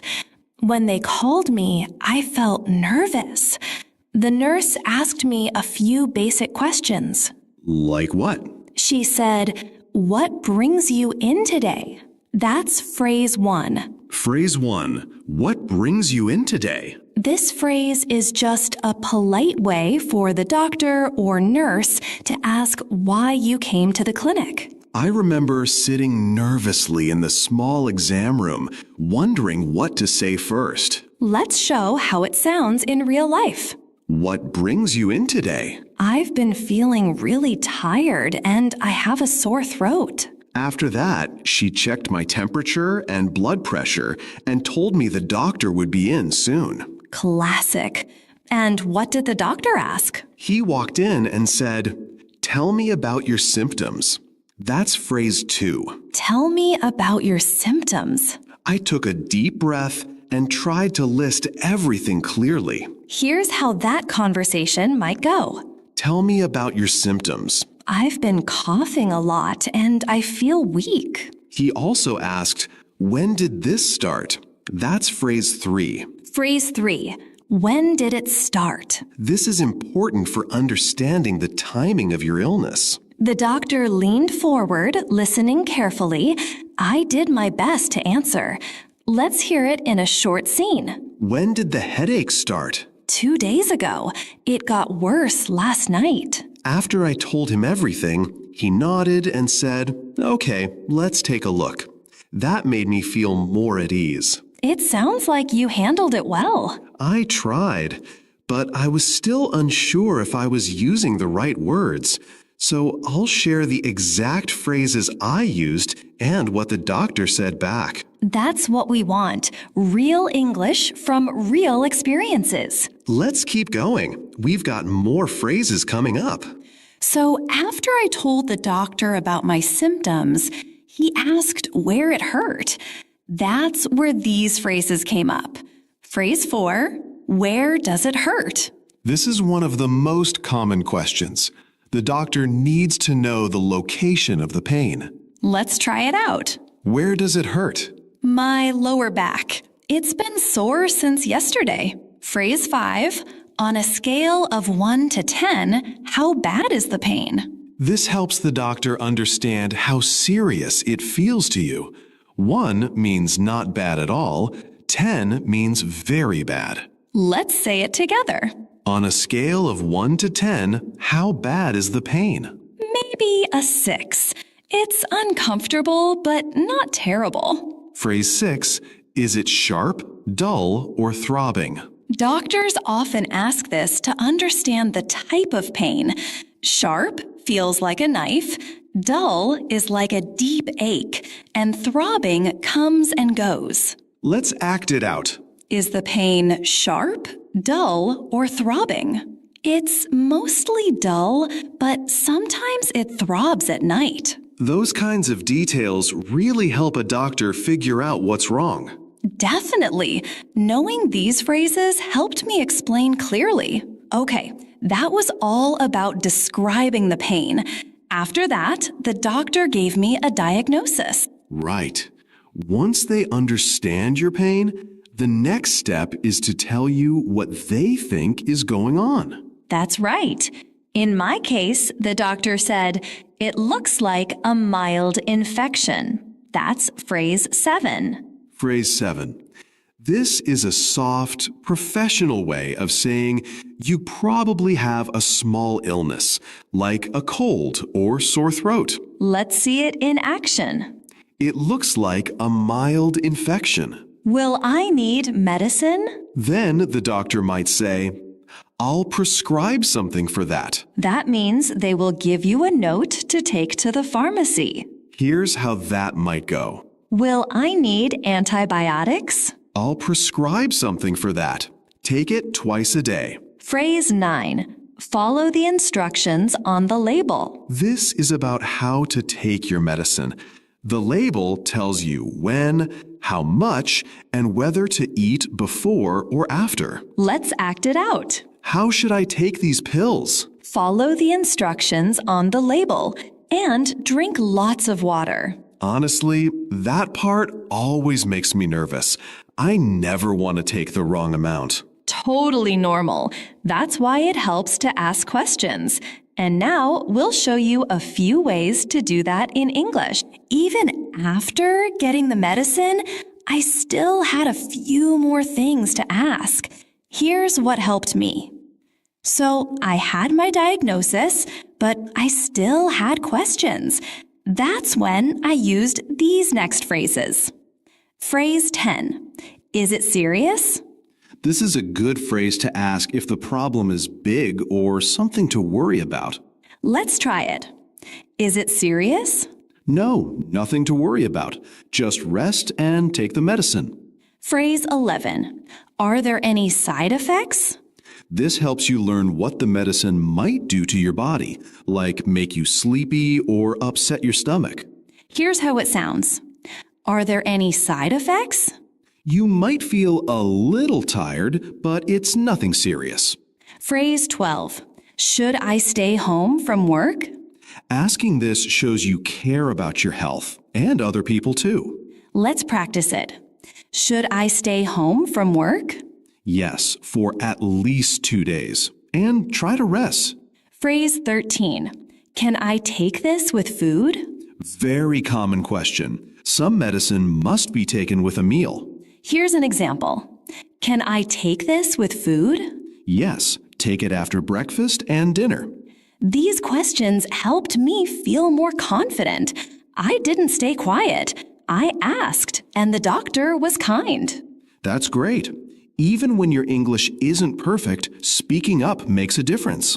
Yes, and now we'll go over what to do at the pharmacy, because that's where the next step happens. So after asking all my questions, I went to the pharmacy. That was the final step in this visit. All right. Now that the doctor gave you a prescription, you had to go to the pharmacy, right? Yup. That part made me nervous too, but it went okay.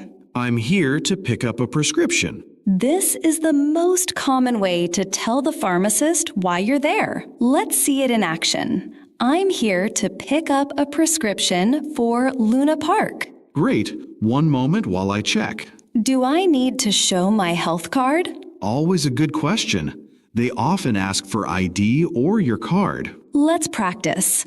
Do I need to show my health card? Yes, please. You can tap it on the reader. Great. How often should I take this? That's how you ask how many times a day you need to take the medicine. Let's try it. How often should I take this? Twice a day. Once in the morning, once in the evening. Should I take it with food? We said this before with the doctor, but it's good to confirm at the pharmacy too. Let's do it again. Should I take it with food? Yes, after lunch or dinner is best. What if I miss a dose? This is smart to ask because people forget sometimes. Let's go. What if I miss a dose? Just take it as soon as you remember, but don't double the next one. These questions really helped you, huh? Yeah, I was still nervous, but I knew the words, and the pharmacist was very kind. That's what mattered. That visit really helped me feel more in control. Let's go over everything I learned. So, Luna, what helped you most through the whole visit? Honestly, knowing these phrases. Even if I was nervous, I could still talk. That's powerful. And you didn't need perfect grammar, just clear, simple English. Exactly. The doctors and nurses were kind. They understood I was trying. Let's do a quick review of the key phrases. You can say them out loud with us. Phrase 1. What brings you in today? Phrase 2. Tell me about your symptoms. Phrase 3. When did it start? Phrase 4. Where does it hurt? Phrase 5.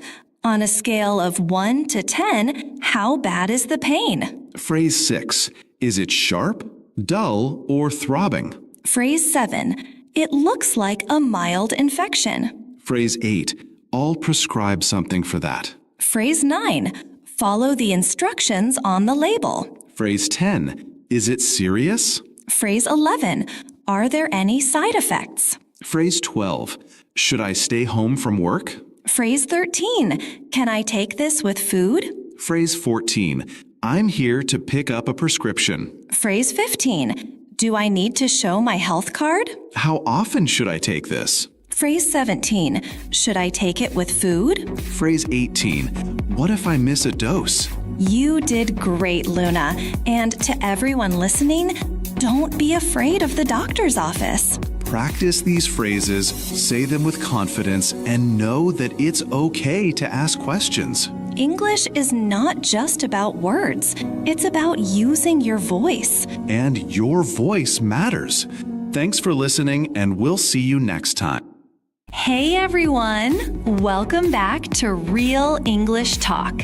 I'm Luna. And I'm Henry. Thanks for joining us. Today, we're going to help you feel confident when speaking English at the airport. Yes, imagine this. You just landed in a new country. You're at the airport. You're feeling a little nervous. And then a border officer walks up and asks, "Why are you here?" Don't worry, we've got you. Today, we'll teach you how to answer questions like, what's the purpose of your visit? Where are you staying? How long will you stay in the country? All in simple, clear English. We'll use real examples, practice with you, and help you speak with confidence. Ready? Let's start with a simple dialogue. You'll hear me act as the immigration officer, and Luna will be the traveler. Scene at the immigration counter. Good morning. May I see your passport, please? Sure, here you go. What's the purpose of your visit? I'm here on vacation. How long will you stay? For 2 weeks. Where will you be staying? At the Maple Leaf Hotel in Toronto. Do you have a return ticket? Yes, I do. It's on June 18th. Thank you. Enjoy your stay. Thank you. That's it. A very normal, friendly conversation at immigration. Nothing to be scared of. Let's break it down and show you how to answer clearly step by step. Let's go through that airport dialogue together. Don't worry if it sounds fast. We'll slow it down and practice every sentence with you. Sentence 1. Good morning. May I see your passport, please? This is a very polite way to start. Let's say it together, slowly. Repeat after me. May I see your passport, please? You can also say, here's my passport. Sure. 1 second. Sentence 2.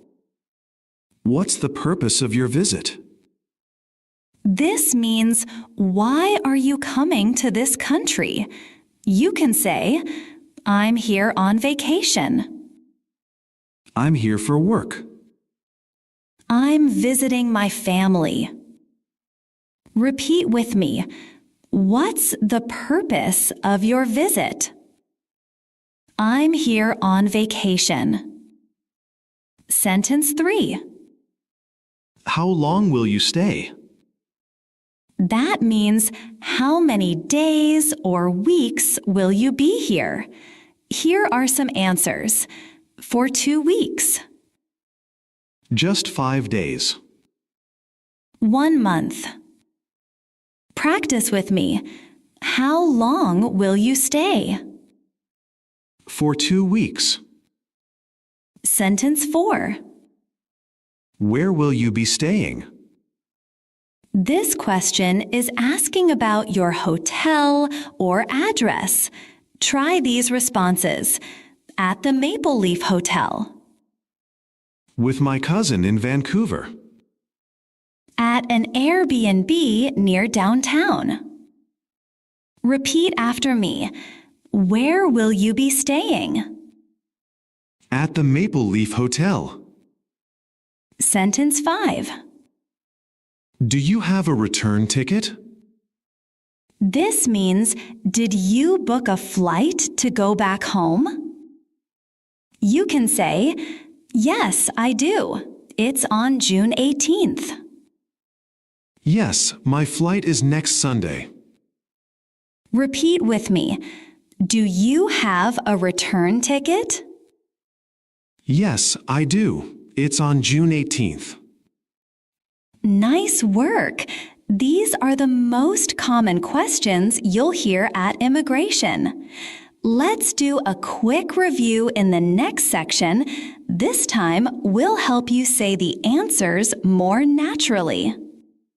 Let's do a quick practice together. This time, I'll ask the questions and Henry will answer. You can say them with us. What's the purpose of your visit? I'm here on vacation. How long will you stay? 2 weeks. Where will you be staying? At the Maple Leaf Hotel. Do you have a return ticket? Yes, I do. It's on June 18th. Well done. If you can say those clearly, you're ready for immigration. Scene: picking up luggage. Okay, you passed immigration. Now what? You go to the baggage claim area to get your luggage. What if my suitcase doesn't come? Then you might hear this. Please go to the lost luggage counter. Or, can you describe your bag? Let's practice. Useful phrases for lost luggage. I can't find my suitcase. It's a black bag with a red ribbon. It has a name tag. It didn't arrive. Where is the lost and found? Repeat with me. I can't find my suitcase.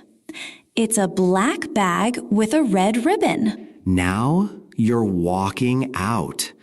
A customs officer stops you. They might ask, Do you have anything to declare? Are you bringing any food or alcohol? Can I check your bag? What should I say? Let's practice. Do you have anything to declare? No, I don't. Are you carrying any food? Just some snacks. Can I check your bag? Sure, go ahead. That's it. You've now gone through immigration, picked up your bag, and cleared customs. You're in. And guess what? You've now done it all in English. Great job. Let's take a moment to review some grammar and helpful tips. Even small changes in words can make a big difference. When the officer says, "What's the purpose of your visit?" they're using present simple because they want to know the general reason. And when you say, I'm here on vacation, you're using present continuous to show what's happening right now. Let's practice changing tenses. I visit my family. General. I'm visiting my family right now. I visited my family last year. Past. Repeat with me. I'm visiting my family this week. Now, let's try saying the same answers with different words. This will help you sound more natural. 1. I'm here on vacation. I'm here for a holiday. I'm here to relax. 2. I'm staying at a hotel. I booked an Airbnb. I'll be with friends. 3. For 2 weeks. Just a couple of weeks. Until the 18th. Repeat after me. I'm here to relax. I'll be with friends. Until the 18th. Let's imagine this is you going through immigration. We'll play the officer. You try answering in your own voice. Hi there. What brings you to Canada? Say your answer now. How long will you stay? Say your answer now. Do you know where you'll be staying? Say your answer now. And your return ticket? Do you have one? Say your answer now. Great job! If you answered even 1 or 2 of those clearly, that's already progress. Let's go one step further and add more emotion. Sometimes you might feel nervous, tired, or excited. Here's how to show that in English. Say, it's my first time here. I'm a bit nervous. I've always wanted to visit Canada. I just landed. I'm a little tired. Practice these. I'm a bit nervous. I've always wanted to visit. I just landed. That's a great way to make small talk with the officer, or just express yourself naturally. All right. We've just finished going through customs. But before we wrap up, let me tell you something that happened to me once at the airport. Oh, what happened? It was my first solo trip abroad. I had just cleared customs in Paris. Everything was fine until I walked out and realized I had no idea where to go next. That sounds stressful. It was.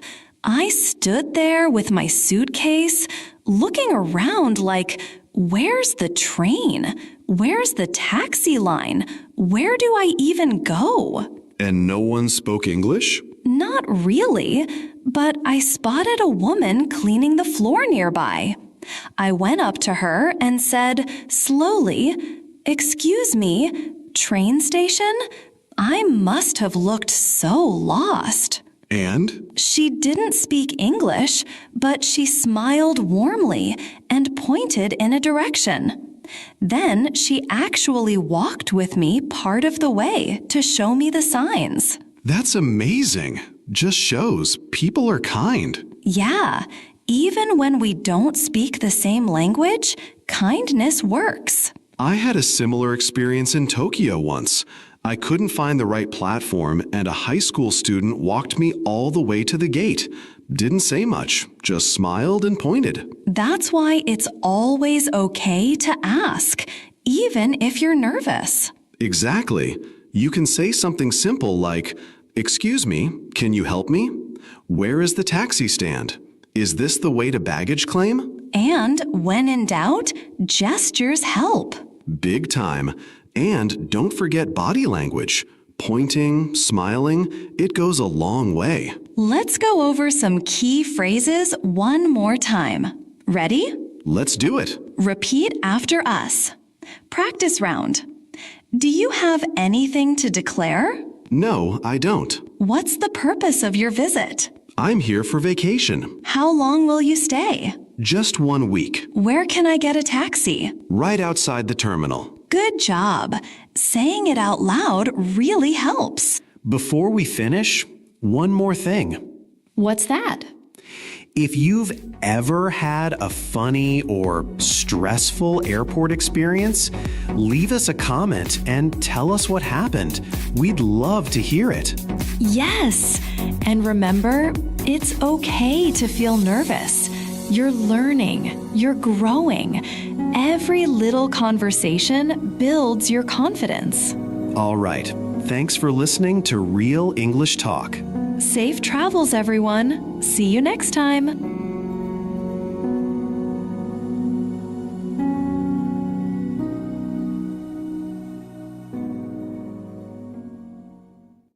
Hey, everyone. Welcome back to Speak Easy English. And I'm Luna. And I'm Henry.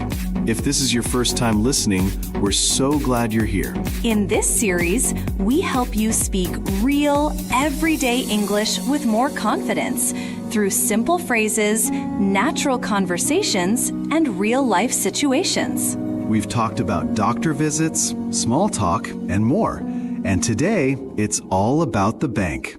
So if you like learning English this way, don't forget to follow, like, or subscribe. That helps us keep going and helps more people find us too. All right, let's get into it. So today's topic is all about the bank, something we all need in daily life. In Canada and the US, most people need a bank account to get paid, pay rent, or buy things with a card. Usually there are two kinds of accounts, a savings account to keep your money safe and a checking account for daily spending. Some people open an account online, but if it's your first time, it's okay to go to the bank and ask for help. And that's what we'll show you today, real English step by step. Whether you're opening an account, depositing money, or just trying to ask a simple question, it can feel stressful if you don't know what to say in English. Exactly. I still remember my first time walking into a bank in a new country. I just stood there, quietly, holding my passport, hoping someone would help me. Same. I kept practicing one sentence again and again in my head. I'd like to open a bank account. That's all I had. But that's where we start. One good sentence is enough to begin. And in this episode, we'll give you many more. We'll guide you through 5 real-life situations you might face at the bank and teach you simple, clear phrases to use. And if you feel nervous or unsure, that's okay. We've been there too. We'll also share our own stories, and we'll do lots of practice together. Slowly, clearly, and one step at a time. So, let's get started. In our first scene, you want to open a bank account. Maybe it's your first time. You walk up to the counter and don't know what to say. Don't worry, we'll help you through it. All right, let's actually try this out together. I'll be the bank staff. You just came in. Okay, I'm holding my ID, trying to look confident. Haha, yep. I'll ask the first question. And if you're listening, you can try answering too. Yeah, imagine you're the customer with me. We'll go step by step. Let's go. Good morning. How can I help you today? Hi. I'd like to open a bank account. Sure thing. Do you want a savings account or a checking account? A checking account, please. Great. Can I see your ID and proof of address? Yep, here you go. Thanks. Just take a minute to fill out this form. Okay, do I need to deposit money now? Yes, there's a minimum deposit, $20. No problem. I'll deposit $100. Perfect. You're all set. Your debit card will arrive in 5 to 7 business days. Oh, okay. Got it. Thanks so much. Let's say some of those phrases again, nice and slow. I'd like to open a bank account. This means you want to start using the bank. It's a polite way to ask. Let's look at another phrase you might hear. Do you want a savings or checking account? A savings account is for keeping money safe. A checking account is for daily use, like paying bills. Here's something the bank staff often says next. May I see your ID and proof of address? Proof of address means something that shows where you live, like a bill or rental paper. You might also hear this question when opening the account. Do I need to make a deposit now? A deposit means putting money into your bank account. And finally, this is what they often say at the end. Your debit card will arrive in 5 to 7 days. A debit card lets you use money from your account. Arrive means it will come in the mail. Honestly, that first time can be scary. I remember just nodding a lot, even when I wasn't sure what was happening. Yeah, me too. But having just a few clear sentences, it helps so much. All right, ready for the next step? Let's talk about putting money into your account. Yep, depositing cash. Let's go. All right, so let's say you've opened your account. You've got your debit card coming in the mail. Yeah, and now you want to put some money in your account. That's called making a deposit. I remember doing this for the first time. I had some cash, but I wasn't sure what to say. I just held it in my hand and looked at the teller. That's totally normal. So let's walk through what to say. I'll be the bank teller again. And I'm the customer. If you're listening, you can be the customer with me. Ready? Hi there. How can I help you today? Hi, I'd like to deposit some cash. Sure. How much would you like to deposit? $200, please. No problem. Can I have your bank card? Yes, here it is. Thanks. I'll process the deposit now. Great. Can I get a receipt? Of course. The money is now in your account. Thank you. That was a nice, simple conversation. Yeah, and now let's slow down and look at some of the key phrases you can use. Let's break it down slowly. I'll say the phrase, and then we'll explain what it means. Nice and simple. You can repeat with us if you like. Ready? I'd like to deposit some cash. That means you want to put your money into your bank account. Okay, now let's look at what they might ask next. How much would you like to deposit? The bank staff is asking for the amount. Then they'll probably ask for this. Can I have your bank card? That means they need your card to find your account. Here's something people often forget to ask. Can I get a receipt? A receipt is a small paper that shows what you just did at the bank. And finally, the money is now in your account. That means it's done. You're all set. You did great. Depositing money is one of the easiest things once you know the right words. And don't worry if you feel shy. Just say it slowly and use these short sentences. Coming up next, how to take money out. Let's talk about withdrawing cash. So, you've deposited your money. Now, maybe you want to take some out. Yep, that's called withdrawing money. It just means you want cash in your hand. Some people use the ATM, but if you're not sure how, you can go to the counter and talk to the staff. That's what I did the first time. I didn't know how to say it clearly, so I just said, I need money. The teller smiled and helped me. Totally okay. Let's try a real example now. I'll be the bank staff. And I'm the customer. You can be the customer too. Ready? Hello, how can I help you today? Hi, I'd like to withdraw some money. Sure. How much would you like? $60, please. All right. Can I see your bank card and ID? Sure, here they are. Thank you. Would you like small bills? Yes, please. 10s and 5s if possible. No problem. Here's 60 in 10s and 5s. Perfect. Thank you so much. Let's go over the phrases step by step. You can listen and repeat with us. I'd like to withdraw some money. That means you want to take cash out of your account. Here's what comes next. How much would you like? The bank staff is asking how much cash you want. After that, they might ask, can I see your bank card and ID? This helps them check your identity.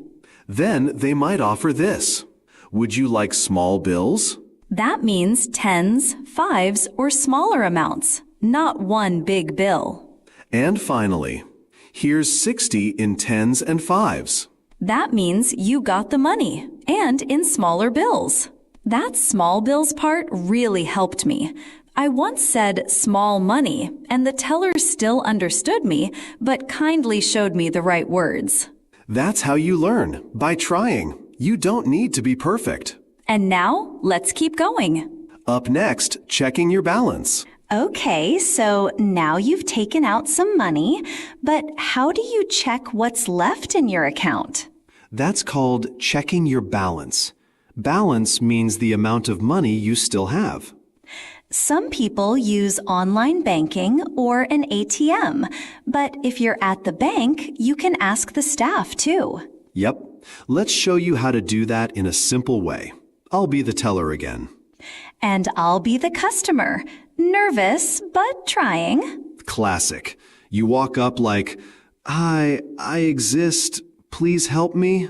Exactly. Eyes down, heart racing, but I'm doing my best. Let's get into the scene. Hello, how can I help you? Hi, can you tell me my account balance? Sure. May I have your card and ID? Yes, here they are. Thank you. One moment. Your current balance is $1,250. Great. Can I get a printout? Of course. Here's your receipt. Thank you very much. Let's look at the key phrases from that conversation. Say them with us if you can. Can you tell me my account balance? You're asking how much money is in your account right now. Here's what they'll ask next. May I have your card and ID?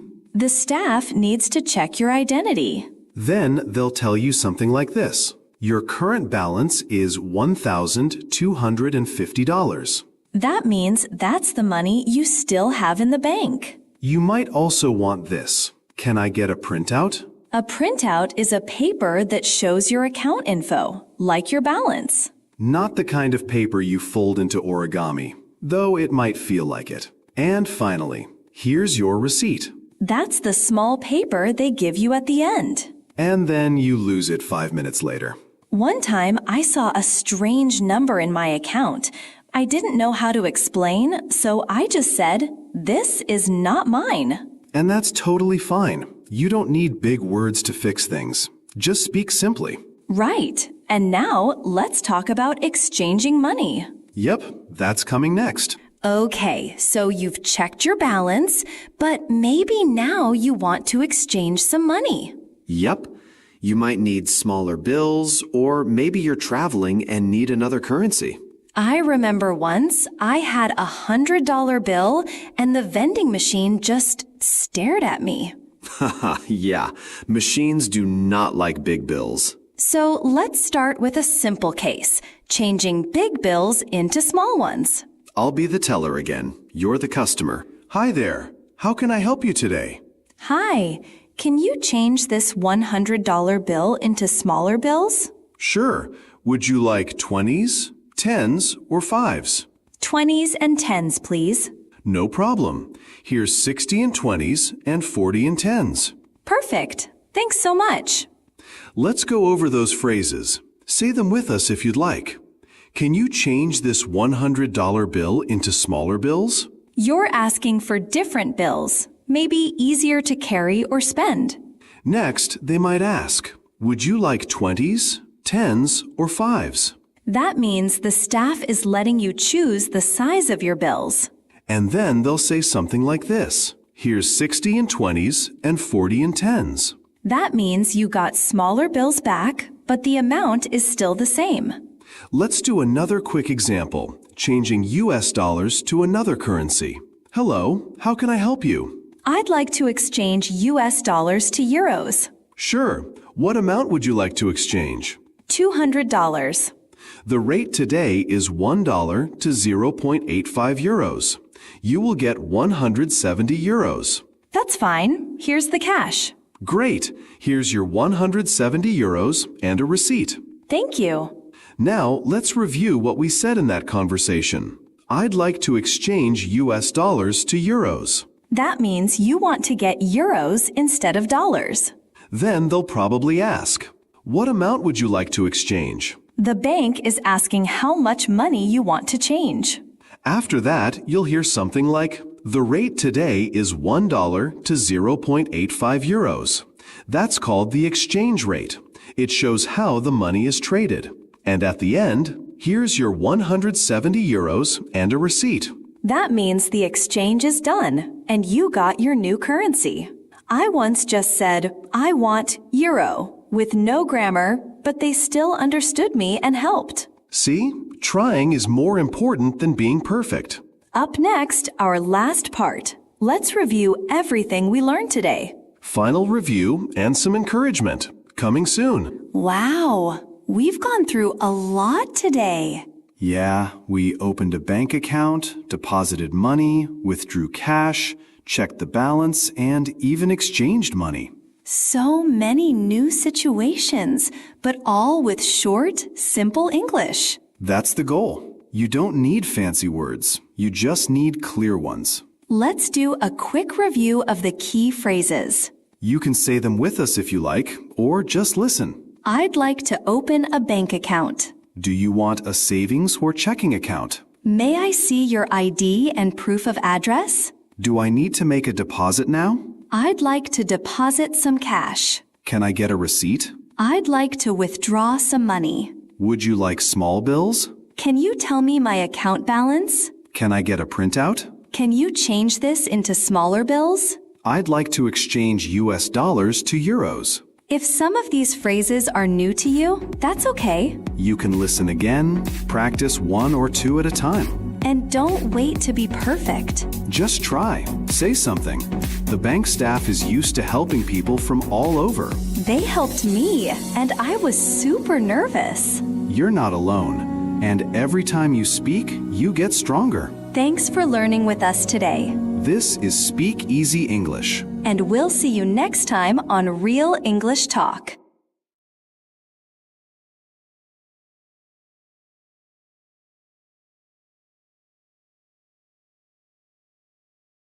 Hey everyone, welcome to Speak Easy English. This is the podcast where we help you learn real English for real life. We take you into real situations, step by step.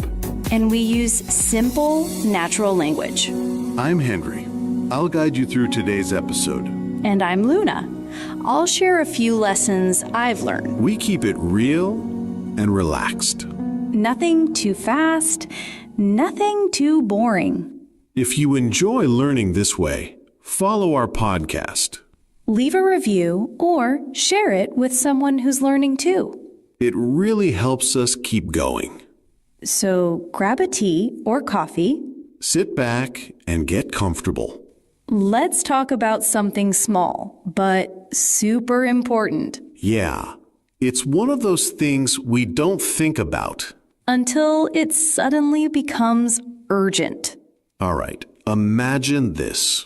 You just arrived. New country, new city. You walk out of the airport. The cold air hits your face.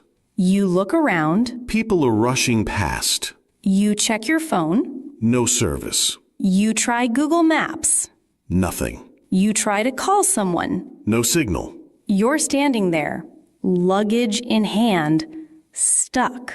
Maybe the airport Wi-Fi isn't working. Or it needs a code you don't have. This actually happened to Luna on her first day. It did. I didn't know I needed a SIM card. She didn't know what to ask for or where to go. I just stood there, pretending I was fine. While quietly freaking out inside. So today, we're talking about how to get a SIM card in the US or Canada. What you need, what to say in the store. How to pick a plan, and get your phone working. We'll explain key phrases and vocabulary. Slowly and clearly. Even if English isn't your first language, you'll be fine. We've even got a role play coming up later.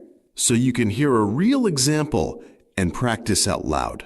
All right, let's start with the basics.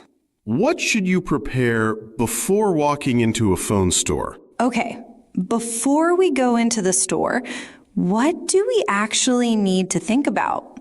First thing, your phone. Is it unlocked?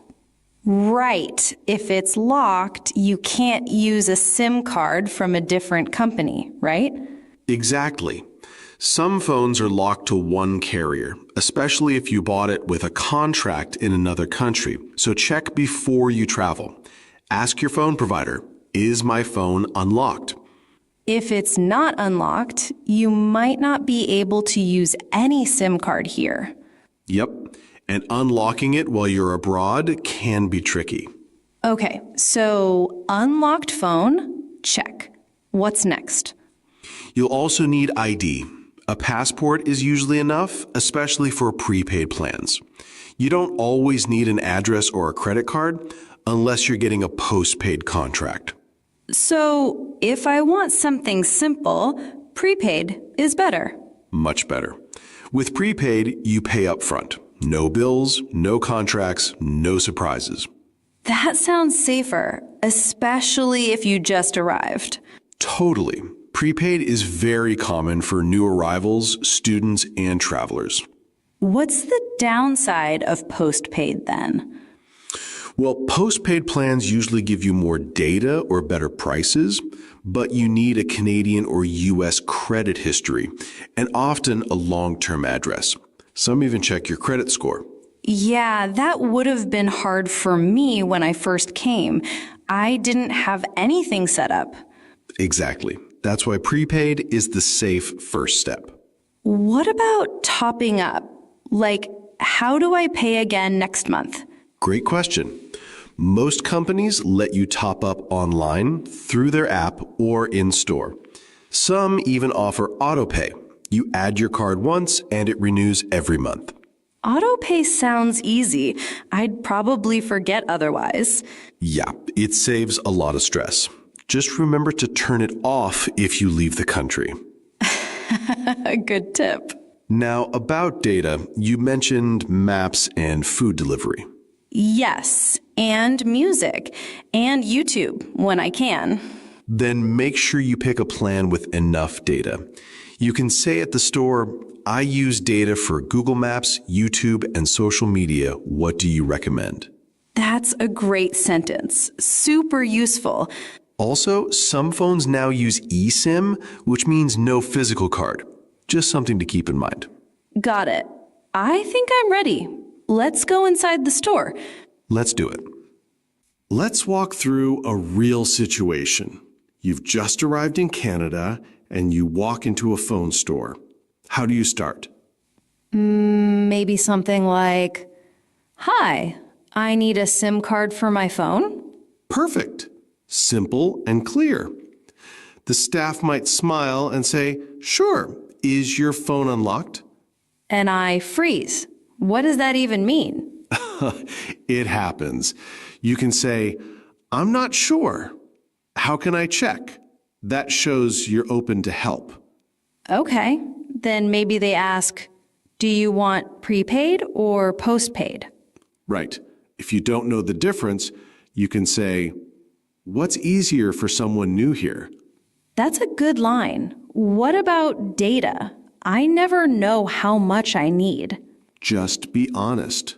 Say, "I use YouTube, Google Maps, and messaging apps." That helps them recommend a plan. What if they ask about international calling? Yes, I call family in Korea sometimes. Is there an add-on for that? Got it. Then they'll ask for ID? Yes, usually your passport is fine. After that, they'll insert the SIM, activate it, and maybe ask if you want to download the company's app. That app helps me top up or check data, right? Exactly. And one last question they might ask is about hotspot, if you want to use your phone's data on your laptop. Oh yeah, I've done that before on vacation, but I didn't know it had a name. Yep, it's called hotspot. You can always ask, "Does this plan include hotspot?" Okay, this is starting to feel more doable. And remember, it's okay to not understand everything. You can always say, "Can you explain that one more time?" Most staff are happy to help. I like that. I don't have to sound perfect. I just have to speak. Exactly. That's real English. Okay, let's do a quick role play. I'll be the store staff. You're Luna, walking in to get a SIM card. All right, let's do it. Hi there. Welcome to Mobile Connect. How can I help you today? Hi, I'd like to get a SIM card for my phone. Sure thing. Do you want a prepaid or postpaid plan? Prepaid, please. Great. How much data do you think you'll need each month? I use Google Maps, social media, and some YouTube. What do you recommend? We have a 10 GB plan and an unlimited plan. The unlimited one slows down after 20 GB though. Would 10 GB be enough? Yes, I think 10 GB is fine. Perfect. Do you need to make international calls? Yes, I sometimes call Korea. Do you have any add-ons for that? We do. You can add $5 a month to get calls to Korea included. Okay, I'll add that too. Can I see your ID, please? A passport is fine. Here you go. Thanks. We'll get that set up now. I'll pop in the SIM card and activate your plan. Great, thank you. Can I top up online later? Yes. You'll get a text with a link to create an account. You can use the app to check data, top up, or change plans. Awesome. One more thing. Does this plan include hotspot? Yes, up to 5 GB per month. After that, it's limited. Good to know. That's everything. All set? You should be online in just a minute. Nice job, Luna. That's what a real phone store conversation sounds like. It really helps to hear it all in one go. And now I know exactly what to ask. Let's quickly go over the key phrases from that role play. 1. I'd like to get a SIM card. 2. Do you have prepaid plans? 3. I use Google Maps, YouTube, and social media. 4. What do you recommend? 5. Can I make international calls? 6. How do I top up? 7. Does this plan include hotspot? You can replay this part and practice out loud. That's what I did when I was learning. And don't worry if you forget something. You can always ask, can you explain that again? Exactly. You don't have to be perfect. You just need to ask. Before we finish this part, let's go over a few important words from the conversation.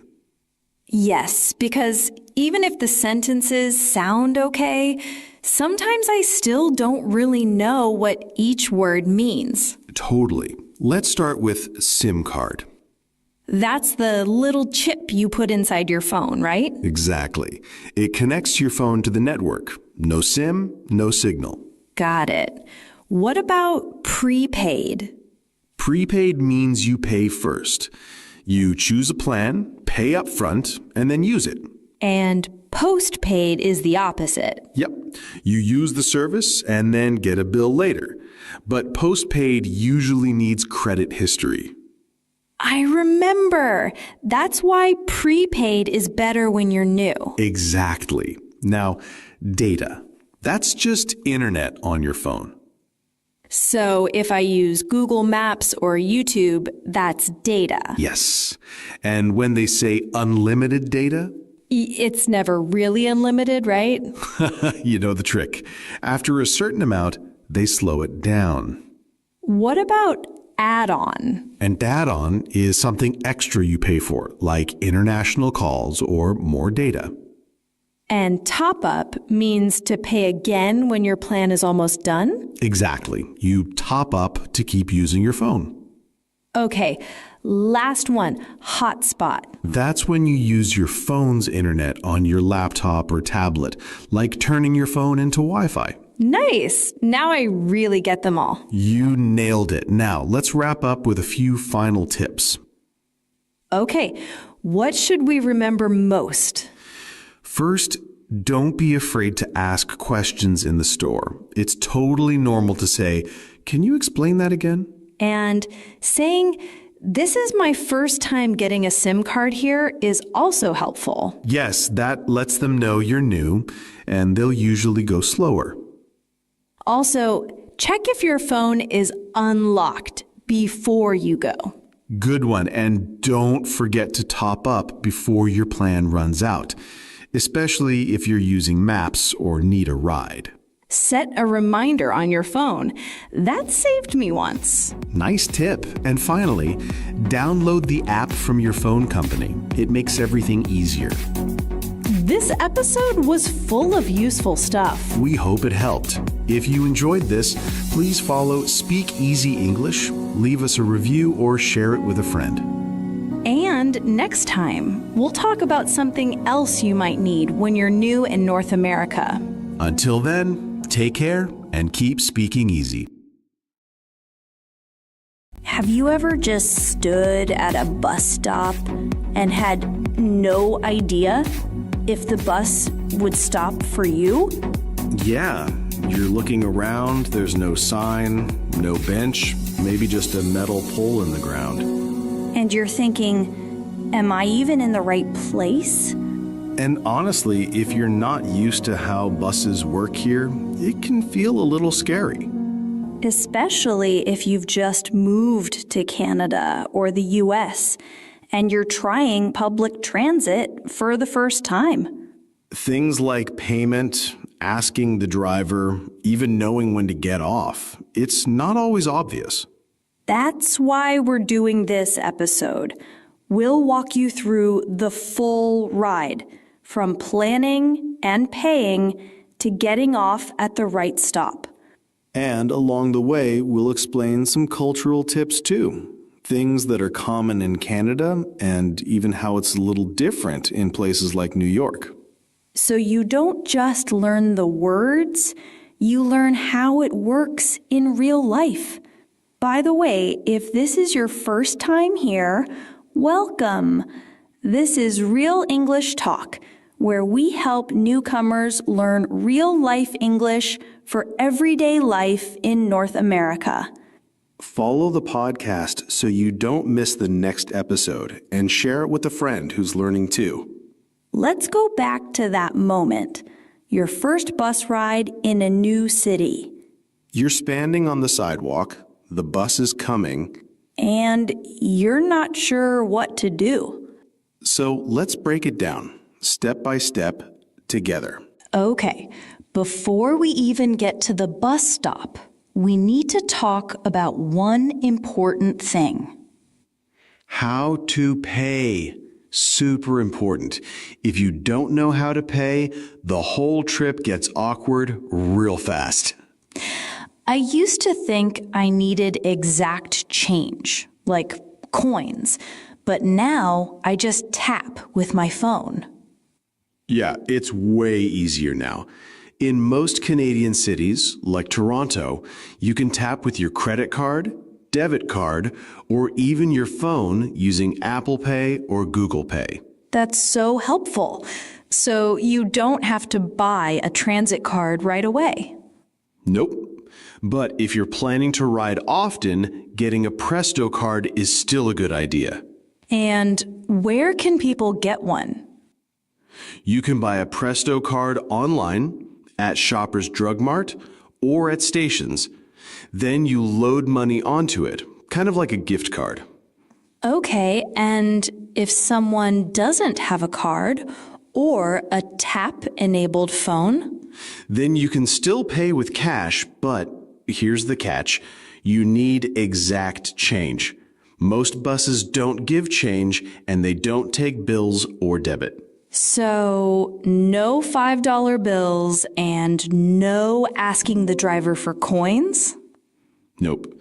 You gotta bring the exact amount in coins, like $3.35 or whatever the fare is in your city. Sounds like tapping is way easier. It is. And when you tap, whether it's a card or Presto, it also gives you a transfer window, so you can switch to another bus for free within a time limit. That's actually really helpful. I remember before my first ride, I had no idea if I was supposed to have a card or not. When I lived in New York, we didn't even have tapping. You had to swipe a Metro card, and half the time it didn't read on the first try. That sounds annoying. I like just tapping and walking on. It's way better. All right, so let's say you're getting ready for your first ride. What would that look like? I check the time and realize the bus is coming in 15 minutes. I grab my phone, make sure my wallet's in my bag. And if you don't have a card? I'd either bring coins or stop at Shoppers to buy a Presto card. Nice. That's all you need. You're ready to ride? That's how getting ready might sound. Let's go over a few useful words from that scene. First, Presto card. That's a reloadable transit card used across many cities in Ontario. Next, tap. That means just hold your card or phone near the machine. It beeps and you're good to go. Then we said exact change. That means the bus won't give you change back, so you need the exact coins. And finally, load. When you load a card, you're adding money to it. You can do that in person or online. If you're listening, say this with us. Can I pay with my phone? Go ahead, say it again. Can I pay with my phone? It's a simple phrase, but super useful. All right, next up, how do you even find the right stop? Good question. In North America, finding the right stop isn't always as simple as you'd think. So, how do I know I'm at the right stop? Look for a pole or sign with the bus number on it. Sometimes there's a little icon. Sometimes it's just a tiny sticker. Super easy to miss. And the direction matters too, right? Yeah, like Route 25 can go east or west. Make sure you're on the side of the street that matches your direction. Google Maps usually tells you. I've used that app. It even shows a little dot moving when the bus gets closer. Exactly. And some stops have real-time screens showing when the next bus arrives. But in smaller cities or older routes, not always. What about shelters? Some places I waited had nothing. No seat, no cover. Yep.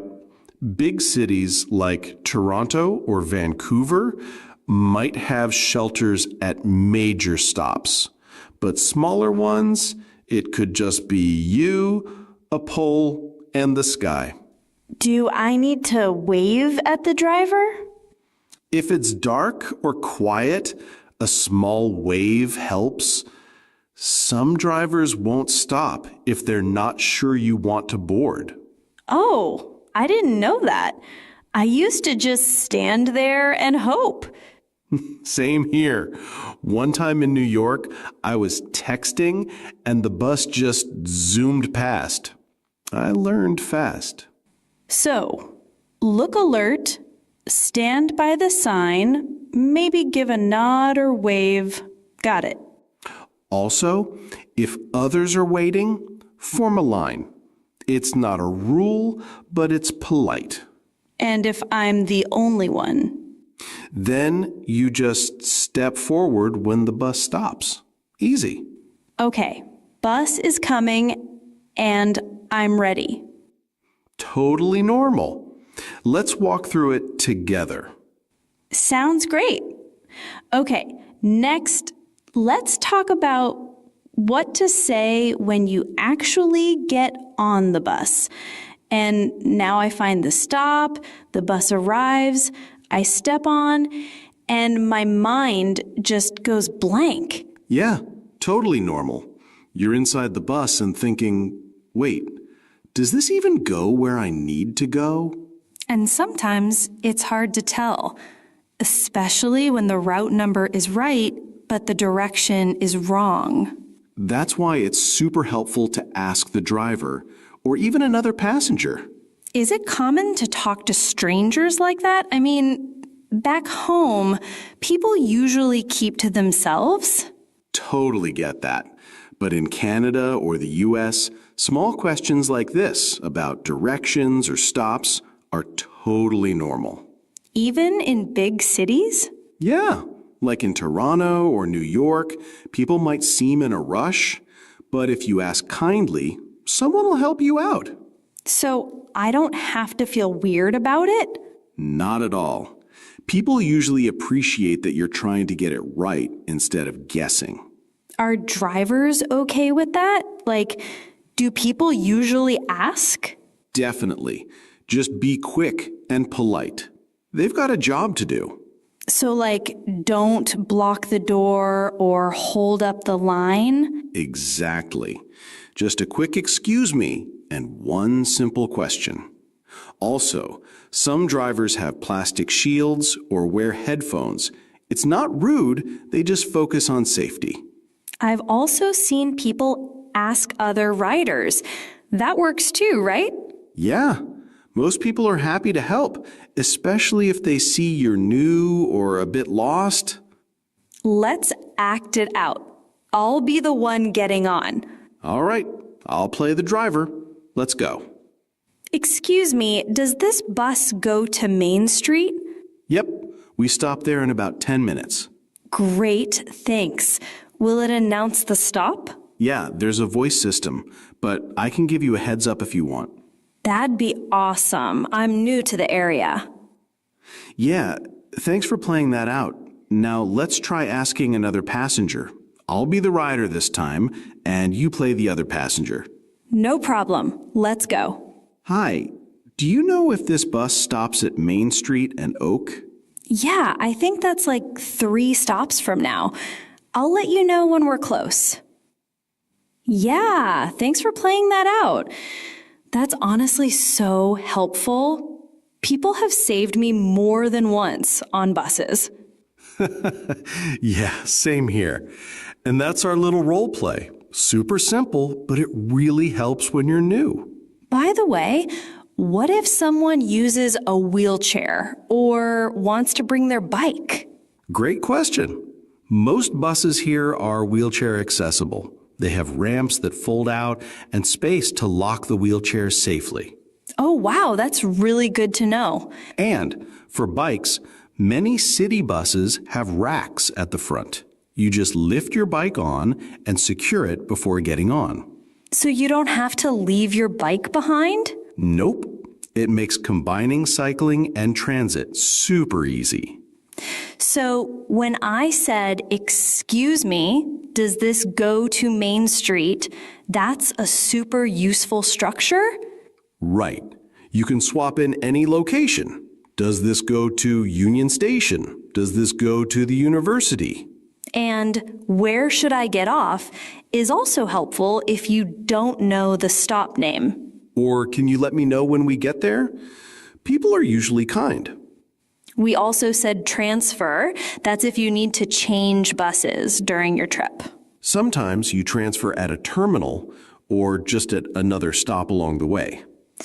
Let's practice the question together. Excuse me, does this go to Main Street? Say it one more time. Does this go to Main Street? You can change the place based on where you need to go. And if you've ever been too shy to ask the driver, we get it. We've both been there. But just asking once can save you a long trip in the wrong direction. Next up, we'll talk about what to do if you actually miss your stop. Haha, it happens. Or worse, you're on the bus and suddenly realize it's going the wrong way. Yep, I've done that too. Let's talk about what to do in that moment. It happens to everyone, especially newcomers. So let's talk about what you can do. Okay, first, how can you tell if it's the right direction? Before getting on, check the bus sign. It usually says the direction, like eastbound or westbound, or the name of the last stop. And on the bus? There's usually a screen that shows the stops, and the driver announces them too, but sometimes it's hard to hear. So if I'm not sure, I just ask? Yes, that's always okay. All right, let's act this out. I'll be the rider again. I'll be another passenger. Hey, sorry, do you know if this bus goes to River Street? I think you're going the opposite way. River Street is back that way. Oh no, what should I do?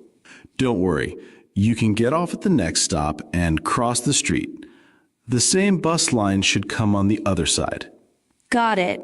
Thank you so much. Anytime. So that was if I'm going the wrong direction. What if I miss my stop? Oops, let's play that one too. Hey, did we already pass Main Street?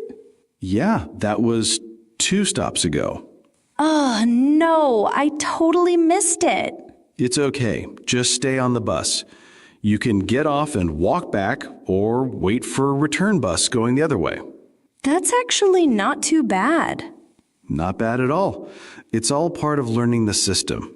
Yeah, and people are usually nice when you ask for help. Always true. So let's go over a few words from today. Wrong way means the opposite direction. To get off means to leave the bus. To transfer is when you switch buses or trains. And a stop is where the bus lets people on or off. You'll hear eastbound or westbound a lot. That just means which way the bus is going. Let's repeat some lines for practice. I'll say it first, and you can say it with me the second time. Is this the right direction? Is this the right direction? Is this the right direction? Did we pass Main Street? Did we pass Main Street? Did we pass Main Street? What should I do now? What should I do now? What should I do now? It's okay to make mistakes. That's how we learn. You're doing great. Every ride makes you more confident. Okay, so you're almost at your stop.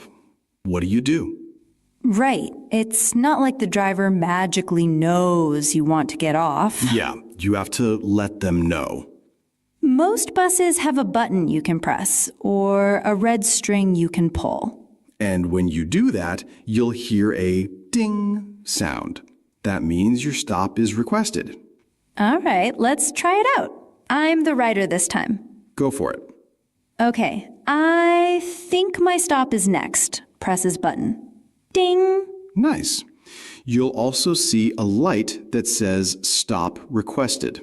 That's how you know it worked. Sometimes I get nervous. Like, what if I miss the door? Totally normal. Just move toward the back door a bit early. Some buses only open the rear door for exit.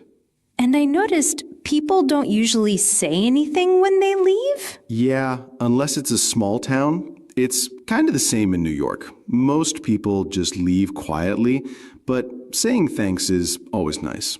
How about tapping out? I heard in some cities you need to scan your card again.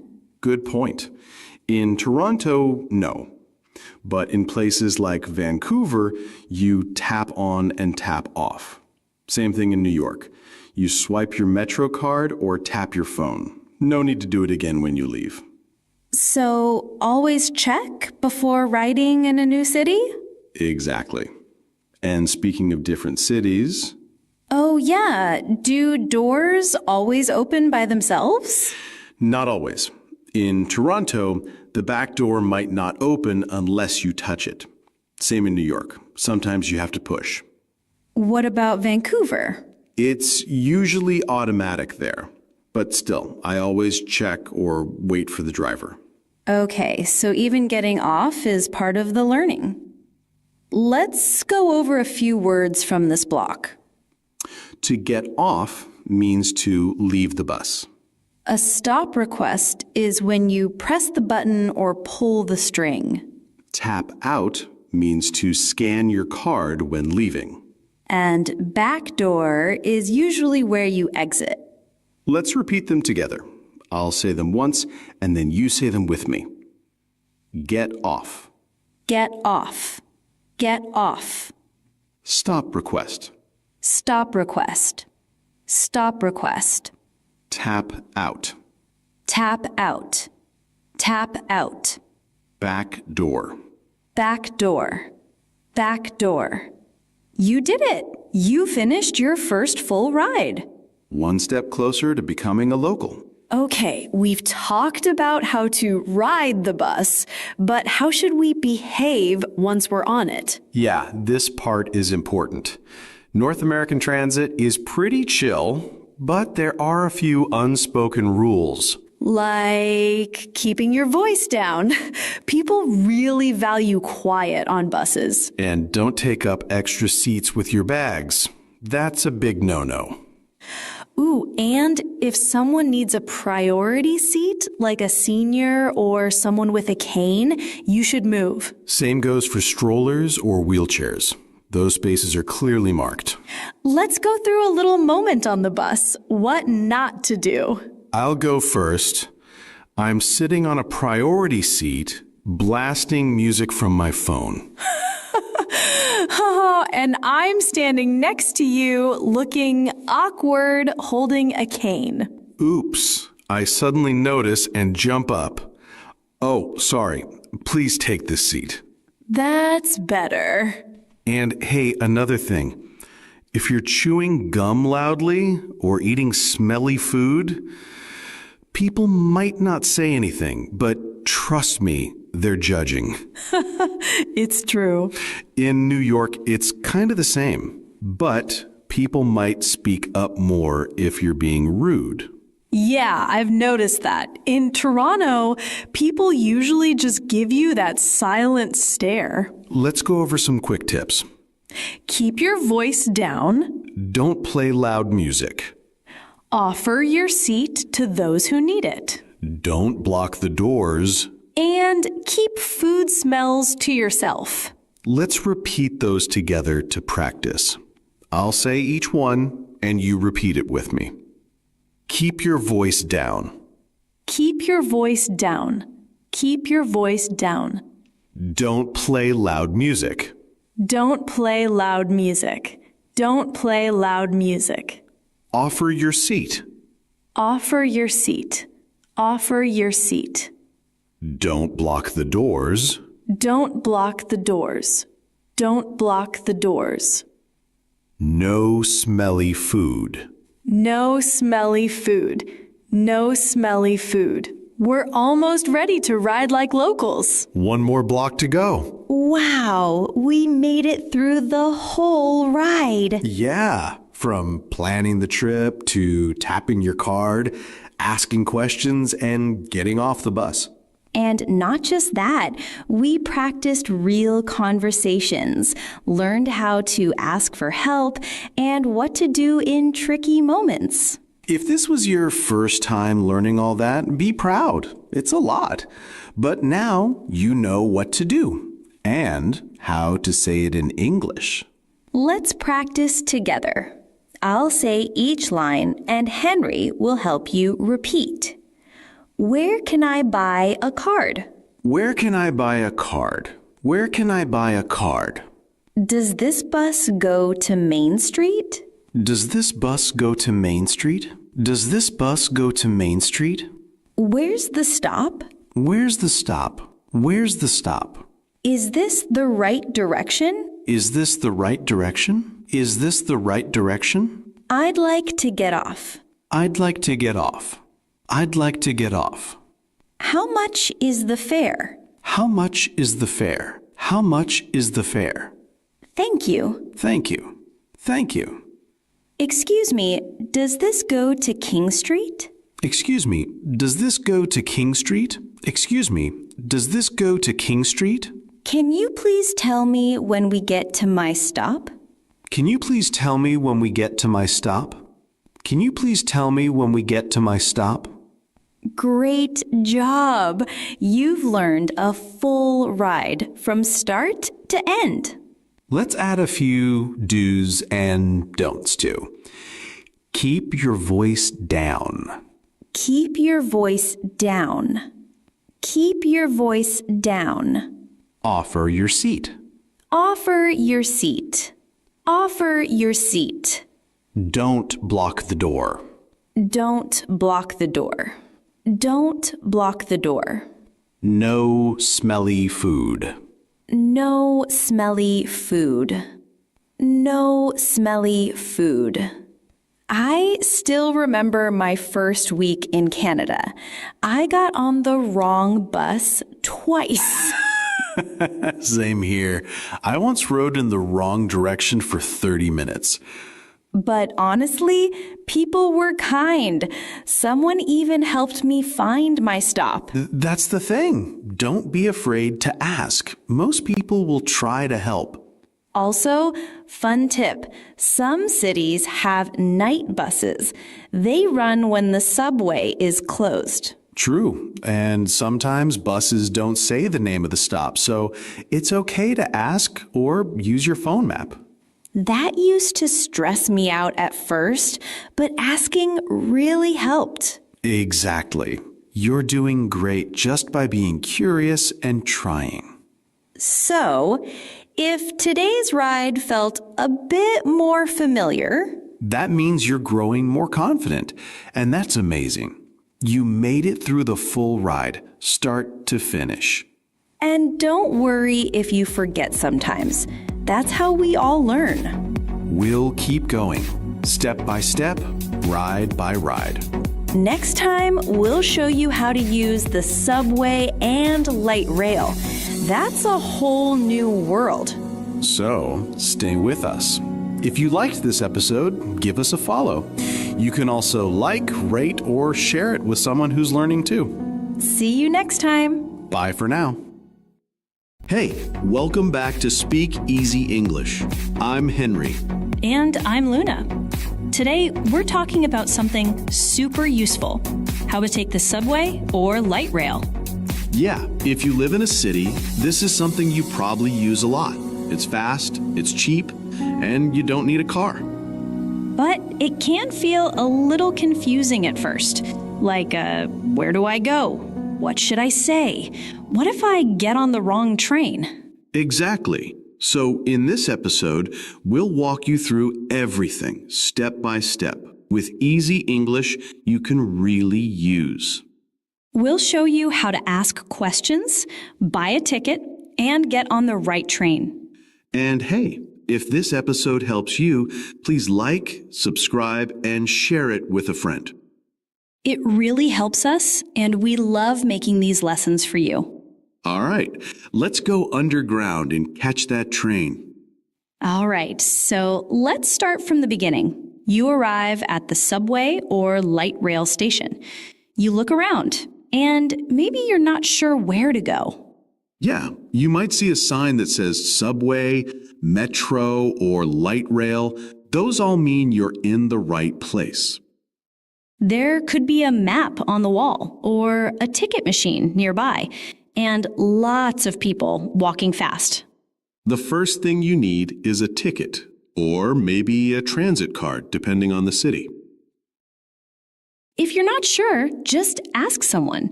You can say something like, "Where can I buy a ticket?" Or, "Do I need a transit card?" Let's practice that together. Where can I buy a ticket? Do I need a transit card? Perfect. You can also ask to a machine and ask, "Is this for tickets?" People are usually kind. They'll help you if you ask politely. Once you have your ticket or card, you're ready to enter the station. Now let's talk about how to buy your ticket. Most stations have machines. Some also have people working at a small booth. The machine might ask you to choose a single ride, a day pass, or even a weekly pass. If you're not sure, just ask someone nearby. You can say, "What kind of ticket should I get?" Or, "Is there a day pass?" And of course, you need to pay. Some machines take cash, others take credit or debit cards. You can ask, "Can I pay with cash?" Or, "Do you take cards?" Let's say that together. Can I pay with cash? Do you take cards? Great. Once you pay, you'll get a paper ticket or a reloadable card. Now you're ready to go inside. To enter the station, you need to find the gate. You'll see a place to tap your card or insert your ticket. Look for green lights or arrows. That usually means the gate is ready. If you're not sure what to do, ask someone. "How do I use this ticket?" Or, "Where do I tap my card?" Once you're through, follow the signs to your line or platform. They're usually color-coded or have clear names. Now you're inside the station. It's time to find the train you need. Look for signs that show the train lines. They might say something like blue line eastbound or yellow line to downtown. If you're not sure, just ask, "Does this train go to Union Station?" Or, "Which platform goes downtown?" Let's practice those. Does this train go to Union Station? Which platform goes downtown? Those are super helpful when you're not sure which direction to go. Okay, now you're waiting for the train. You're on the right platform. There may be a screen that tells you when the next train is coming. Or maybe you hear an announcement like, "Next train arriving in 2 minutes." While you wait, stand behind the yellow line. That's for safety. If you're still not sure it's the right train, ask someone. Is this the green line? Does this train go west? And when the train comes, let people get off first before you step inside. If you need space, say, "Excuse me." Now you're on the train. You can sit down or stand and hold on to a pole. Listen carefully. You'll probably hear the name of the next stop. It might say something like, "Next stop, Queen Station." If you're not sure when to get off, ask someone. Does this train stop at Bloor? How many stops until Finch? And in some cities, you need to press a button or touch the door to open it. You can ask, "Do I need to press a button to get out?" Sometimes you need to change trains. That's called making a transfer. You might hear, "Transfer here for the yellow line," or "Transfer for the airport line." If you're not sure, ask. Where can I change to the yellow line? Do I need to transfer to get to the airport? Just follow the signs and arrows. They'll point you in the right direction. Okay, your stop is coming up. Stand near the door so you're ready. Some doors open automatically. Others need you to press a button. If people are standing in front of the door, say, "Excuse me," then step off safely. Now follow the exit signs. Look for exit or street. That's how you leave the station. If you feel lost, you can ask, "Where is the bus stop?" Or, "How do I get outside?" Let's say that again. Where is the exit? How do I get outside? Before we wrap up, here are a few extra tips. In some cities, you need to tap your card again when you leave. Don't forget. And apps like Google Maps are super helpful. They show you which train to take and where to transfer. Always stand behind the yellow line while waiting, and never rush to get on. If there's an emergency, look for the red help button or talk to a train worker. Some people bring bikes or strollers. If you're not sure, just ask, "Can I bring my stroller?" You did it! Nice work! Now you know how to buy a ticket, find the right train, and ride safely. Let's review a few key phrases. Where can I buy a ticket? Does this train go to Union Station? How many stops until my station? Do I need to transfer? Where is the exit? Here's your challenge. Try to talk about your last subway or light rail ride in English. If you've never taken one, just make it up. You can say something like, "Last week I took the subway, I got on at Bloor, and I got off at Union." Try saying 3 to 5 short sentences, or write it in the comments if you want. And hey, if this helped you, please like the episode, subscribe, and share it with someone else learning English. Thanks so much for joining us. We'll see you next time on Speak Easy English. Hey friends, welcome back to Speak Easy English. I'm Luna. And I'm Henry. So glad you're here with us today. In this series, we help you speak real English, slowly, clearly, and with confidence. We use simple phrases, real conversations, and everyday situations to help you feel more comfortable speaking English. We've talked about going to the doctor, the bank, the bus, and more. Today's topic is something really important. Renting an apartment. Yep. Looking for a place to live can feel exciting and stressful. Especially in a new country. There are websites, phone calls, forms, and rules. But don't worry, we'll walk you through it, all of the way from finding a place to moving in. And if you're nervous, that's okay. We've been there too. I remember when I rented my first apartment, I didn't know what to say. Same. I kept Googling phrases like, "What do I say at a viewing?" So we made this episode to help you. with short phrases, real conversations, one step at a time. Ready to find your new home? Let's begin. Okay, first step, finding an apartment. In Canada and the US, most people use websites to look for places. Like Facebook Marketplace, Kijiji, Craigslist, or rental apps like Zumper.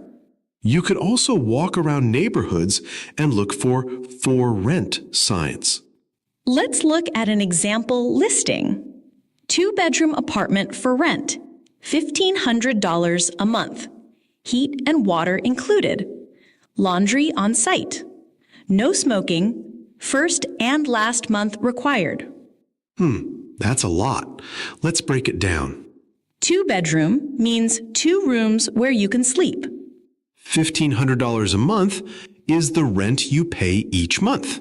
Heat and water included means you don't pay extra for those. Laundry on site means there are washing machines in the building. No smoking means don't smoke inside. And first and last month required means you need to pay the first month and the last month's rent upfront.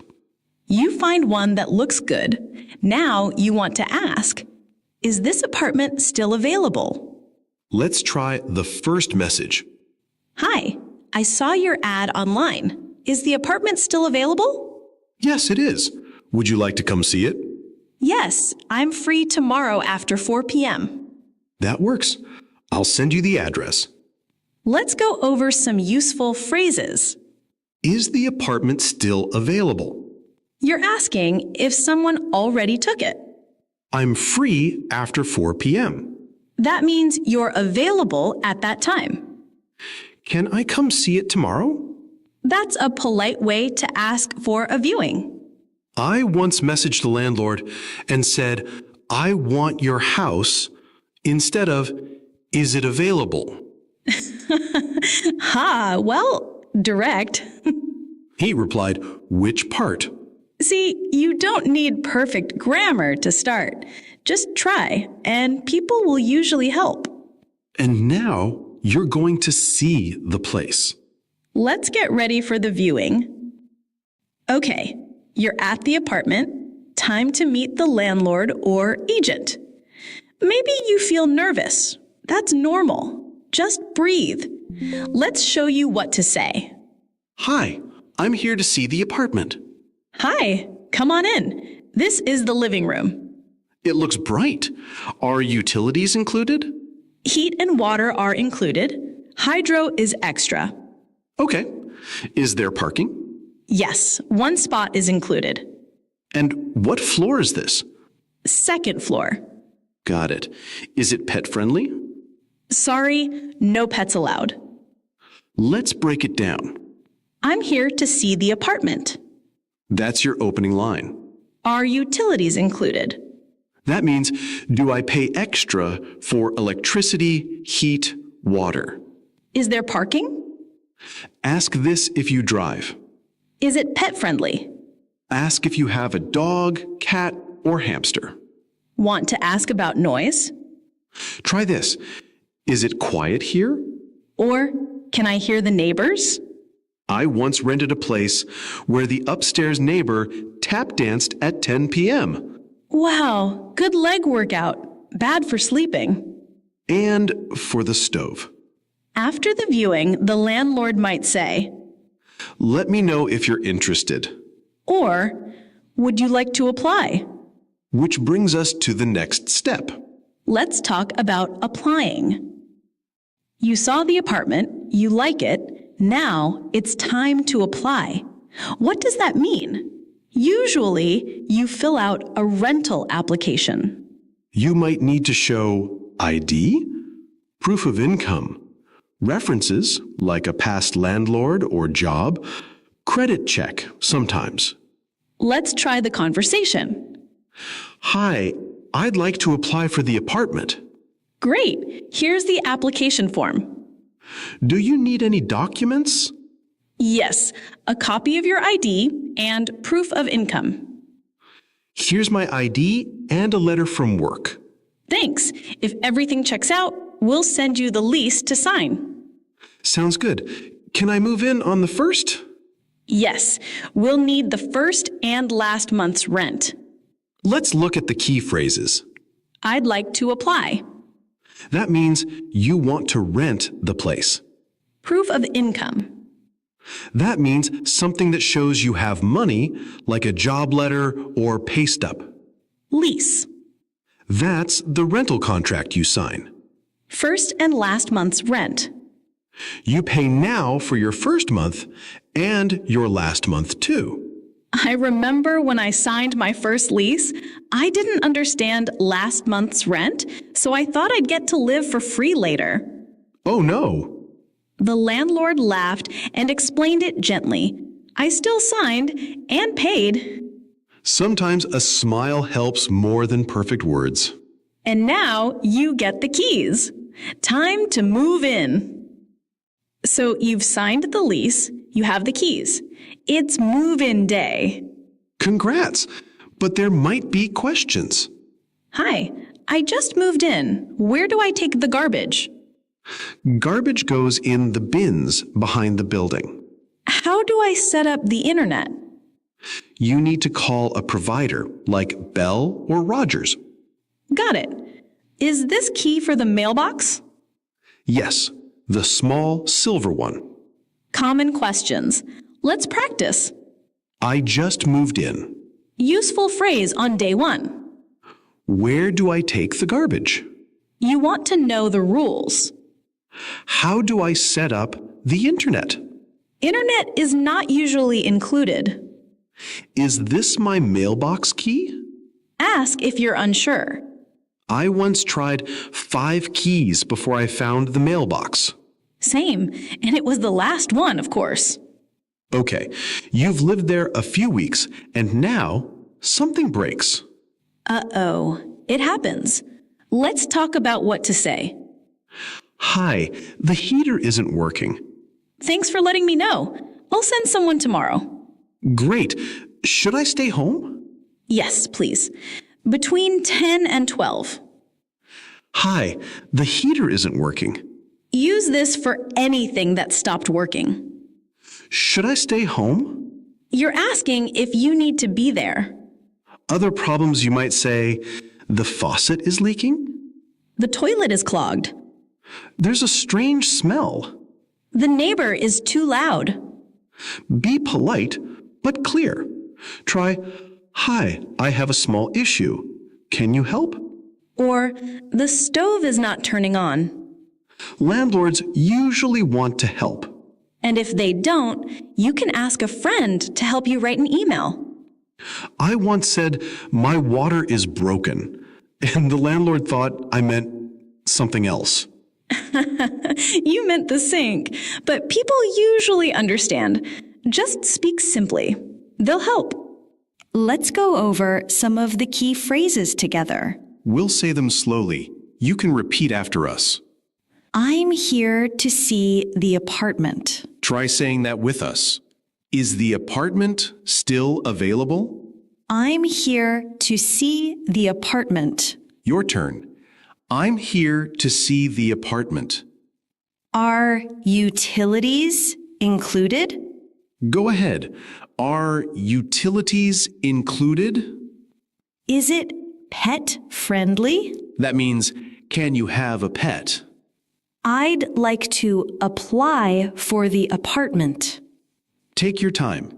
Say it slowly. I'd like to apply for the apartment.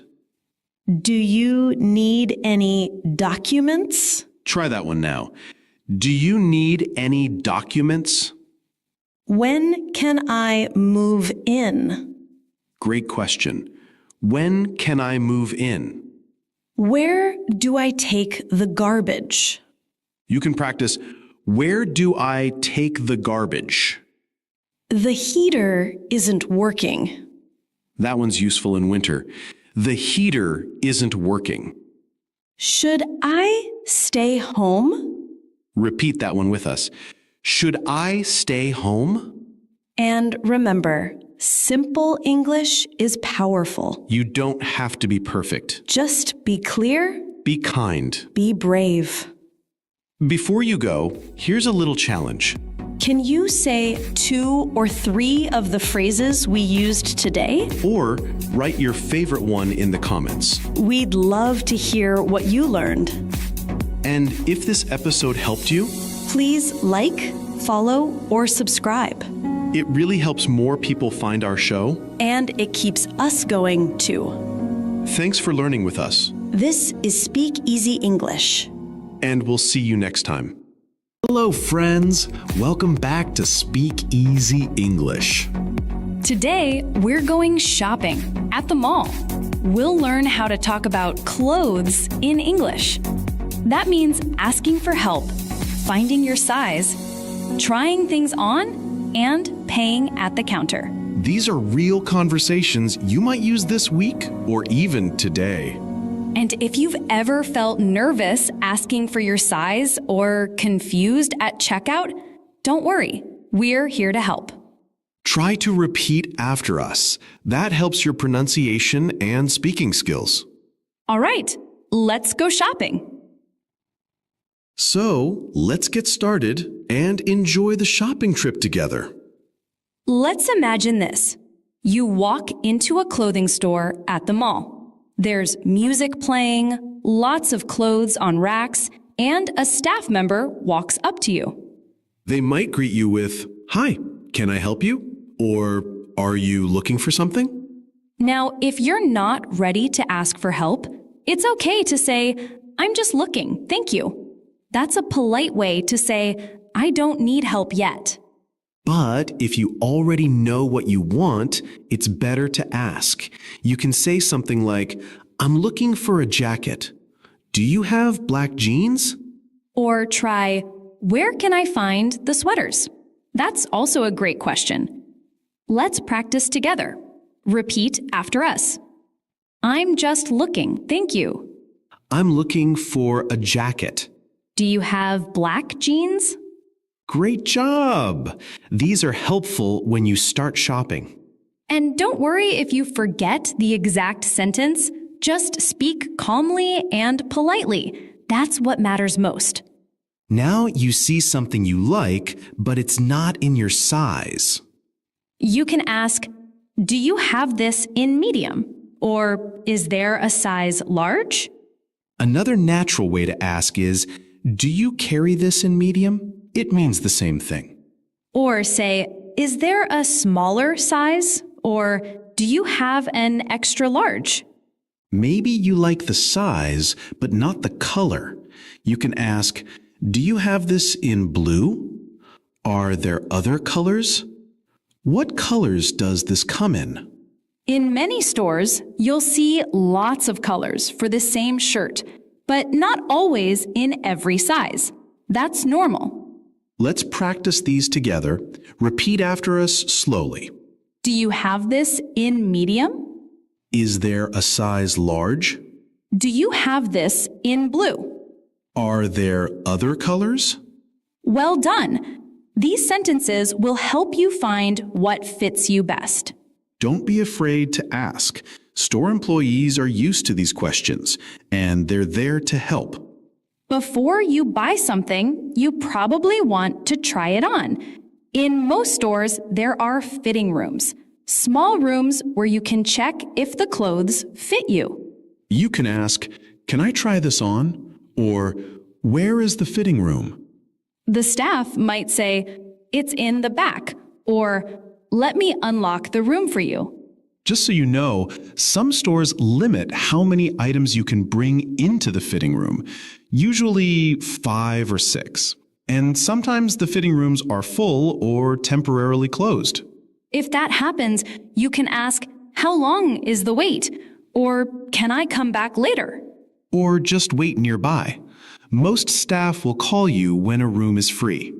After trying, if it fits, you can say, "It fits well," or "I like it." And if it's too small or big, say, "It's too tight. It's too loose." Let's repeat. "Can I try this on?" Where is the fitting room? It fits well. It's too tight. It's too loose. Perfect. Now you're ready to try clothes like a pro. And don't forget, if you don't like it, it's totally okay to say, I'll think about it. That's a polite way to say no. Okay, you found something you like, but wait, there's no price tag. What should you do? Easy. Just ask. You can say, how much is this? Or what's the price? And if you're on a budget, try, do you have anything less expensive? Or anything more affordable? A good one during sales season is this on sale? Or are there any discounts today? In North America, stores often have signs, but it's normal to ask, especially if something looks unclear. Let's try these together. Repeat slowly after us. How much is this? How much is this? Do you have anything cheaper? Do you have anything cheaper? Is this on sale? Is this on sale? Do you have any discounts today? Do you have any discounts today? Great work. Don't be shy. Asking can save you money. Now, let's say you're shopping with a friend, like me and Luna here. Yes, I always ask, does this look good on me? Or what do you think? And if you like what your friend's wearing, say, that looks great on you. It really suits you. And sometimes the other person might not love your choice. That's okay. Just smile and say, thanks for your opinion, or I'll try something else. If something doesn't feel right on you, you can say, it's not my style. I don't think it fits well. Or even, I feel uncomfortable in this. That's totally okay. And if you're shopping alone, don't worry. You can still ask yourself, do I feel good in this? Let's practice some of these. Repeat with us. Does this look good on me? What do you think? That looks great on you. It's not my style. I feel uncomfortable in this. These phrases help you trust your feelings and speak with confidence. Nicely done. These are great when shopping with a friend, or even just talking to yourself in the mirror. You found your clothes, tried them on, and now it's time to pay. At the counter, the cashier might ask, did you find everything okay? You can say, yes, thank you, or I'm ready to pay. If you're paying with a card, you might hear insert or tap. So you can say, can I tap? Or credit, please. But what if your card doesn't work? It happens sometimes. The cashier might say, it didn't go through, or do you have another card?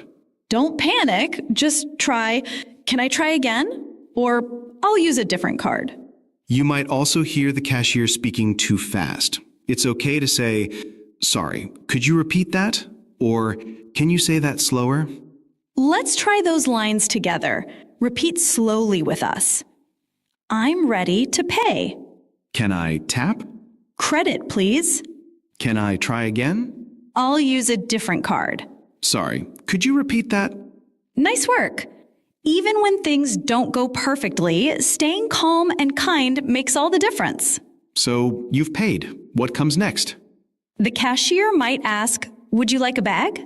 In many cities like Toronto or San Francisco, you have to pay extra for bags. If you want one, say yes, please. If not, say no, I'm good, thanks. But sometimes you might be surprised. You ask for a bag and the cashier says, that'll be 25 cents, or we charge for bags. If you didn't expect that, just ask, oh, is there a charge? Or, can I carry it without a bag? Then they'll hand you your receipt. That's your proof of purchase. Keep it, especially if you might return something later.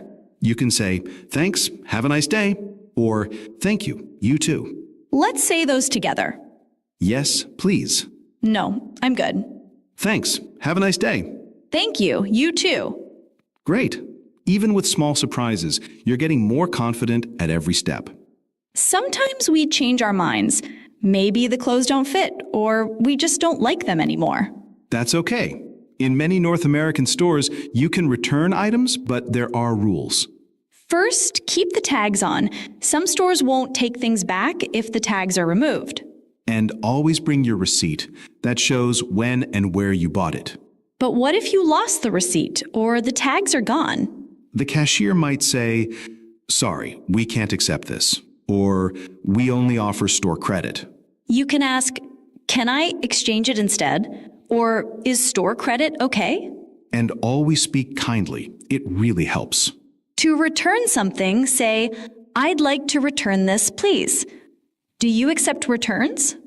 If something didn't work well, say, "It doesn't fit," or "I changed my mind." Let's go through these slowly. "I'd like to return this." Do you accept returns? "It doesn't fit." I changed my mind. "Can I exchange it instead?" Is store credit okay? Nicely done. You're ready, even when things don't go as planned. That's it for shopping today. You really went through a full experience. Great job, everyone. You've learned so many useful phrases at the mall. Now, let's do a quick review. I'll read each sentence once, and Henry will say it twice. You can repeat with him. Ready? Let's practice together. I'm just looking, thank you. I'm just looking, thank you. I'm just looking, thank you. Do you have this in medium? Do you have this in medium? Do you have this in medium? Can I try this on? Can I try this on? Can I try this on? How much is this? How much is this? How much is this? That looks great on you. That looks great on you. That looks great on you. Can I pay by card? Can I pay by card? Can I pay by card? Can I return this? Can I return this? Can I return this? Take a moment. What's one English phrase you'd actually use next time you go shopping? Just say it out loud. Done? Great. Now write that phrase in the comments. Or even better, use it in real life this week. Want to practice with a friend? You can share this episode too. Every time you speak, you get a little more confident. Thanks for learning with us today. See you next time. Hey everyone, welcome back to Speakeasy English. I'm Luna. And I'm Henry. If this is your first time listening, we're so glad you're here. In this series, we help you speak real, everyday English with more confidence through simple phrases, natural conversations, and real-life situations. We've talked about doctor visits, bank accounts, and more. And today, it's all about school registration. So if you like learning English this way, don't forget to follow, like, or subscribe. That helps us keep going and helps more people find us too. All right, let's get into it. Today's topic is about registering your child for school, something almost every parent has to do, especially when moving to a new city or country. In Canada and the US, children usually go to public school based on where they live. That's called a school zone. You can't just pick any school, you go to the one for your area. You can check your school zone by typing your address into the school board's website. And kids usually start kindergarten around age 4 or 5 and grade 1 at age 6. Some families register online, but many still go to the school in person, especially when it's their first time or if they want to ask questions face to face. And that's what we'll show you today, real English step by step. Whether you're asking how to register, filling out a form, or talking about language support, it can feel stressful if you don't know what to say in English. I remember my first time walking into a school office. I just stood there, holding papers, reading signs, hoping someone would notice me. I had one sentence in my head. I want to register my child. But when the receptionist smiled, I panicked and froze. But that's okay. One good sentence is enough to begin, and we'll build from there. So let's show you exactly how that first moment might sound. You're at the school office. I'll be the staff. You just walked in. Okay, I'm holding my documents, trying to look calm. Yes. I'll say the first line, and if you're listening, try answering out loud. Let's go step by step. Ready? Good morning. How can I help you? Hi, I want to register my child for school. Of course. What's your child's name and age? Her name is Emily. She just turned 6. Great. Do you live nearby? Yes, we just moved to Green Street, near the park. Perfect. That's in our school zone. Do you have an appointment today? No, I wasn't sure if I needed one. That's okay. Walk-ins are welcome during registration weeks. Thank you. I also have a younger child. He's 4. Should I register him too? For kindergarten, yes, but you can do that separately or at the same time. Okay. My daughter doesn't speak much English yet. Is that a problem? Not at all. We have language support for new students. She'll get help. That's a relief. When does the school year start? The first day is September 5th. Great. Do I need to bring anything else? Yes, you'll need ID, proof of address, her birth certificate, and vaccination record. Got it. I have some of those now. No problem. I'll give you the registration form to get started. That was a lot in just one short conversation. Yeah. Let's slow it down and go over some of the useful phrases we just used. And we'll share how we handled these questions ourselves, mistakes and all. I said, I want to register my child. That felt simple, and it worked. Yeah, and if you forget the word register, you can also say, my child, new student. Most staff will understand. When they asked, do you have an appointment? I almost said yes by accident. You can also ask, is it okay without appointment? It's a good backup. And I wasn't sure if I should mention my younger son, but saying, I also have a younger child, that helped a lot. It tells the school you're thinking ahead. Some schools register siblings together. I was so relieved when they said they had English support. If your child is shy, it's okay to say, she's learning English slowly. And asking, do I need to bring anything else is smart. Sometimes they forget to list everything. So now you've got the form. What's next? We'll walk you through it one question at a time.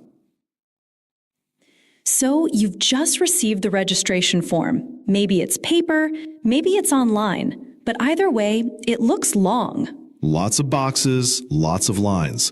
But don't worry, most of it is simple information. We'll go through it one part at a time.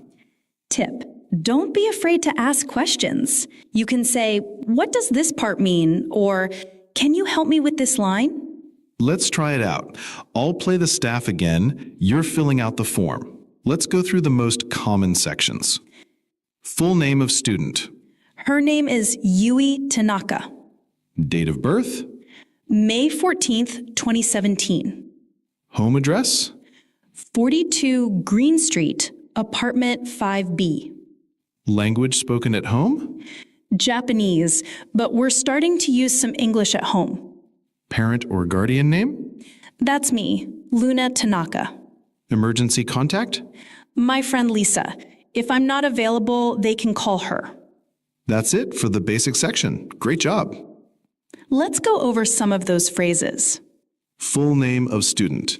Use the legal name, no nicknames. Date of birth. In Canada and the US, it's usually month, day, year. Emergency contact. This should be someone who lives nearby and can pick up your child if needed. Language spoken at home.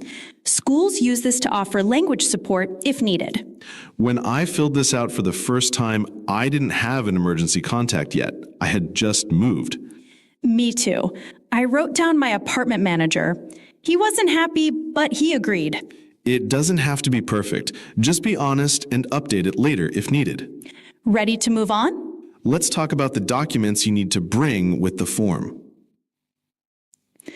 Whew, I thought I was done after the form, but turns out they need documents too.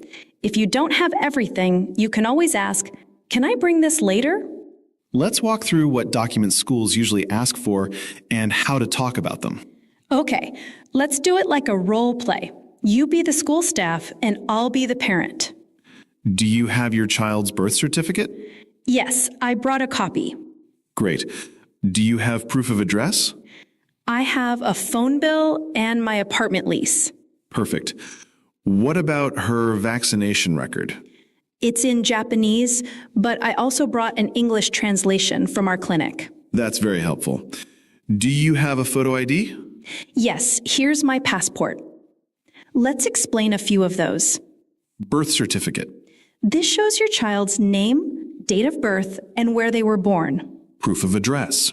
This can be a lease, utility bill, or official letter with your name and address. Vaccination record. Some schools need proof that your child got certain shots, like MMR or DTaP. Photo ID. This helps confirm who you are, like your passport or driver's license. Some schools may also accept a health card. When I moved here, I didn't know what proof of address meant. I just brought an envelope from the bank. I once forgot the vaccination record and felt so embarrassed, but they just said, you can email it later. Schools understand, especially if you're new to the country. Ready to keep going? Next, we'll ask about school hours, grade level, and daily routines. So, after handing in the documents, I wanted to ask, what's a normal school day like? Good question. It usually starts around 8:30 a.m. and ends around 3 p.m., but it can vary a bit by school. That felt early to me at first. In Japan, school starts a little later. And some schools have supervision before and after class, called before school and after school care. You can ask, is there before school care? Or can my child stay after 3?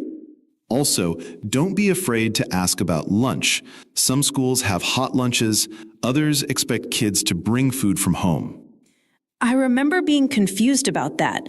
I packed too much at first. Rice, soup, snacks, like a picnic. Totally relatable. A simple sandwich and fruit is usually enough. What about grade levels? It felt hard to know where my child would go. In Canada and the US, it's based on age. For example, if your child is 6 by December, they usually go into grade 1.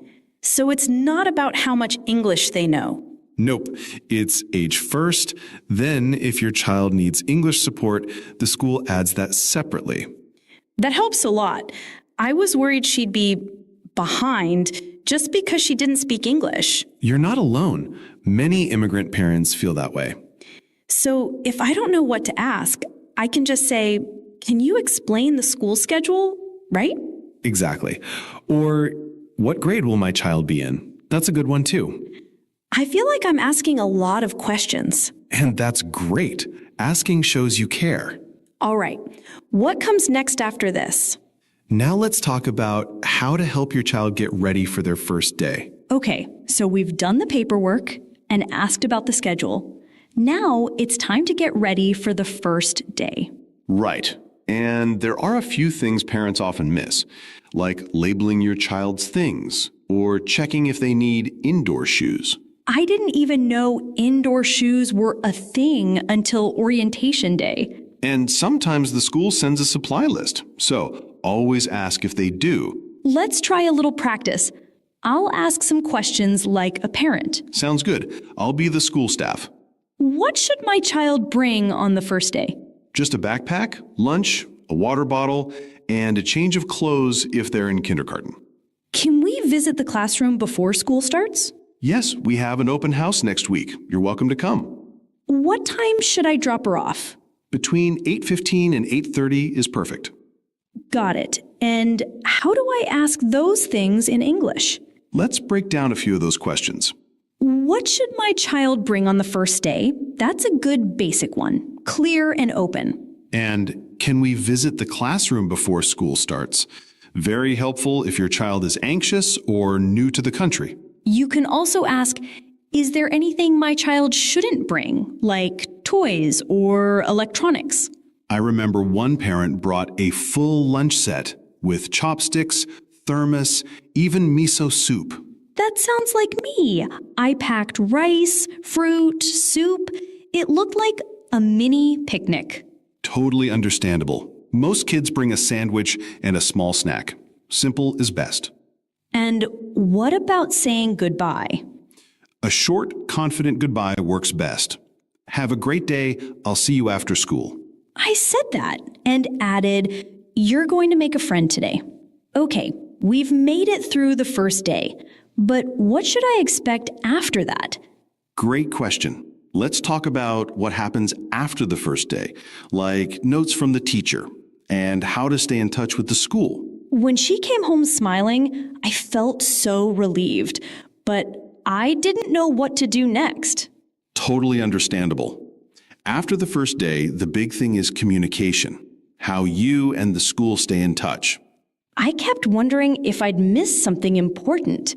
Most Toronto schools use email, so it's good to check your inbox often and ask the teacher if you're unsure. Let's try a role play. I'll be the parent, you be the school staff again. Sounds good. Go ahead. How do I get updates about my child's learning? We send weekly updates by email. Make sure the school has your correct email address.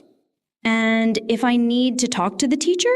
You can reply to the email or ask to book a short meeting. What if I get a message and I don't understand it? Just let us know. You can ask, "Can someone explain this in simple English?" Got it. I think I can try those next time for real. So, how do I get updates?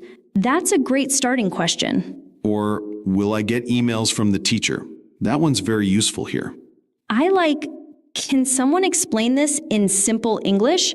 I wish I had used that earlier. Many parents feel embarrassed, but asking shows you care. Teachers will always appreciate that. I once tried to guess what a form said. I ended up missing picture day because I misunderstood the date. Oh no. That happens.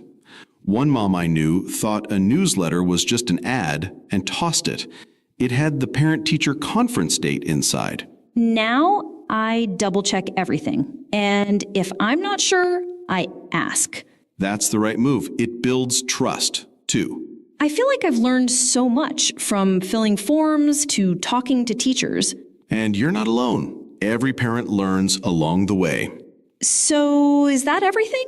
Almost. Let's wrap up with a little review and a challenge for everyone listening. All right, let's slow down and go over what we've learned. We talked about filling out the school form, bringing documents, asking questions, and staying connected with teachers. Let's go over some simple sentences you can really use when talking to the school. I'd like to register my child. I'd like to register my child. I'd like to register my child. What documents do I need? What documents do I need? What documents do I need? Can we visit the classroom before school starts? Can we visit the classroom before school starts? Can we visit the classroom before school starts? How do I get updates from the teacher? How do I get updates from the teacher? How do I get updates from the teacher? Can someone explain this in simple English? Can someone explain this in simple English? Can someone explain this in simple English? Now, we have a small challenge for you. Try talking about your child's school experience in English. You can start with, "My child just started school. The first day was," and continue from there. Say 3 to 5 sentences. Speak slowly, don't rush. It doesn't need to be perfect. Just speak from your heart. Or if your child hasn't started yet, imagine the first day. What would you say? And if you'd like, write your sentences in the comments. We'd love to hear how it went for you. Also, if this episode helped you, please subscribe to the Speak Easy English channel. Yes, your support helps us make more helpful episodes for you. We're here to help you speak real English step by step. Keep listening, keep trying, and keep going. You're doing great. Thanks for learning with us today. See you in the next episode. Hey everyone, welcome back to Speak Easy English, and I'm Luna. And I'm Henry. If this is your first time listening, we're so glad you're here. In this series, we help you speak real, everyday English with more confidence through simple phrases, natural conversations, and real-life situations. We've talked about doctor visits, school registration, and more. And today, it's all about getting your driver's license. So, if you like learning English this way, don't forget to follow, like, or subscribe. That helps us keep going and helps more people find us too. All right, let's get into it. Today's topic is about applying for your first driver's license, something many newcomers and young adults need to do, especially in a new country.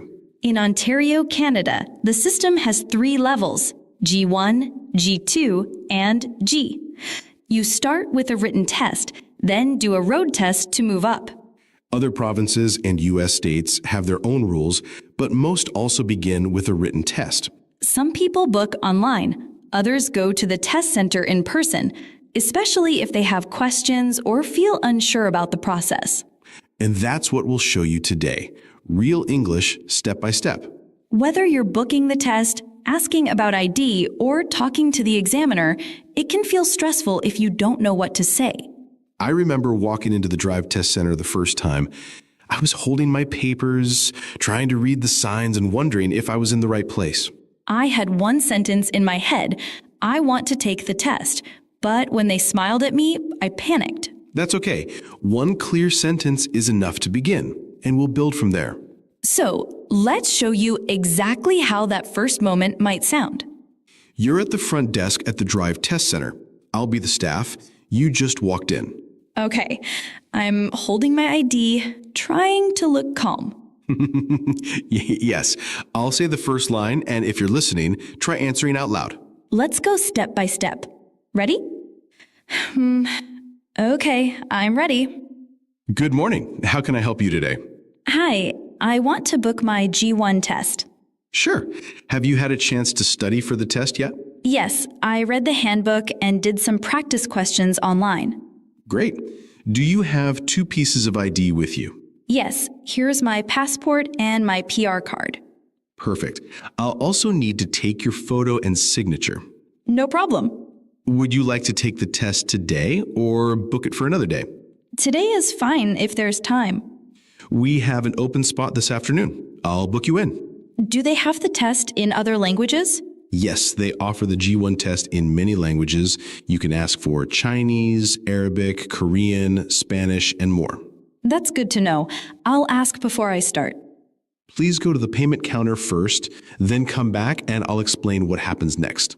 That was already a lot of English.